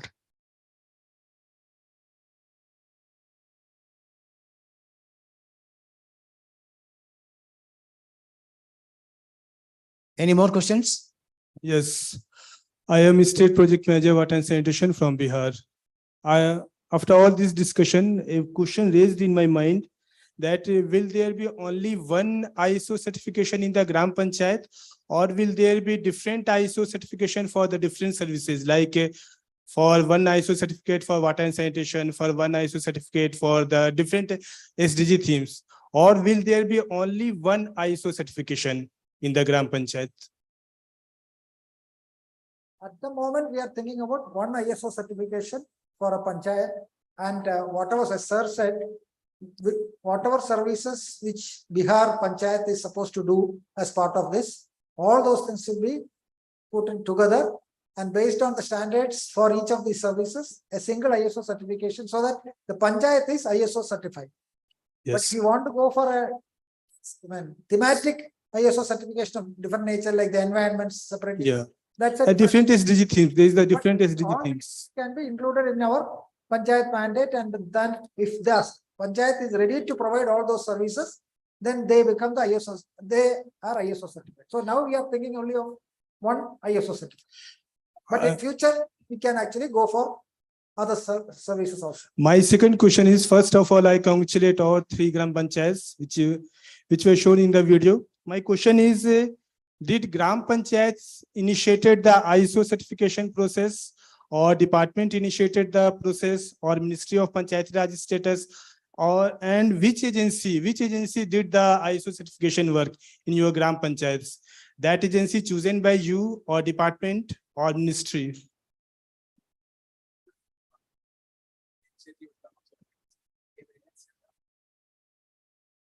Or is it the same Tata Consultancy?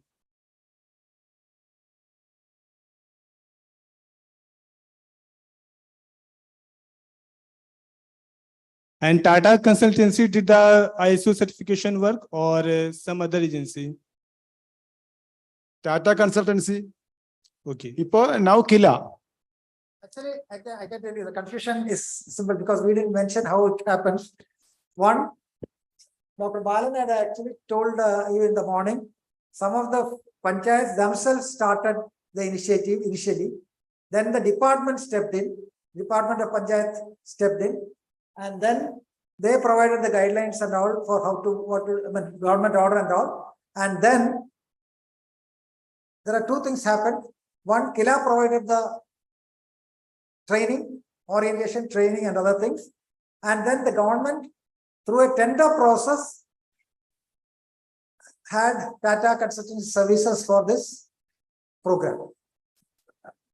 And then they were provided, but there were panchayats initially that gone with other certification agencies also. So it is an open thing. It is an open thing. So this is how it happens. Tata Group was called in through a tender. But they actually, it is not them who had actually asked the panchayats to do it. It is actually the KILA, the department, the panchayats themselves came forward. But I want to conclude by one more thing. Which, കേരളത്തിൽ ആദ്യമായി എല്ലാ കളസങ്ങൾക്കും IS നേടിയ പഞ്ചായത്ത് മാണിക്കര പഞ്ചായത്ത്. അതിന് consultative പ്രവർത്തിച്ച കിലയായിരുന്നു. കിലയുടെ consultant Shrimati സുബീനയുടെ സേവനം വളരെ മികച്ചതായിരുന്നു. അതോടൊപ്പം കിലയുടെ സേവനം ഒരു 6 മാസ കാലയളവിലൂടെ നമ്മൾ 14 സ്ഥാപനങ്ങൾക്ക് IS നേടിയത്. അതുപോലെ വലിയ മികച്ചതായിരുന്നു. അതിന് ഈ അവസരത്തിൽ കിലയോടുകൂടി നന്ദി രേഖപ്പെടുത്തുകയാണ്. മികച്ച സേവനമാണ് കില നൽകിയത് എന്നൊരു ആത്മാർത്ഥമായ നന്ദി രേഖപ്പെടുത്തുകയാണ്. So government had identified KILA as the consultancy agency for the panchayats, and our team did this, supported the panchayats to do it. But I want to add something which nobody has actually brought it out, and no questions also came. How did it happen when the entire thing was done by the panchayats? The staff and the elected representatives, day and night, holidays and other days, work together to get all these things sorted out. You can imagine the kind of old files and old documents and all lying in various offices. Literally, day and night, they sat through the entire office, irrespective of whether you are a senior officer or a lower grade officer. Everyone sat together, holidays, Sundays, and they got it done. Actually, it was done by a joint effort of the employees and the elected representatives of the panchayats. That is the real thing which has happened. I have to be frank. And KILA facilitated. I actually wanted all my colleagues, the ISO coordinators on the stage, please come. When we have around 14 of them, the youngsters who have been trained on this, who have got their audit certificates also, except a couple of them who have joined recently during this process. Please come, fast. Each one was posted in a district, and then they got the support of the department officials. So another group was trainers, and then the panchayats actually did it. All right, come to the front so that let them see your face. Please.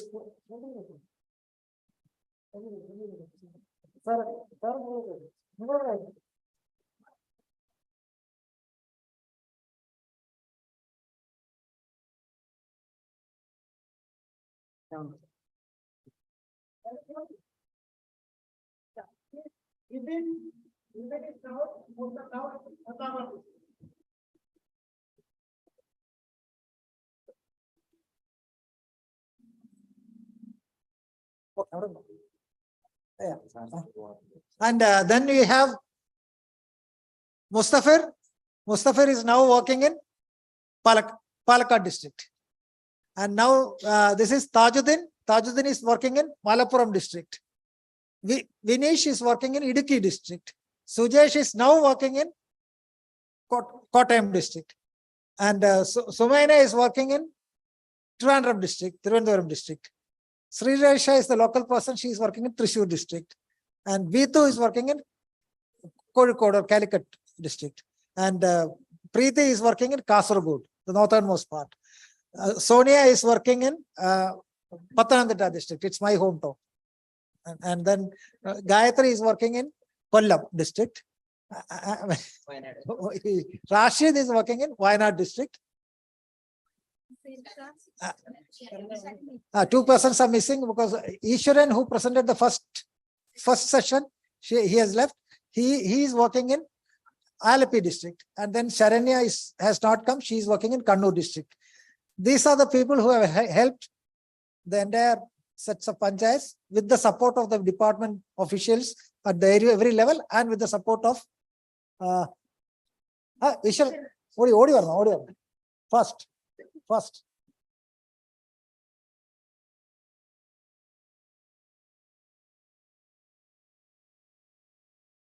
So whatever has been achieved, it is through them.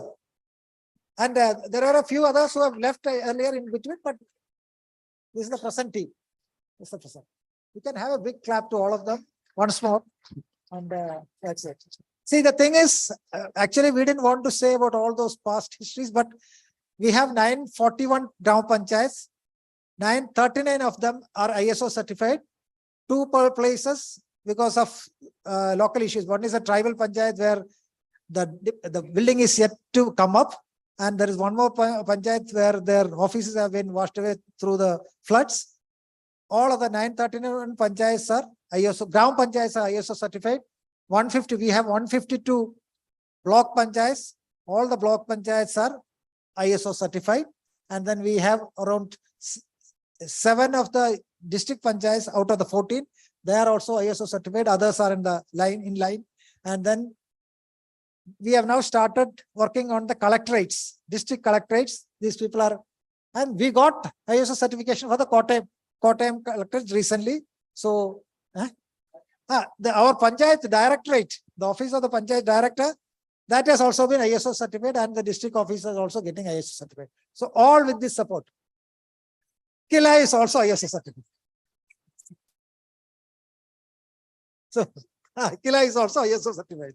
So that's correct. Yeah. Okay. Thank you. Thank you. Thank you. Now, Balamash.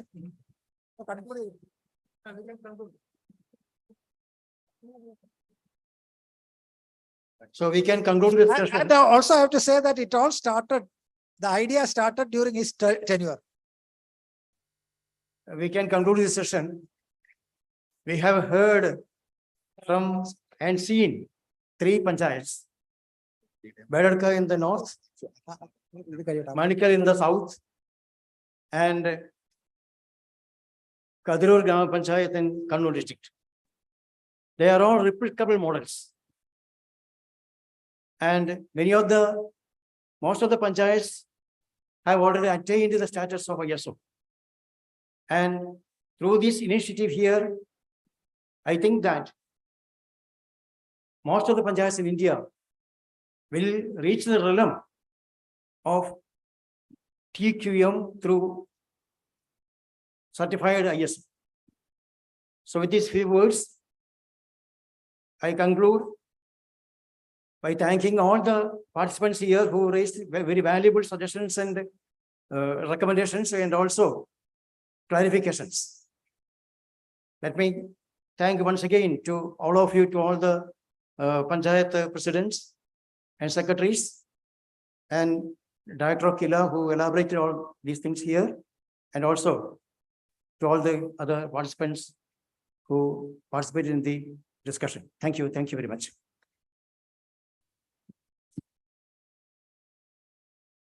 Thank you so much, sir. And thank you all of you.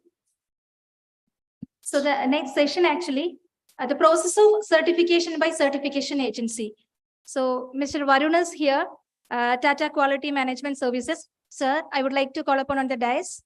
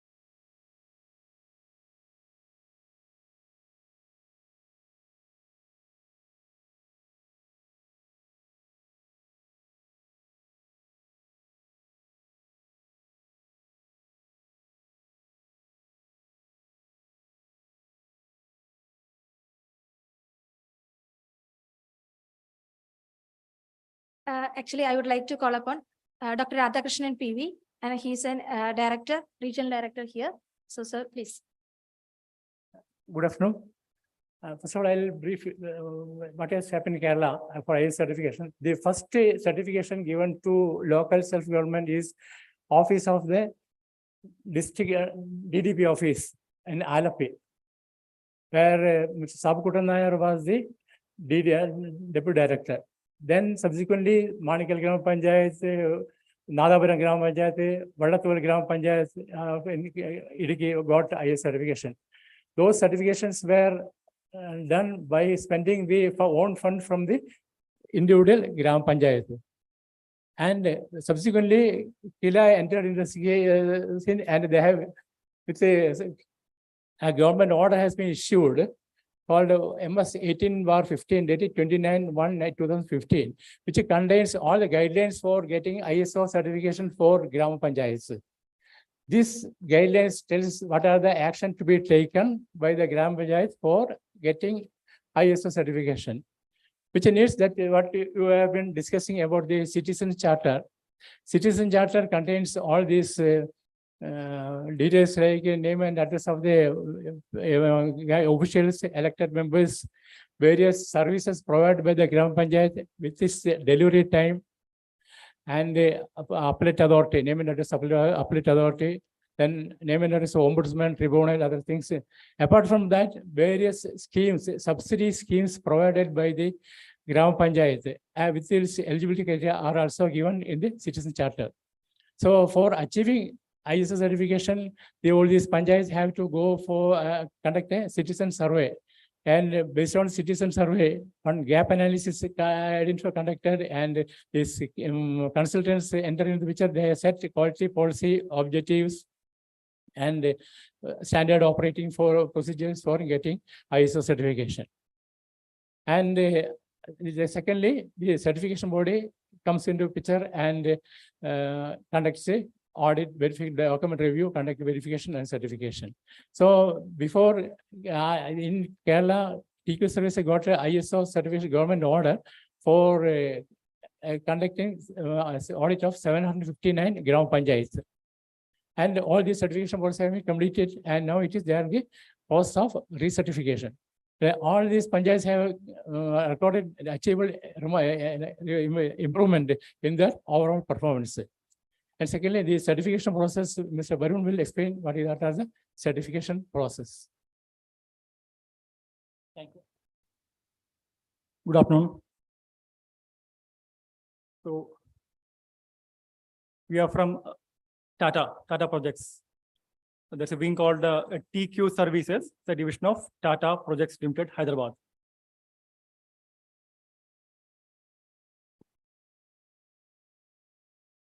And Tata is into a lot of things. Tata Projects is into a lot of things. First of all, the services offering certifications, ISO certifications, product certification, personal certification, inspection services, etc. You can have a look at this.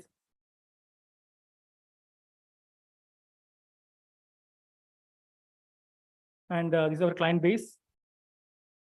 As he said, we have through this tender from Dato Panchayat, we have certified 759 Gram Panchayat under RGSA scheme.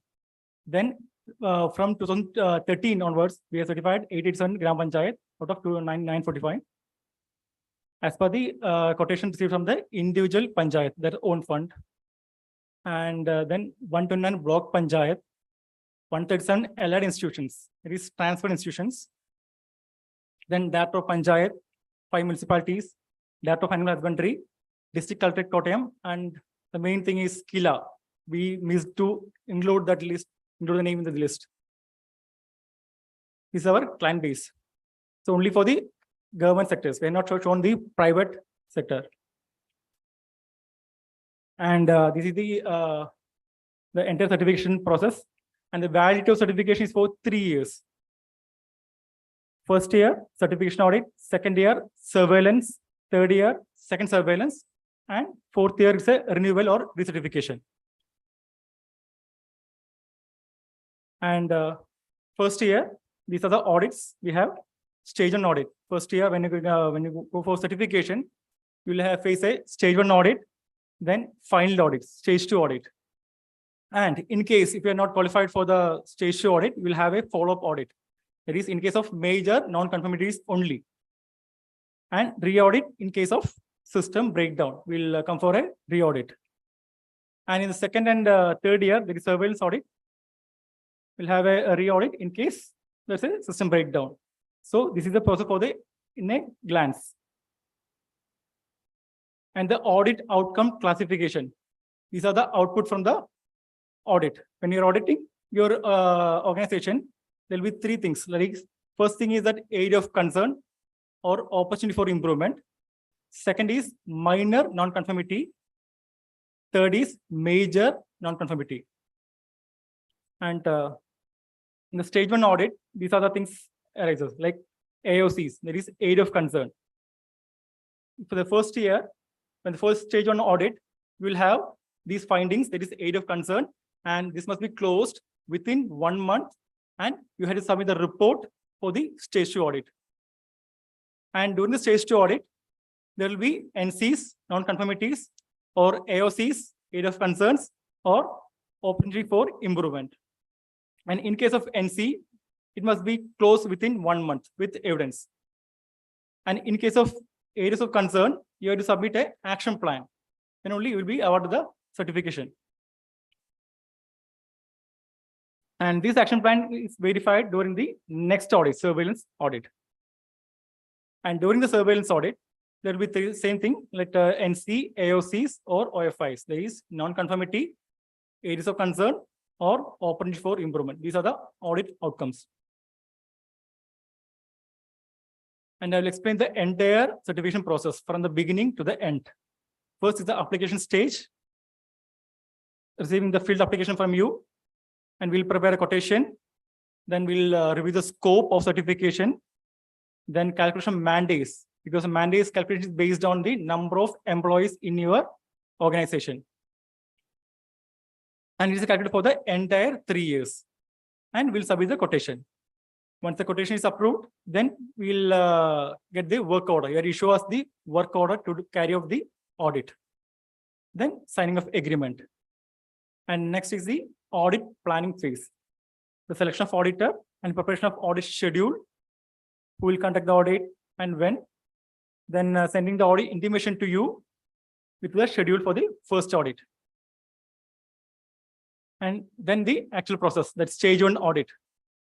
During the stage 1 audit, we will have we'll start with the opening meeting or entry meeting. And we'll explain the process, what are the process being carried out during that audit.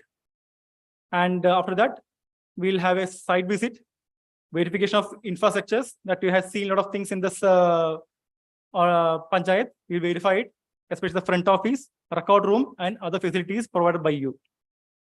Then the document part, document review, the manual procedures, all things are verified. Then reports, other reports like training, meeting. In Panchayat, there are a lot of meetings are there. Then internal audit and management review reports. These are the first, or during the first audit, we'll verify only this much of things, activities. Then we'll have a closing meeting. In the closing meeting, we will discuss what are the findings arise during that audit. And sending the audit report to the client. Then client sends the closing status of the audit findings. Once we'll submit you the audit findings, within 30 days, you have to close it, you have to take the action and send us the report. Then only we can plan for the stage 2 audit. Second is stage 2 audit, that email confirmation from the client to carry out the stage 2 audit. Then selection of team, sending intimation, and conduct of final audit. Then opening meeting, same briefing of the audit process. Then verification of action taken against the stage one audit. You people send the findings that you have taken the action, and we will verify that they say same thing during the stage two audit. And the audit the entire process, and audit is based on sampling.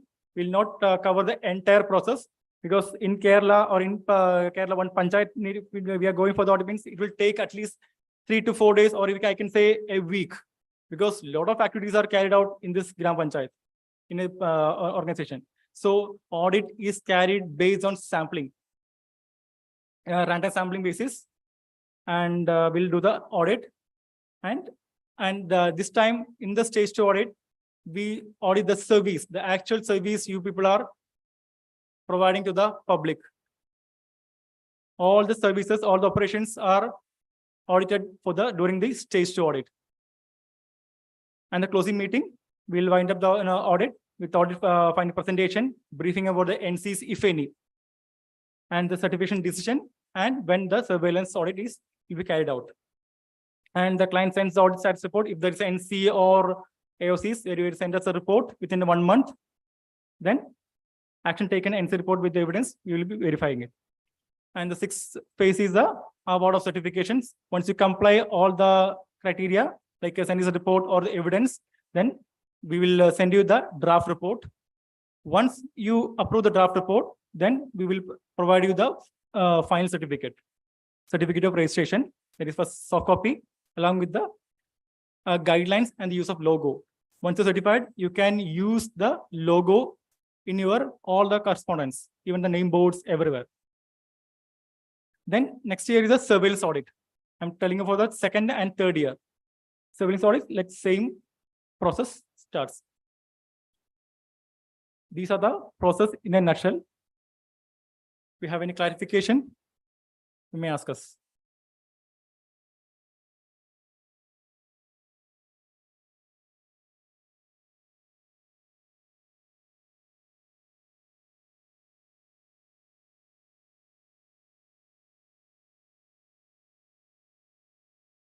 Any of the process you have missed, or if you need clarification for the process?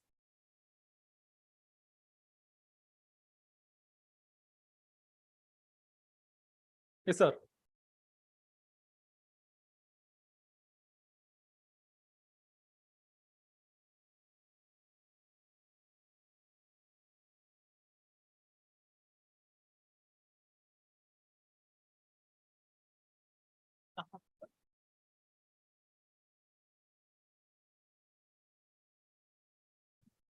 Sir, you are telling about random audit. Yes. Not all the processes are audited. Yes. How will it be impacted? The main process will be auditing, sir.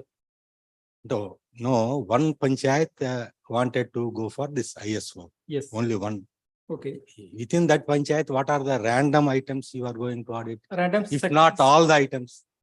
No, for example, in a panchayat, a lot of records are there. N number of activities, N number of records are there. So we will take some samples. We'll take some. We'll categorize the audit activities. Then we'll conduct the audit. In the stage one, you conduct some audit. Yes. In the stage one, you made some observations. Yes. Wanted them to be rectified in the next month. Yes. In the next month, will you go Not through next all the?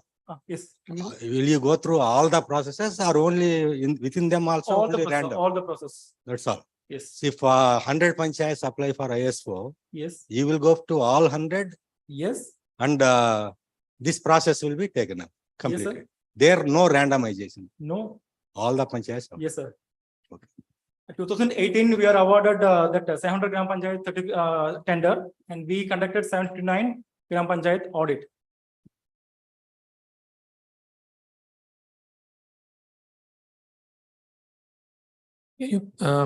Can you please share some insights regarding what exactly you do in audit? Apart from the process, what you do in the audit? Apart from the process. If you can just share some points in the checklist that you have for the audit. If we have a checklist. Okay, first we will do the, apart from the process, first we will do the audit on the facilities provided in the front office. Okay, as per this requirement, you have like feeding room, whether you have provided a feeding room, whether you have a sitting facility for the public, whether there are boards are there for the public, like right of information, right of service, ombudsman, tribunal, but there are a lot of boards are there that we will be auditing it. Plus, along with that, toilets and other areas in the front office. Then we'll go to the record room. Record room, they have sorted from maybe 10 years or 15 years data. Okay, that also will be taking asking for the 2 or 3 documents from the record room. Based upon your experience, how many panchayats or the body that you have audited, they relapse into non-ISO category after 2 years or 3 years? What is your experience? Very minimum, sir. Very minimum. Panchayat only they due to fund issue or something like that they cancel, or maybe due to flood, many panchayat check from going for certification or surveillance audit because they lost all the data in their record room. So there are some few panchayats only. Thank you. Sir, please provide checklist for all. What are minimum facilities which we will provide in Gram Panchayats? If you have any checklist, then please provide.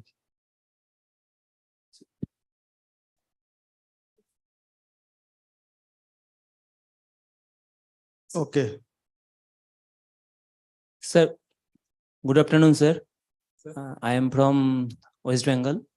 Sir आप बोले थे कि 10 years के लिए documentation preserve करना पड़ेगा, तो audit 10 years अब टाइम बोल रहे हैं 10 years, मगर मैं जितना जानता हूँ कि आरटीआई के लिए और ज्यादा समय का भी डॉक्यूमेंट चाहिए, तो इस बारे में हम लोग क्या कहें, क्योंकि आरटीआई 2005 जो एक एक्ट में बोला गया है कि 10 years का आगे जाके या 15 या 12 या 20 years का भी डॉक्यूमेंट वो देखने के लिए एप्लीकेशन कर सकते हैं, तो इस बारे में आप क्या कहेंगे? क्योंकि पहले भी हम लोग सुने हैं कि 3 years या 6 years के लिए डॉक्यूमेंटेशन वो लोग प्रिजर्व करते हैं, तो आरटीआई के डॉक्यूमेंटेशन और ये आईएसओ सर्टिफिकेशन, ये दोनों के अंदर में कुछ क्या अंतर नहीं हो रहा है? प्लीज सर, ये इसके बारे में अगर कोई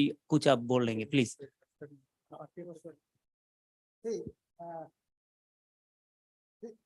This 10 years is what is kept as standards for us here.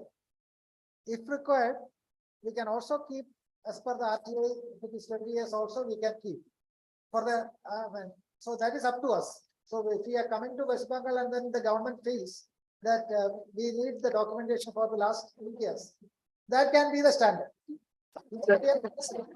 Sir, that's a mandatory. No sir, RTI not only for West Bengal, RTI Act जो है वो तो पूरा भारत के लिए है, तो अगर RTI के लिए 15 years या 10 years का ऊपर भी रखना जरूरी है, तो पूरा इंडिया के लिए ही ऐसा होना चाहिए, ये मेरे बारे में मेरे जितना लगता है कि ये होना चाहिए sir. That is valid. Actually, here is 10 years for the ISO certification. That's all. But if it is required 20 years, that also has to be there. Okay, sir. That's see, this is the standard the certification agency is keeping, but our panchayats are keeping for the 20 years because it is RTA.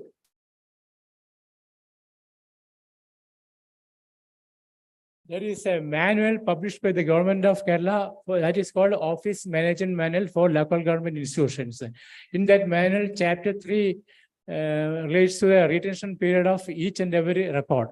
So all these records will be kept according to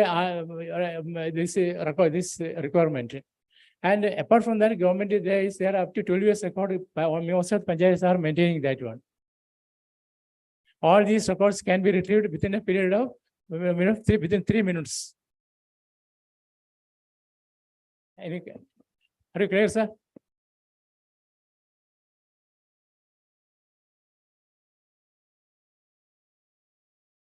I have a question. When I saw the presentation, I saw that you audited the documents as well as you audited the different types of infrastructure too. So my question is, you do the audit of documents only, or you go through the inspection of physical infrastructure created by Gram Panchayats? There is this documentation should be based on the ISO 9000-2000 standard, and apart from statutory and regulatory requirements of the Gram Panchayat, that will be verified. And the infrastructure audit is the minimum requirements. What are the minimum requirements required to be maintained in each Panchayat? That also will be verified. My question is simply, sir, ki you do the audit of documents only, or you do the inspection of physical infrastructure created by Gram Panchayats? Physical verification we are doing. We conduct audit in 2 stages. And during the stage 1 audit, we conduct a verification of infrastructure facilities, documentation requirements like that. And my second question is, when you do the audit of documents, Yes. you check the documents of how many years? Because in Bihar, every 5 years, Gram Panchayat, the functionaries of the Gram Panchayat change. So when you will ask the documents before the 5 years, you won't find any documents. So you do the documents for how many years? You do the audit of documents for how many years? Yes, sir. We select documents on random basis and ask them to retrieve those documents from the record room, and they should be able to retrieve the document within a period of 3 minutes. 3 years? Yes. Okay, thank you. But the thing is, this is exactly the right question. At the moment, every new committee comes, the previous files are lost. But through this process, we are trying to make the Panchayat office institutionalized, where the documents are kept for more than 5 years, and that system will come in as part of the standardization. So this will be very much valid for Bihar, where next time you will have the documents at least for 10 years, not 5 years. Okay, thank you, sir.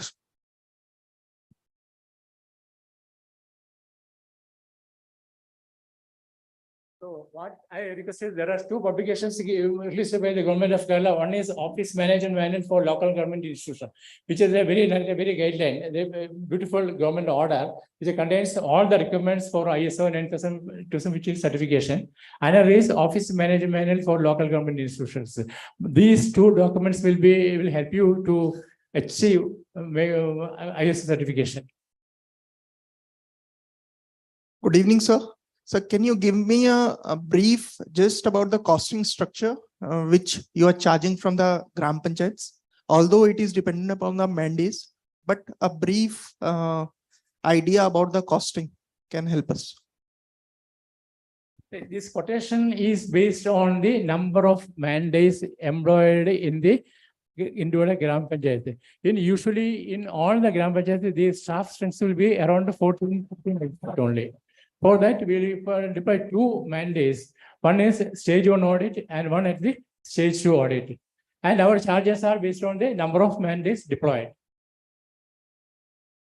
So approximately it will be around 35,000 to 40,000 rupees for first year, and another 12,000 rupees for second year and third year. So overall, this will be around 55,000 rupees for 3 years. And this was done by Director of Panchayat getting a fund from under RGSA scheme. Sir, Uttar Pradesh में जो records हैं उनके लिए panchayat raj act में time decided है। 36 records हैं और सबके अलग अलग टाइम डिसाइडेड हैं। किसी के लिए 5 इयर्स हैं, किसी के लिए 7 इयर्स हैं, किसी के लिए 10 इयर्स हैं। तो उसके अकॉर्डिंग ग्राम पंचायत को अपने रिकॉर्ड रखना पड़ता है। तो आपका जो ऑडिट होगा टाटा का, तो उसी के अकॉर्डिंग करेंगे या 10 इयर्स सबके लिए लागू होगा? ऐसा तो नहीं है। जो एक्ट में है, Panchayati Raj act, it will decide which paper has 10 year of time. These are all based on the government rules and guidelines. In different states, there will be prescribed some. for you, as you said, if your government act or the rules say that it is for 3 years or 5 years or 7 years, that is what they are going to look at. Yes. They are not, see, basically this is based on the government guidelines and manuals or whatever structures are there. They are also only checking whether you are fulfilling that. So they are not coming and adding something or doing away with something. That's it. Okay. This exercise is not for creating new processes. It is what the processes you are following as per the guidelines, streamlining of those processes. When we did computerization of services, similar, it was the same case. No, there was no change in the process, only processes were computerized. Here, the procedures and processes which are to be in place should be in place if quality certification is there.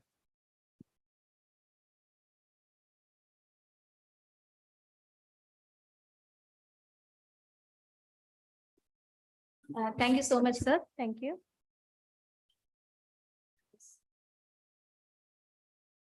Now we can break for the tea.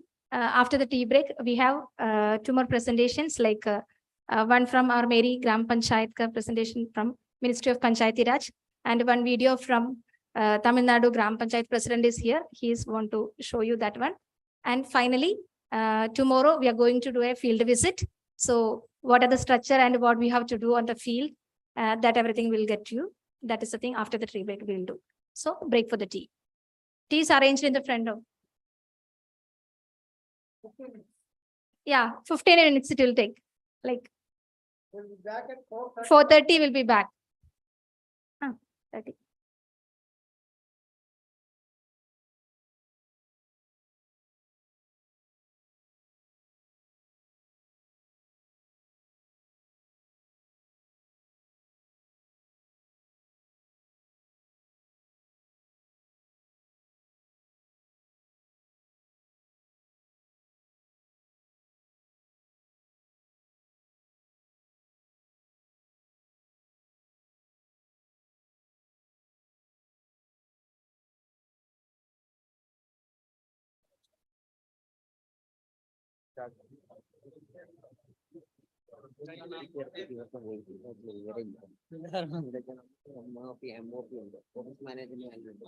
നമ്മൾ 10 വർഷം അല്ലെങ്കിൽ ഇപ്പൊ ചിലത് നമ്മൾ 1 വർഷം, ചിലത് നമ്മൾ 20 വർഷം, ചിലത് നമ്മൾ കാലഹരണം ഒരു കാലത്ത്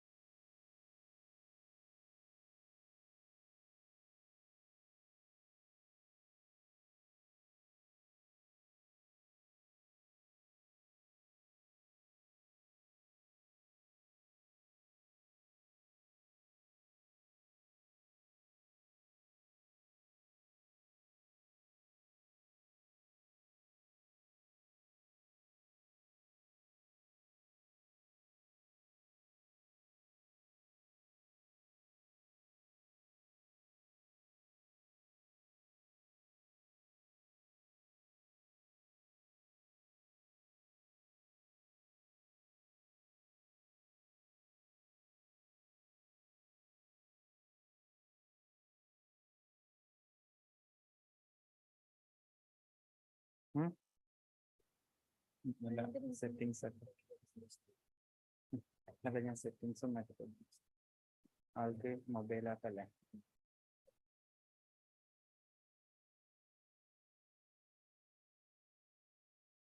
आप देंगे मैडम, आप बोला। हाँ, बोल सकते हैं।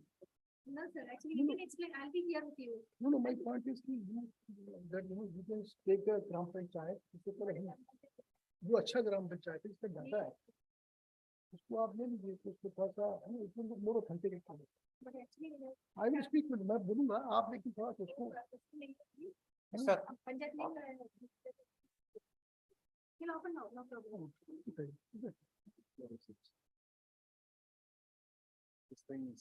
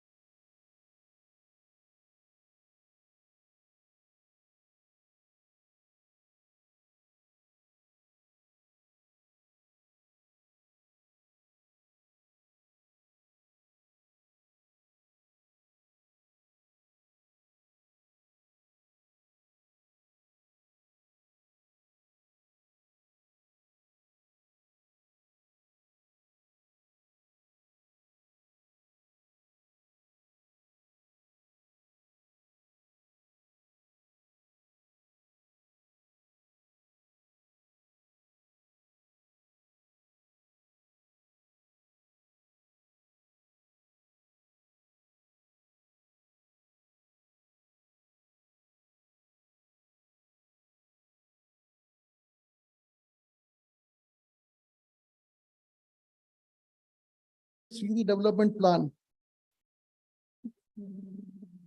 This is the development plan. Anybody can see that this plan is for, if I want to see the PDF file, this is the PDF file which was uploaded by the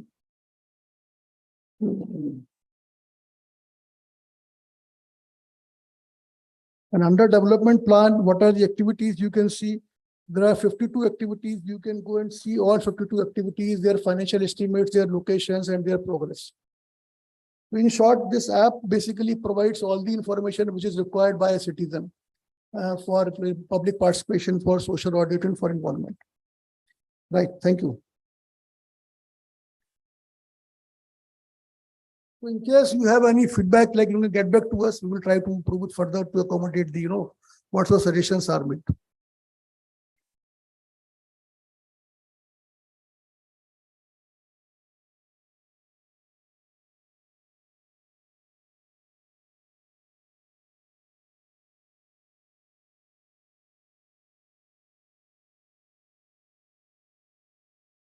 Any feedback or any questions regarding this?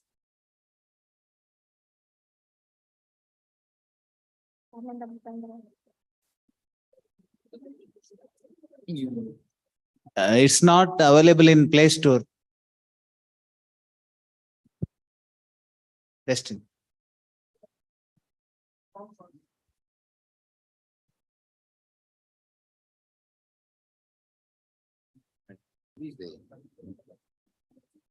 Right now, if you want to act as a tester or as a feedback, we can share it with you. You can share your feedback. Right now, it has not been made public. We are trying to undertake ground truthings that the information which is being shown is correct and particular to that panchayat only. Right? Thank you. We will be posting it on the group of today's participants. Then you can log in. It will be login only for you, and then you can test it and give your feedback. Very shortly, it is going to be launched. Thank you.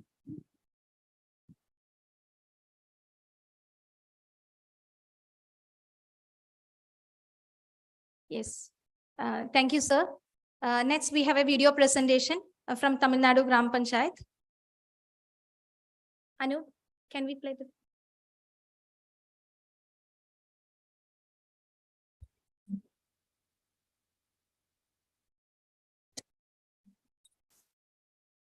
Mahatma Gandhi said, "The future of India lies in its villages." Vision: to transform the Prathaparampuram village panchayat into a model village panchayat, we are working with the India's Model Village, Vision 2020.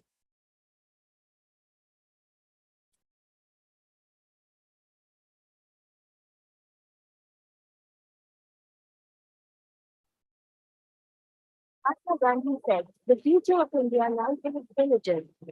Vision: to transform the Prathaparampuram village panchayat into a model village panchayat, we are working with the India's Model Village, Vision 2024.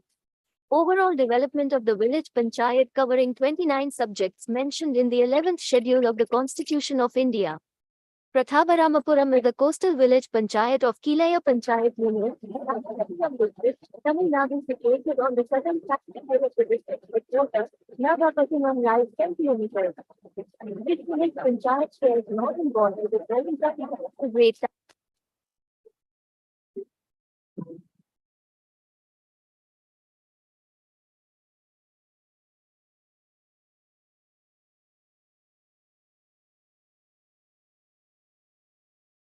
Vision: to transform the Prathaparampuram village panchayat into a model village panchayat, we are working with the India's Model Village, Vision 2024. Overall development of the village panchayat covering 29 subjects mentioned in the 11th schedule of the Constitution of India. Prathaparamapuram is a coastal village panchayat of KILA Panchayat Union, Nagapatinam district, Tamil Nadu, situated on the southern side of the district headquarter. Nagapatinam lies 10 kilometers.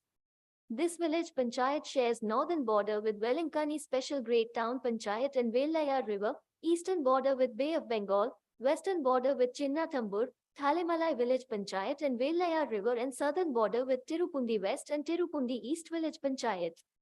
The village panchayat spreads over an area of 15 square kilometers.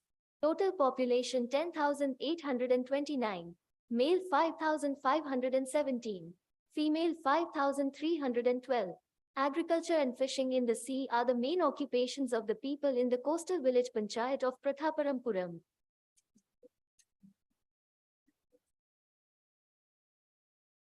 Bala Sabha. A Bala Sabha for children under 18 years of age was taken forward by the village Panchayat. Child representatives were selected and proper training and awareness was given to them, and a Bala Sabha meeting was held on the 10th of January 2023. District Collector as a special observer.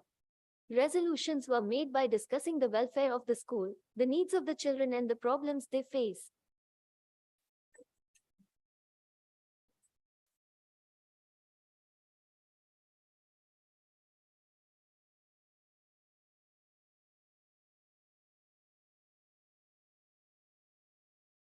Bala Sabha representatives wrote letter to officials.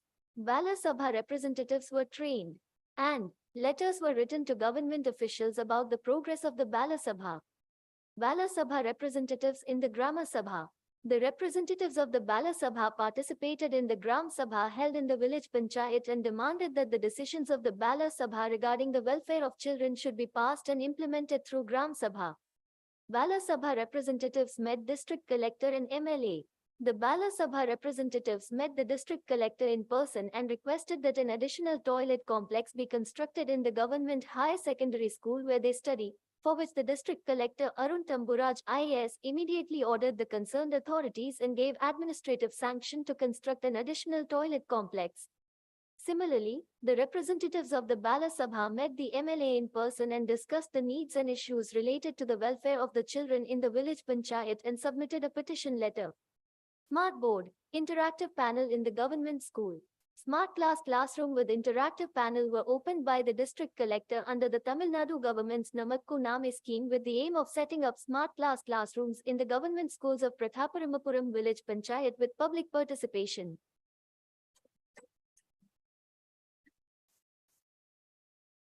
Mahalya Sabha. The Mahalya Sabha meeting for women and girls living in the village Panchayat was organized by the Prathaparampuram village Panchayat and was held on the 8th of January 2022, the occasion of International Women's Day. Resolutions on women development and their welfare were discussed and passed. Plastic Shredding Unit. In Nagapattinam district, with the support of district administration, a plastic shredding unit was started and handed over to the Women's Self-Help Group. The Women's Self-Help Group earns income by procuring the plastic waste collected daily in the village Panchayat at a price of 8 rupees per kilogram and selling the shredded plastic for road contractors in the district at a price of 37 rupees per kilogram. Through this, the Self-Help Group empowers women with this income for economic development.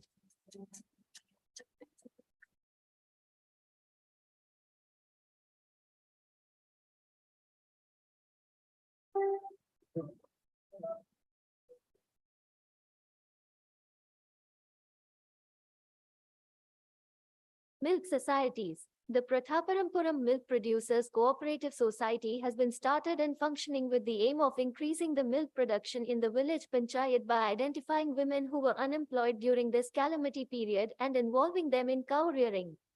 It is noteworthy that the primary Nagapattinam district is becoming a successful milk producer cooperative society.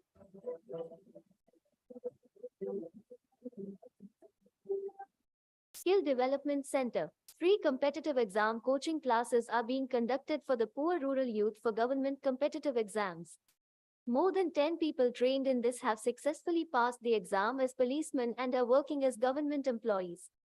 Arichandranathi River renovation restored the canal that disappeared many years ago and brought Kaveri water to the village. The effort to conserve water in the village lake for agricultural needs was successful with the financial support of the public and volunteers, and the Arichandra River was rejuvenated. Lake renovation. After 100 years of dredging, the lake was dredged to an area of 15 acres. 1.2 kilometers of embankment was constructed and rehabilitated with community contribution funds and government cooperation. Natural disaster barrier palm seeds.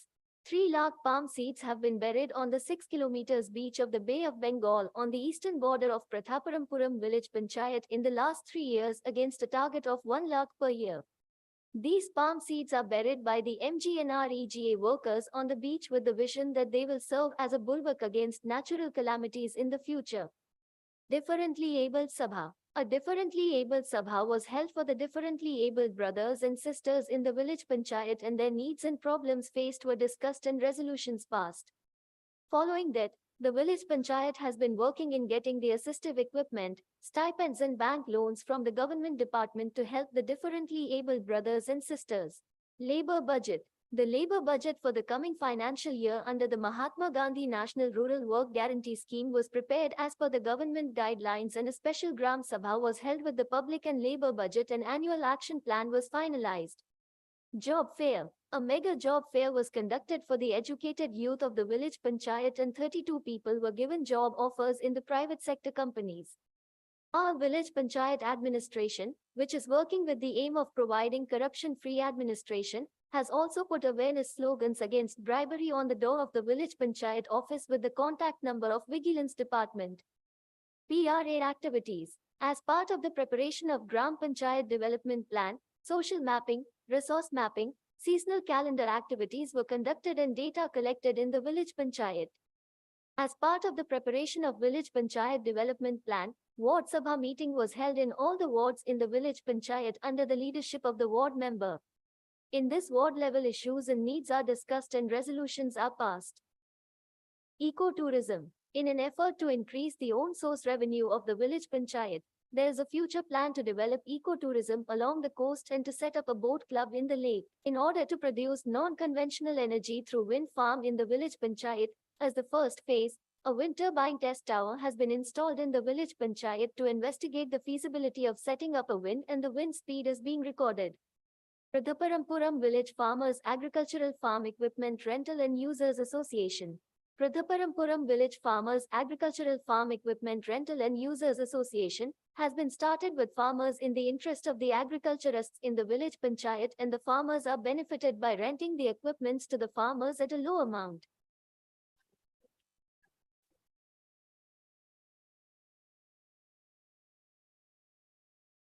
The president is here. Sir, please stand.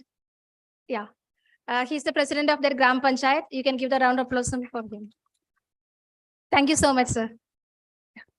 So next we have introduction to the field visit. Tomorrow we are going to the field and the Gram Panchayat, including block Panchayat. So the morning session, we are going to like Gram Panchayat, and you can see what they have did over there based on ISO certification and all. So for that, I would like to invite Dr. Joy Element. He will explain you what are the things we are going to do. Sir, please.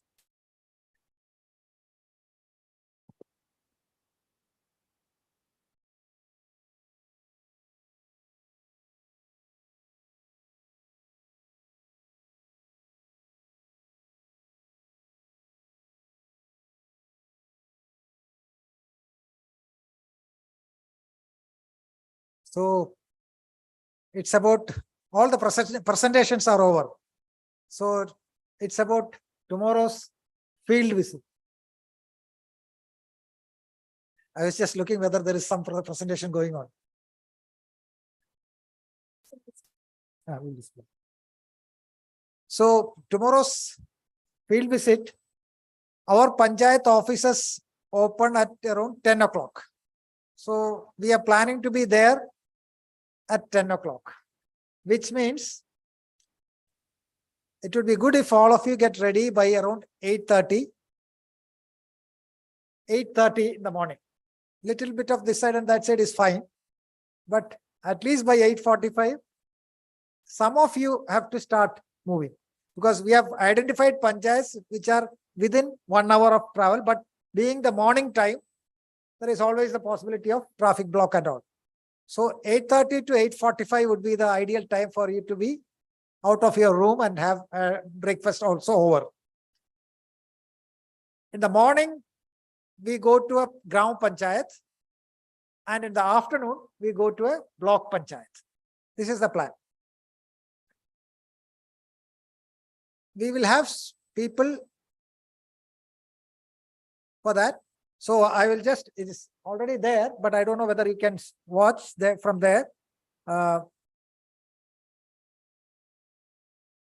The team from Odisha and Karnataka.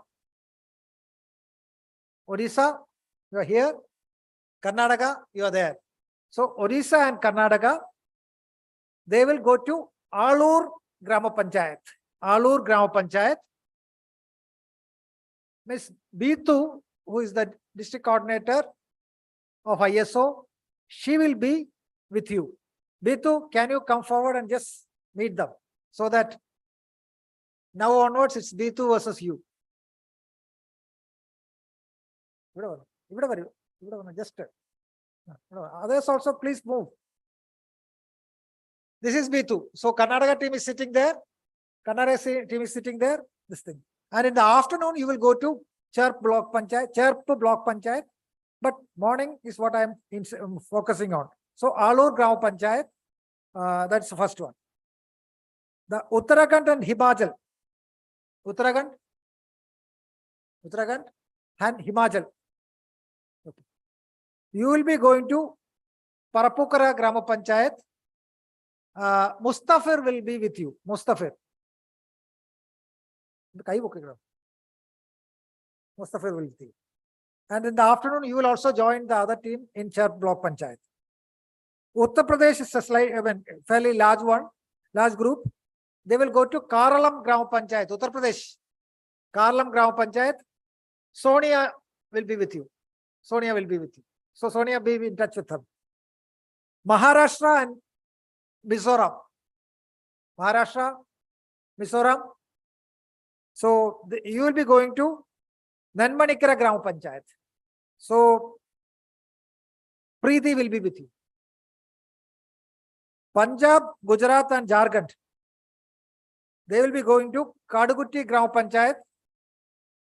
Punjab, Gujarat and Jharkhand. So you will have Rashid with you. Rashid is there. So Gujarat is here. Rashid, Gujarat is here. Jharkhand will join. Tripura and Nagaland. Alagappa Nagar Grama Panchayat. Tripura is here. Nagaland is here. Tripura is there. Alagappa Nagar Grama Panchayat. And Tamil Nadu, Andhra and Telangana. Andhra is here. Telangana is there. No, and Tamil Nadu. Andhra Pradesh and Telangana will go to Madalagam Grama Panchayat.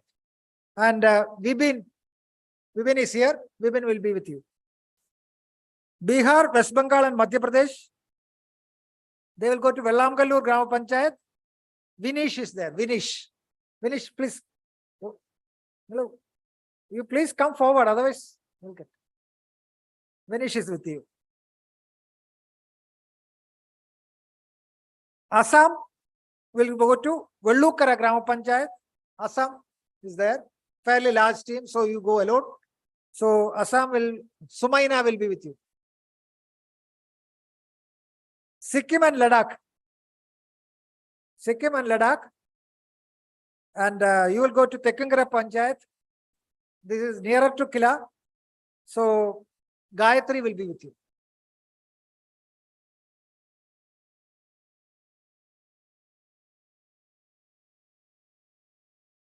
Dadra, Nagar Haveli and Daman Diu, there. And Andaman Nicobar, there. You will be going to Vallatol Nagar Grama Panchayat, again this side near to KILA. So you will be going to that side. And from your Grama Panchayat, you will have lunch from the Grama Panchayat and then go to the Block Panchayat. So the Block Panchayat which you are going is written here, but now focus on the Grama Panchayat we are going in the morning. So there you can also see how the ISO certification things are done. You can ask questions to them and all those things. But it's also a time for you to understand the Panchayat structure in Kerala and other things also associated with that. All those questions can be answered. It need not be just ISO alone, because this is an opportunity to go to field to the Panchayats, so you can make use of that. So the vehicles will come to the places where you are staying. If you are staying on KILA campus, the concerned resource person will come there and the vehicle will come there. And if you are staying in the hotel there, the vehicle will come there. So anyway, the concerned resource person will contact you and give you all the details. You will also get this no, this paper, everybody will get where all the phone numbers are also arranged. For example, vehicle code is also there. The first group, the Orissa Karnataka group will have the vehicle code number 1. Uttarakhand and Himachal will have vehicle code number 2. Uttar Pradesh will have vehicle code number 3. Maharashtra and Mizoram will have 4. Punjab, Gujarat and Jharkhand will have 5 vehicle code number. Tripura and Nagaland will be 6. Tamil Nadu, Andhra Pradesh and Telangana will be 7. Bihar, West Bengal and Madhya Pradesh, the vehicle code number is 8. Assam will be 9. Sikkim and Ladakh will be 10. Dadra, Nagar Haveli and Daman, it will be 12. Andaman and Nicobar, it will be 12 again. Andaman and Nicobar, those are 12 again. So, hope it is clear. Fine. All of you are clear. Anyway, you have your people with you. Today itself, before going to the rooms, you can actually have an understanding with them when they will come and all those kinds of things, which will be done. So, tomorrow's field visit is almost finalized now. Have a good field visit, have a kind of thing, and then you can come back. One more thing I want to tell you. Day after tomorrow, we will have your reflections from the field. Please be prepared for that. Your reflections and questions based on that. And some of these queries which will come, even you can give it in writing so that we can answer properly. So that will be done in the morning. And then we will also have session on how we actually move further. So state-wise, how we move further, when can we start, who can come, all those things can be discussed, finalized, and we can go. We can also share you a draft MOU kind of thing with KILA, which you can take it to the state and then see whether that applies. When that is another thing which can so. All those things will happen on the 3rd day, that's day after tomorrow. So tomorrow is completely field visit, and while coming back, you can have local shopping or side. I mean, that's because actually Thrissur city is around a temple. It is a round. It's a 4 to 5 kilometers round. So all your shopping, everything happens usually there. So you can have that, discuss with your coordinator who is coming with you, and see if time permits, we can have that also. Day after tomorrow, we will discuss later, but tomorrow's program which you are saying, and then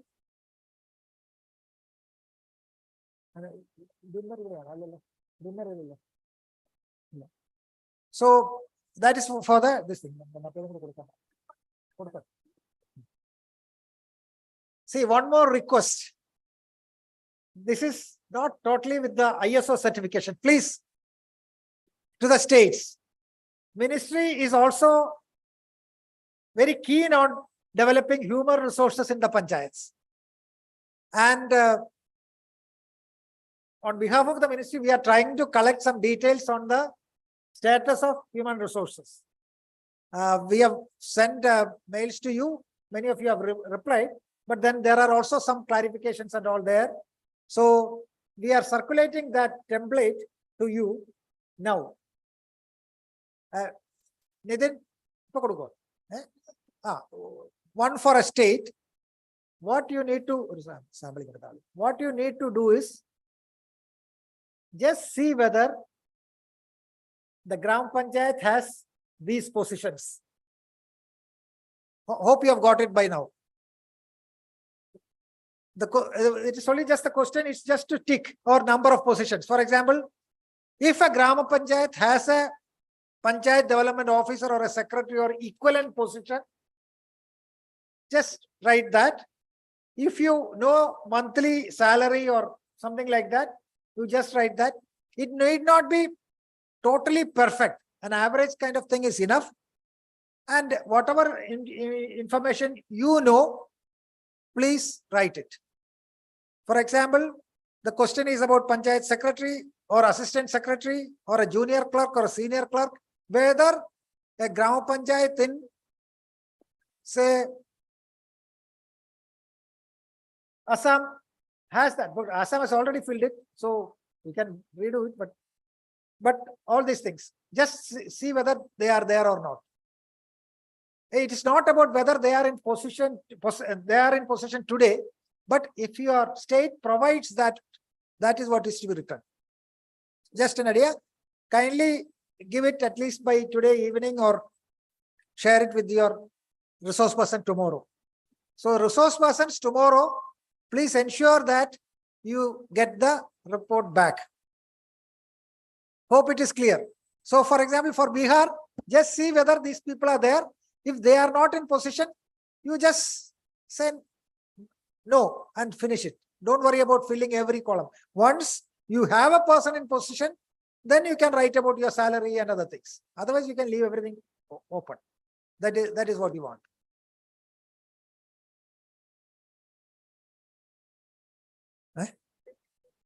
Tomorrow when they are in the field, they can collect it. Yeah. Please do not forget to write your state's name there. Okay.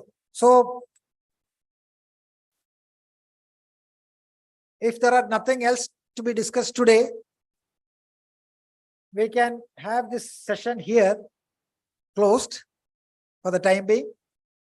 And we have if you want to see around KILA, the main block and other things, you can do that now. But we have a library, and most important is that we have a museum on decentralization and local governance Kerala.